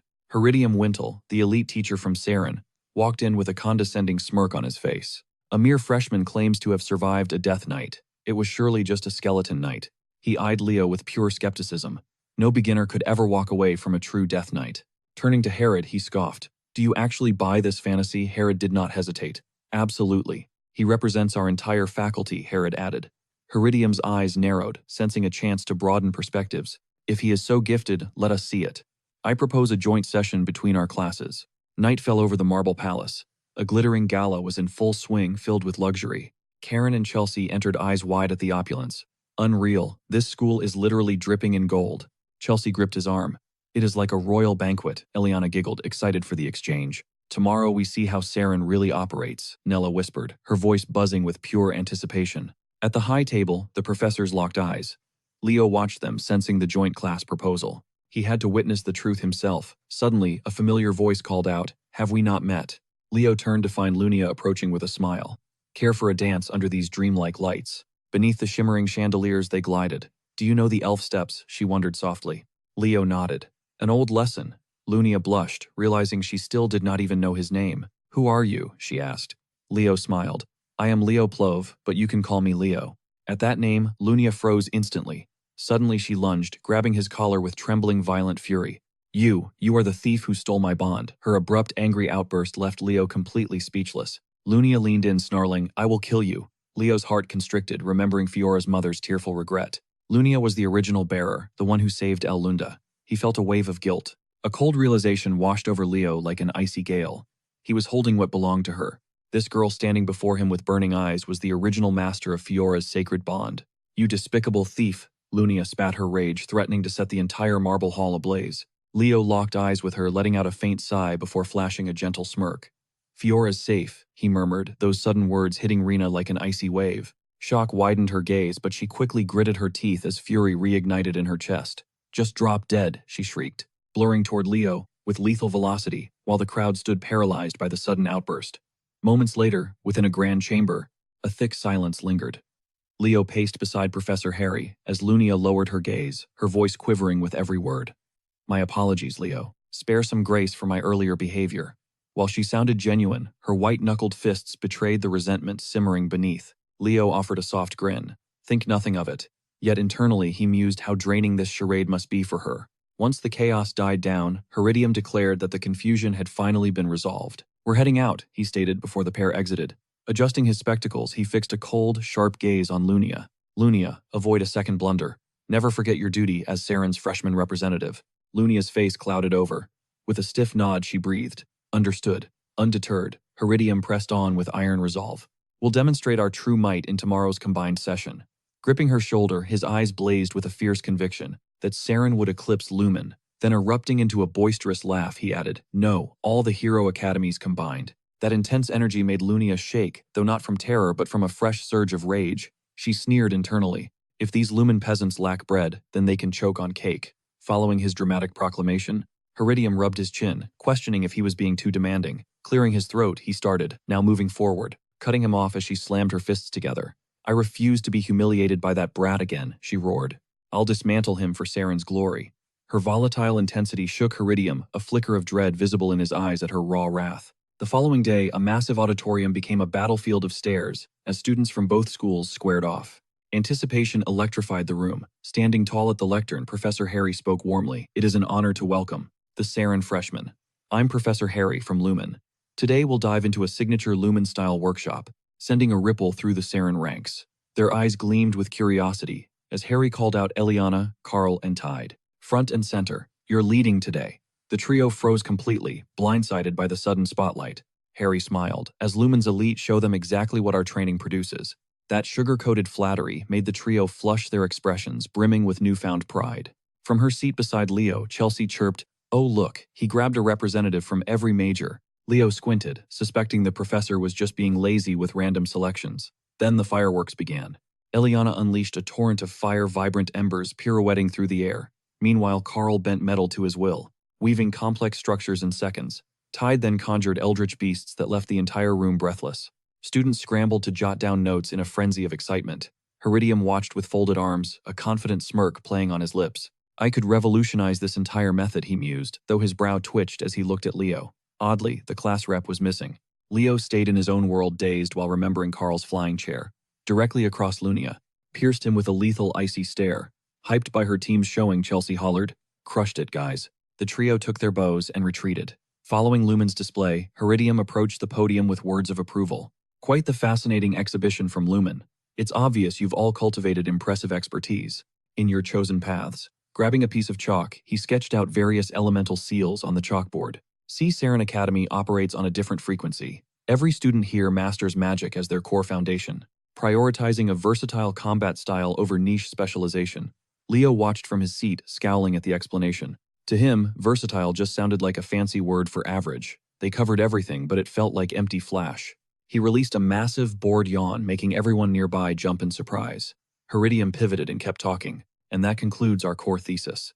He shot a look at Leo, wondering, why is this kid acting so smug? Claiming he fought a death knight when his grades are trash. His voice boomed, "That's enough lecturing." Raising his palm, a shimmering golden crystal materialized before his chest. "Behold, the true heart of Saren. We are born of mana," he proclaimed. Flooding the gem with energy, he launched it skyward where it shattered into 1,000 shards. They bathed the entire hall in a blinding radiance, forcing a collective gasp from the crowd. This is spirit art, the ancient magic of the ancestors. Witness our legacy, star spirit magic. He gestured toward the board. This ancient formula is Goddess Luna's greatest legacy, the bedrock of all spirit art. Modern spells are just pale imitations of this origin, right? A lone hand suddenly shot up from the back. It was Leo. Heridium's gaze landed on the class president, who offered a nonchalant smile, seemingly bored. Then he dropped a bombshell. That explanation is completely flawed. His words left Herod and Lunia paralyzed. Every eye locked onto him. Heridium scowled, demanding to know why Leo claimed the magic wouldn't activate. Gasps rippled through the classroom. Heridium scoffed, insisting the spell was merely an incomplete relic of history. He argued scholars restored it perfectly, but Leo knew the truth, the core essence was still missing. The professor had no clue Luna crafted this unique magic specifically for her beloved companion Kyle. Heridium's eyes turned icy. "Since you're such an expert, why don't you show us your superior method?" Sensing a total disaster, Herod sighed and prepared to step in, but Leo moved with absolute resolve. He marched toward the podium, thinking to himself that this so-called ancient magic was a joke. While they studied copies, he held the true essence Luna gave him before his previous life ended. Perhaps destiny brought them here. Herod watched sweating, knowing spirit arts were the pride of ancients. One wrong move could ignite a diplomatic disaster. Leo ignored the stakes and approached the workstation. His fingers danced, manipulating mana with surgical precision. Students whispered, baffled by the mysterious unseen formula. It looked like spirit art, yet felt completely different. "I'm finished, sir," Leo announced with cool confidence. As the mana pulsed flawlessly, Heridium's composure shattered. Tears blurred his vision as his entire body trembled. "What is this miracle?" he gasped. In a flash, we see the past, Kyle asking Luna that same question. Luna beamed with pride, declaring she'd finally perfected a special technique just for Kyle's eyes only. It was the blooming transference. Suddenly, a radiant golden blossom manifested in Leo's palm, glowing divinely. The spectacle left the entire class paralyzed in awe. Below them, Eliana couldn't suppress her pure excitement. She cheered loudly, shouting that their president had just pulled off something legendary. Beside her, Nella smiled. Nella nodded in agreement, her eyes shining with pride. Meanwhile, Lunia stared in pure hateful disbelief. Her mind raced. What was happening? Why was the elite Professor Heridium suddenly having a total meltdown? She watched him fall to his knees, tears streaming down his face as he stared in absolute reverence. This is exquisite, he choked out. How many elemental layers are hidden within this one single spell? Is it really just for growing flowers? Leo stood tall, his confidence radiating as he began explaining. It's far deeper. During the Great Calamity, flowers were extinct. To the Founder Nebula, they were everything. A heavy silence fell. Leo remembered Kyle touching a similar golden glow, questioning its actual combat use. It's useless for fighting, isn't it? He'd asked. But Luna only smiled, her eyes sparkling like stars. She dreamt of a world blooming again. Back in reality, Heridium remained mesmerized by the glowing masterpiece. The Founder's truth is right here, he whispered. Then he snapped back, demanding to know Leo's true identity. Leo leaned in close, whispering his name into the stunned professor's ear with a calm, smooth warmth. I'm Leo Plow, a self-taught mage who decoded the essence of magic through ancient forgotten scrolls. I simply study everything and have a natural knack for it. Heridium could only stare in pure shock. Are you sure you aren't related to the elves? He stammered. Leo just gave a mysterious knowing grin. Professor Herod stepped forward, clearing his throat awkwardly as he signaled the end of the shocking lesson. My student clearly took this win. Let's keep this quiet for now, he added, with a serious look. Heridium, still reeling, admitted he might have been too arrogant. But then he grabbed Herod's hand with desperation. Can we negotiate? He pleaded. I need to transfer this student to my academy immediately. What Herod shouted. As they headed back later, the atmosphere was more electric than it had ever been. Professor Herod, maybe I was reaching, he stammered. Suddenly, he invaded the man's space. Seizing Herod's hand with wild energy, he pleaded, could we negotiate Leo's transfer to our academy? This curveball left Professor Herod totally floored. Who gasped, huh? Later, the squad headed back, the vibes more electric than ever before. Eliana and Chelsea, a duo of pure energy, debuted their culinary creations. Chelsea, grinning ear to ear, unveiled a pot of mysterious purple fish. A pungent odor so intense it cleared the room, erupted as she proudly announced the specialty of Llewellyn. Refusing to be eclipsed, Eliana presented a bizarre-looking salad shrouded in mystery, greeting everyone with a radiant, chirpy smile. She claimed only one soul would survive her lethal risotto. Witnessing the culinary chaos, Leo, Tide, and Nella felt pure dread. Their faces twisted in panic. Leo's voice trembled as he muttered to Tide that this was the Lumen Branch's worst nightmare. Tide's face turned ghostly pale. He wondered if any alternatives existed while Nella stood behind them, visibly distressed. Frowning, she softly mentioned having some leftover elf bread. But before the group could even blink, action struck. Eliana moved with lightning speed, shoving a massive spoonful into Car's mouth with a dazzling, terrifyingly bright expression. As he swallowed, Car's body shook violently. Sweat poured off him like a waterfall, while his eyes widened in sheer panic. Seeing his resistance, Eliana's brow furrowed. She snapped at the idiot for hesitating. Meanwhile, from a distance, the elderly loon watched. He let out a hearty laugh at the students' chaotic energy, enjoying their happiness. Beside him, Professor Herod looked confused. Scratching his head, the professor whispered a question about the class president. Understanding the cue, Leo immediately faced the crowd. Just as Leo prepared to depart, Loon's voice cut through the air. Wait, he commanded, his tone suddenly turning sharp and serious. He informed them that the El Solvicia Assembly had finalized a grave decision concerning the shadowy Death Knight orders. The news made Leo's heart skip a beat. Loon continued, confirming that multiple wraiths had been detected in the region. Death Knight signatures were appearing within the fairy forest. Consequently, the Lumen and Saren academies must now join forces. Their mission is to investigate the forest's anomalies, though the lack of experience among first-year students makes this incredibly perilous. Behind the door, Eliana, Chelsea, and Nella overheard the news. Instead of fear, their faces flushed with pure excitement. Their eyes shimmered with a thrill so intense they looked ready to burst. Inside the room, Loon's explanation continued. He proposed that Saren's first-year elites should accompany them on the mission. Without a second of doubt, Leo questioned the motive. Did the High Council travel this far just for a simple request? Loon shook his head, his smile becoming enigmatic. He admitted he actually came for Leo himself. Right then, Irene peered through the door with a shy, hesitant gaze. Her face glowed a soft crimson. Spotting her, Leo stepped toward the exit, greeting her with a warm, welcoming smile. He asked how she had been. Stuttering, Irene explained she took this chance because she promised to visit. Chelsea noticed her instantly. Declaring Irene was absolutely precious, the girls swarmed her. Chelsea excitedly demanded to know her name and background. She asked why Iron missed the exchange event, while Ileana looked at Leo, wondering how they even knew each other. Nella simply watched with a gentle smile, calling her adorable. The overwhelming attention caused Iron's face to burn bright red. She felt like she might turn to stone as her head spun from the endless questions. Finally, she couldn't take it anymore. Mumbling a quick apology, she bolted upstairs, leaving Chelsea and Eliana completely stunned. Chelsea wondered if they had offended her. Eliana tilted her head, questioning if she was just extremely introverted. Watching this, Loon turned to Leo with a hushed voice. "I'm putting my trust in you," he said. Leo nodded silently, his eyes fixed on the balcony where Iron sat alone. Suddenly, a warm coat settled over her shoulders, startling her. Leo stood there, his smile as comforting as the midday sun. Irene shyly asked if he was cold, but he confidently brushed it off. Then his voice dropped to a soft, serious tone. He asked why she had truly abandoned Saren Academy. The question hit home, making Iron's eyes turn distant and somber. She whispered that she simply wasn't hero material. Surprised by her lack of self-worth, Leo asked her to explain why. In a voice thick with emotion, she described how Saren had overwhelmed her.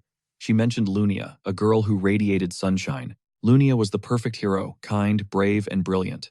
Irene had spent her life trying to walk in her footsteps. She pushed herself to join the advanced class, but during the crucial evaluation, she committed a catastrophic blunder. She was certain Lunia would despise her for it. Leo listened in a thoughtful silence, looking at the fragile girl before him. He told her she wasn't someone to be hated, and Lunia wasn't the type to hold a grudge over something small. He asked if she enjoyed the legends of Verkia.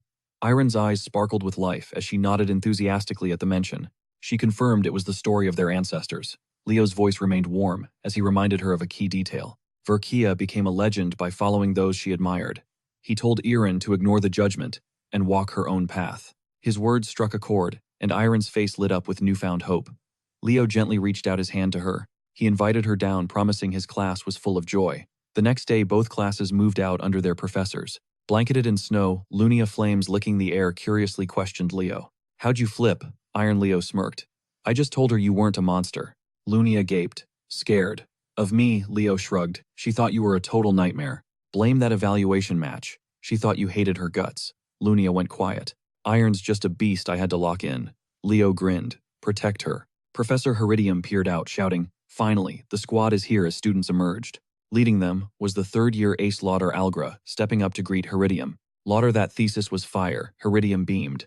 Leo noticed Lauder's suspicious ring. "Who's the main character?" Leo whispered. Lunia replied, "Lauder, the legendary third-year rep. He was a total sleeper until year 2, then suddenly evolved into a beast." "Sudden power spike," Leo mused. Heridium then gathered everyone for the mission briefing. "Group mission time. Each squad gets first years, led by one elite senior," Heridium announced. Group 1, Leo Lunia Lauder. Hearing that, Leo felt a cold shiver. Rigged. Leo navigated the thick brush, ancient trees swallowing the sun as they pushed deeper, eyes scanning every shadow he moved like a predator through the eerie, silent woods. Bad vibes were creeping in. While Leo stayed frosty, Lunia was visibly malting. Gritting her teeth, she hissed, "Seriously, this is actually the worst." She remembered Heridium's petty insults, praying they wouldn't fail. Rage burned inside her. Glaring at Leo, she barked, "Why am I stuck with a low-life thief?" Leo didn't flinch, a cocky smirk dancing on his lips. Still with the labels. "You're obsessed," he teased. Lunia's face turned scarlet, her fists trembling with fury. "In your dreams, I'll never accept you as Fiora's contractor," Leo just shrugged. "It's for your own good," he murmured, leaving a flustered Lunia dead in her tracks. "Let's check the map." Various survey teams were scattered across the frozen forest. Leo's squad went deep, while Chelsea hit the humid giant octopus habitat. Eliana's team hunted rare herbs. Nella's squad guarded the ancient towering yew trees. Tide held the entrance. Scanning the area, Lunia realized a teammate had vanished. She frowned. "Hey, where'd the senior go? We're supposed to stick together." Leo dropped low, his fingers brushing the frozen earth, searching for a hidden truth. He recalled Lauder's excuse, "I'll scout ahead, catch me in the forest center." Suddenly, his hand tingled. Strange purple mana was bleeding through the thick snow. A menacing ancient power radiated upwards. Behind him, Lunia was still completely clueless. "Where are the immortals?" she puzzled. "Last time they were everywhere." Leo narrowed his eyes. "Looks the same, but look closer. Something's off." He remembered hitting an invisible wall earlier. Curran had whispered, "This is Fey magic. It's a fake, an illusion, but not like my father's." Leo sensed a dark anomaly. A curse of death was rotting the land. Something foul and ancient had awakened. Only a survivor of the Great Calamity would recognize this stench of Tartarus. But the loyal commander wouldn't move alone. This was something much bigger. Karger was the real threat. Suddenly, Leo bolted upright, his senses screaming. Something's here, he growled. In Silrod's protected lands, Lunia watched him puzzled. What? You sensing something? Before he answered, heavy footsteps crunched the snow. Heads up, he roared, unsheathing his blade as adrenaline surged through his veins. He braced for impact, but a smooth, familiar voice suddenly shattered the silence. Progress report Lauder stepped from the gloom wearing that same friendly mask. Leo and Lunia, gasped Senior Lothar. He strolled closer, a chill-inducing grin plastered on his face. Any undead sightings, he prodded. Lunia exhaled, her tension melting. No, you totally spooked me. They'd found nothing. Leo clicked his blade home, tracking Lothar's every move before offering a handshake. Contact. An eerie cold pulse radiated from the obsidian band on the senior's finger. That ring. Leo's mind raced, but Lothar cut him off instantly. Don't overthink it. With a cryptic smirk, Lothar claimed, no immortals here, let alone death knights. But nice effort. Freshmen are always so restless, he sighed. Don't you know the rules of high-tier undead? Creatures like death knights vanish the moment their summoner runs low on mana, meaning a death knight equals a hidden demon summoner. Lunia's brow furrowed in confusion. Demons here. In the heart of the capital, Lothar leaned in, wagging a finger mockingly. You're Saren students. Surely you know the celestial barriers protecting the city. Lunia nodded. Grandmaster Luna's magic. It's demon-proof. Leo's voice suddenly cut through the air. Summoners don't just use demons. Other entities like corrupted fairies wield dark power too. Silence fell. Lothar's lips curled into a sharp, knowing grin at Leo's deduction. Bold theory. You clearly underestimate the Alliance's pride. He turned his coat, fluttering. Finish up and meet at the gate. Leo watched him go, eyes narrowing with suspicion. He's hunting for something, Leo muttered. Beside him, Lunia felt the same unsettling vibe. Later at the dorms, bathed in dim amber light, the air was thick with unease. No sign of the Death Knight on your end either, Tide asked, breaking the silence. Carr slumped back, looking bored out of his mind. Forget the night we found 0 undead. Bam Chelsea slammed the table, her eyes practically sparking with chaotic energy. That's super sus, she barked. The president reported them, but they just, poof, gone. Carr just smirked, waving her off. Whatever. I'm hitting the sack. I'm drained. Chelsea wasn't having it. She lunged, snagging his tie and yanking him back. Wait up. Meanwhile, Leo had already vaulted out his window, landing as silently as a shadow. He ghosted toward the Saren Academy Hotel, the moonlight painting the walls in silver. He slipped inside a room, his gaze locking onto a notebook sitting on Lothar's desk. So he really did sneak out, Leo whispered, his eyes snagging a map nearby. A crimson circle marked the forbidden entrance to the Fey lands. Well, this is interesting. What the heck are you doing? Lunia's voice hissed from behind, startling the life out of him. Leo pivoted instantly, slamming his hand over her mouth to muffle her shout. Zip it, he hissed. Once her panic subsided, she glared at him, clearly fuming. I knew you were acting shady. What's the plan here, Leo? He lowered his voice. I followed Lothar, but he's already gone, likely heading straight for the Fey forest. Suddenly, heavy boots echoed in the hall. I thought you said he was asleep, a voice growled. Their eyes locked pure adrenaline. They were about to get busted. Leo didn't hesitate. He scooped Lunia up and launched them both out the window. Across the way, Irene was reading when the commotion outside broke her concentration. She rushed to the glass and froze. There was Leo carrying Lunia in a bridle hold. Wait, Leo and Lunia. Her heart skipped as the book slipped from her trembling fingers. Her mind went into overdrive, imagining a cinematic protective Leo gazing into Lunia's eyes. Let's face the danger together, her fantasy Leo whispered, as they shared a romantic moment. Irene's face turned bright red. A secret forest date. Meanwhile, the real duo entered the woods. The air turned biting cold. Lunia trailed behind, shooting daggers at Leo's back. Done following me. Go back to bed, Leo snapped, annoyed. Do you seriously think Lothar is the culprit? He'd only shown up this morning while that Death Knight was discovered days ago, just as she tried to explain.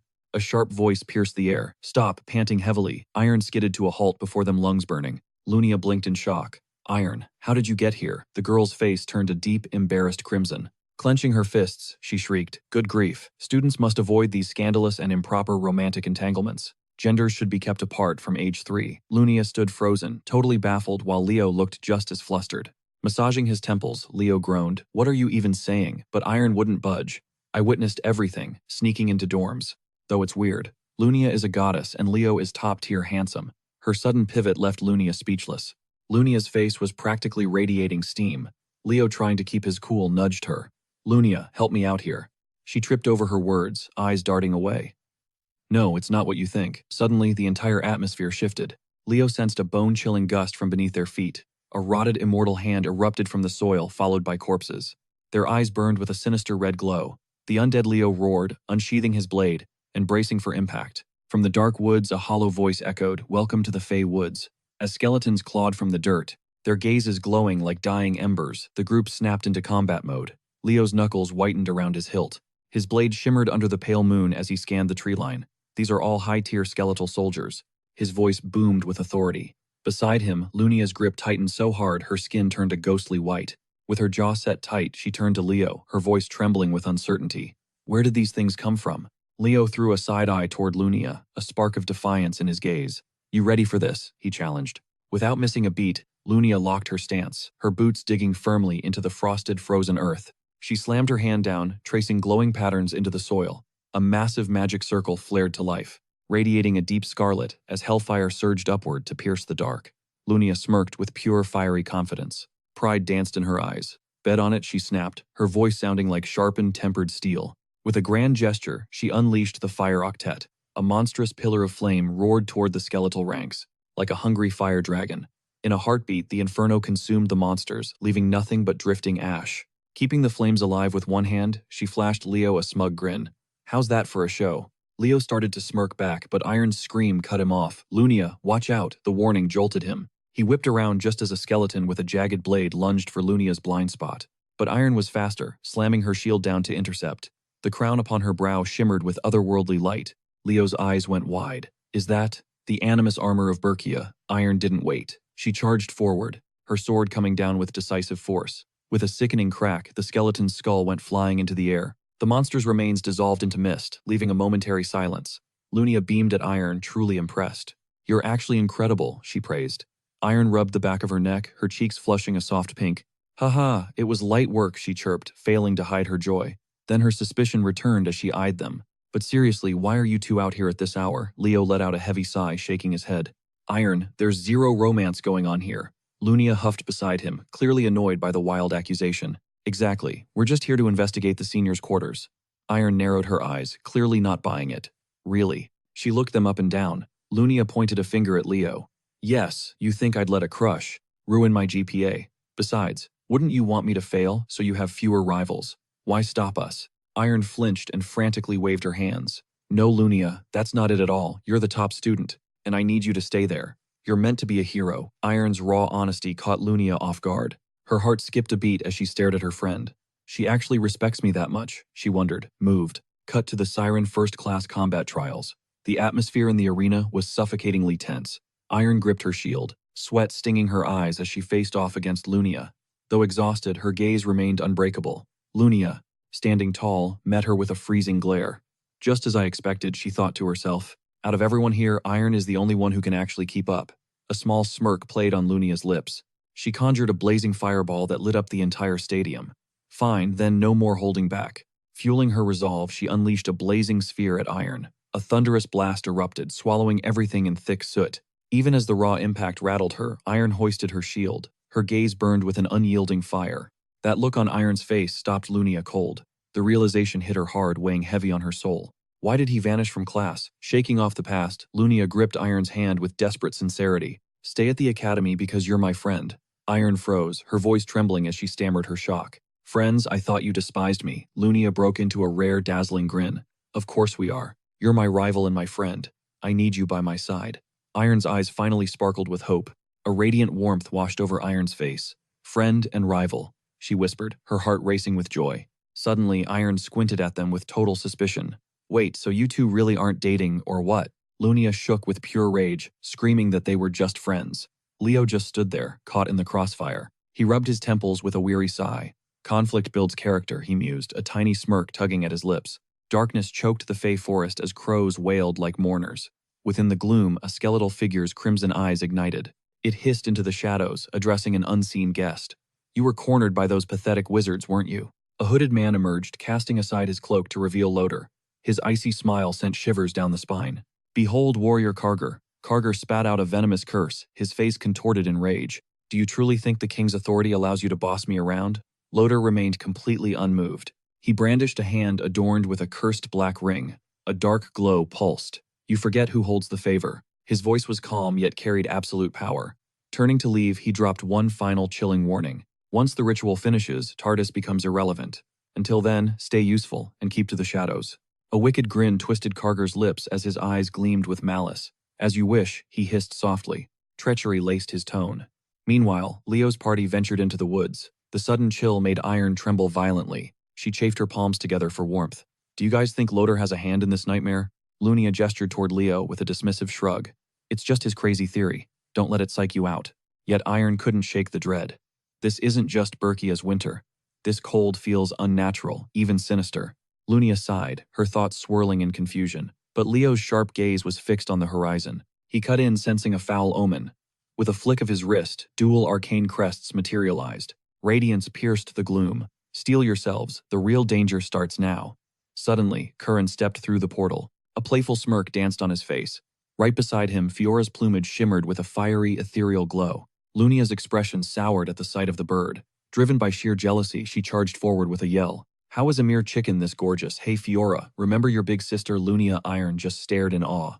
Mesmerized by the tiny duo, Iron asked who they were. Leo beamed, gesturing to the bird on his crown. Meet Fiora, the fledgling phoenix. And over here is Curran, the highborn prince of the Fey realm. Iron gasped, her jaw dropping. A legendary Fey, that's insane. But Leo's expression instantly turned dead serious. Quiet now. We're entering the heart of the woods. It gets bloody from here. Then the onslaught began. Leo carved through the bone legions with surgical precision.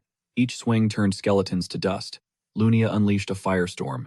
Yet the dead were like parasites crawling from the earth endlessly. Gasping for air, Iron struggled against the tide.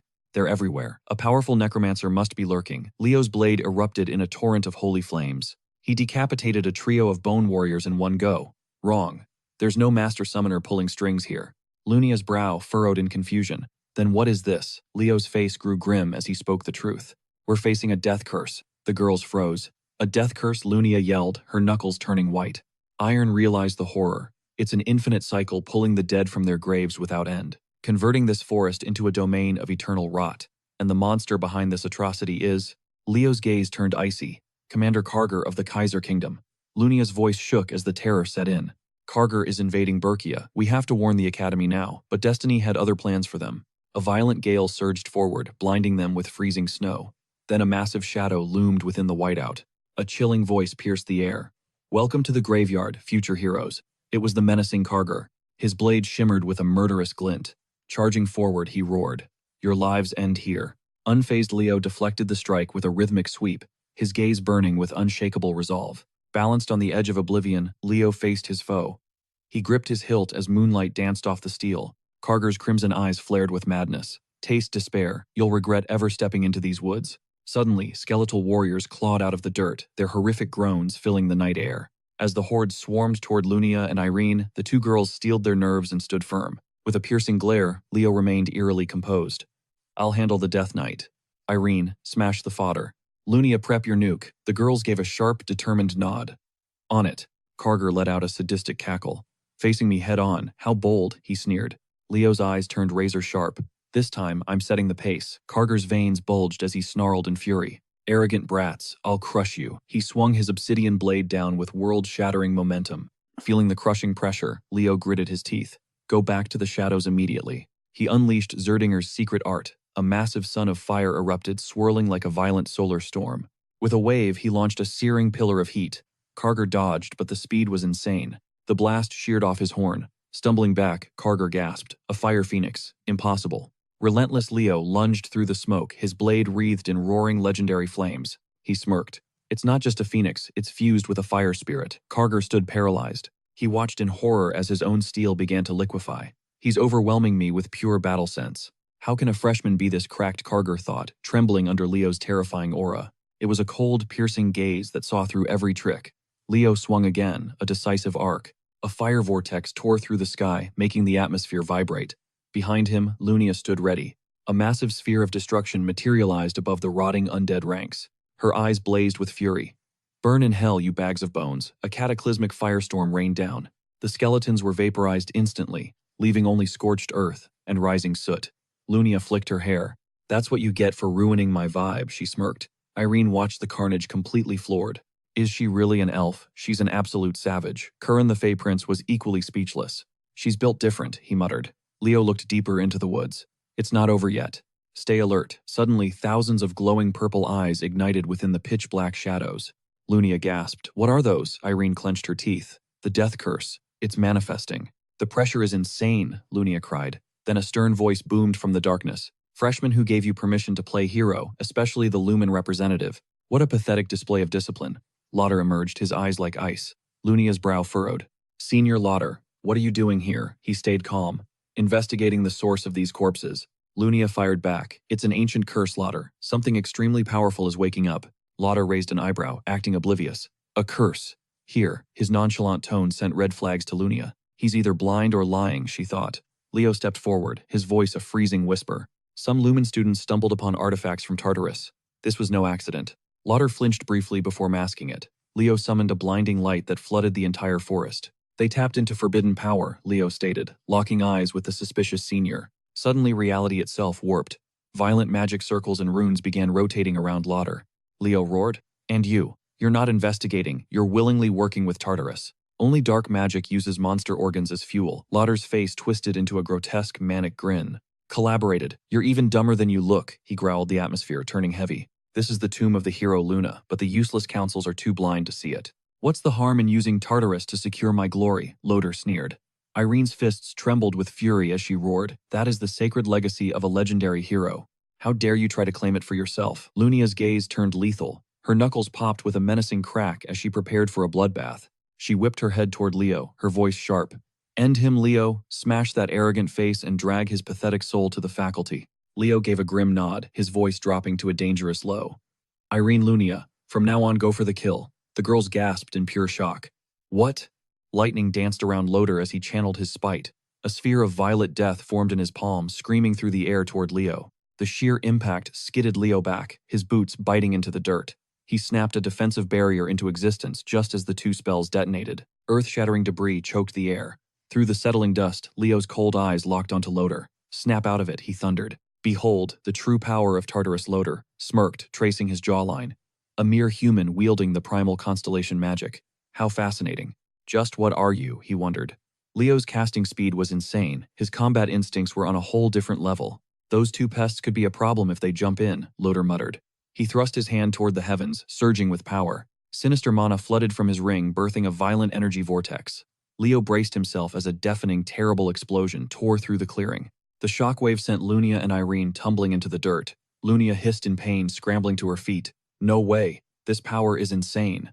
A mere low-tier spell was that devastating. Her blood ran cold as she caught sight of Lauder stalking toward Leo like a predator. 3 ghostly violet orbs swirled around Lauder's fingers. Irene, move. We have to back him up. Irene nodded, charging forward without a second thought. Shield up and blade drawn, she roared. I've got this. But a skeletal nightmare suddenly surged from the ground, barring their path. The undead monster brandished its rusted blade with a hollow roar. Your journey ends in the dirt, little heroes. Lunia's knuckles whitened with rage. In your dreams, bonebag, Lunia snapped. Irene, buy me some time. Irene's eyes blazed with resolve as she prepared to face the beast. Meanwhile, Lauder loomed over Leo with a dead, frozen gaze. Got any final words before I send you to the afterlife? Leo's lips curled into a calm smirk. Senior, you're getting way too cocky. Suddenly, a blur of motion cut through the air. Curran, the Fey Prince. Moving like a bolt of lightning, Curran detonated the orbs right in Lauder's palm. The blast sent Lauder reeling, screaming in startled agony. Leo's eyes glowed, a murderous crimson as he lunged forward. Lauder was now a bloody mess, his body riddled with fresh, jagged wounds. Damn it all, Lauder choked out, cursing under his breath. He looked up, his face pale with pure, unadulterated terror. No, it can't be him. Is it really him? In one fluid, lethal motion, Leo's blade claimed Lauder's head. Curran pumped his fist, cheering wildly from the sidelines. Bullseye, the crazy elf is dead meat, now for that skeleton, but a blinding violet flash suddenly engulfed the entire area. A ruthless magical strike slammed into Curran's back. He let out a gut-wrenching cry of pain as he collapsed to the ground. Lauder casually retrieved his severed head, snapping it back onto his neck with a sickening, grotesque grin. One eye had turned void black. A half-elf summoning beast. You're full of surprises, Leo Plo. His laughter echoed through the woods, dripping with pure killing intent. I'm going to enjoy tearing you apart myself, he hissed. This Death King power, it's absolutely intoxicating. With Lunia's ancestral blood added to the mix. He paused, eyes gleaming with ego. I'll crush every genius that stands in my way. I'll make every talent-blessed brat crawl at my feet. Leo stared back, noticing the darkness beginning to consume Lauder's soul. Demonic corruption was eating him alive. Suddenly, an eerie ink-black aura exploded from Lauder's body, suffocating the very air around them. Die, you insect, he bellowed, thrusting a hand forward. A concentrated sphere of shadow shot toward Leo like a cannonball. Leo braced his blade muscles, tensing for the impact. But then his eyes narrowed as a sudden realization struck his mind. Loader hadn't fully merged with the demonic core yet. Seizing the split-second opening, Leo lunged forward like a starving predator. His blade sang through the air, severing Loader's right arm in a clean arc. The limb hit the earth with a sickening thud. Loader shrieked, clutching his bleeding stump in absolute agony. Leo stepped into his space, his expression turning cold as ice. Power shortcuts don't make up for lack of skill. Go ahead, keep regenerating all you want, Leo taunted. I'll just keep butchering you until your mana runs dry. Loader glared up, his face twisted in a mask of pure demonic fury. Then a raspy, otherworldly voice echoed from the depths of his soul.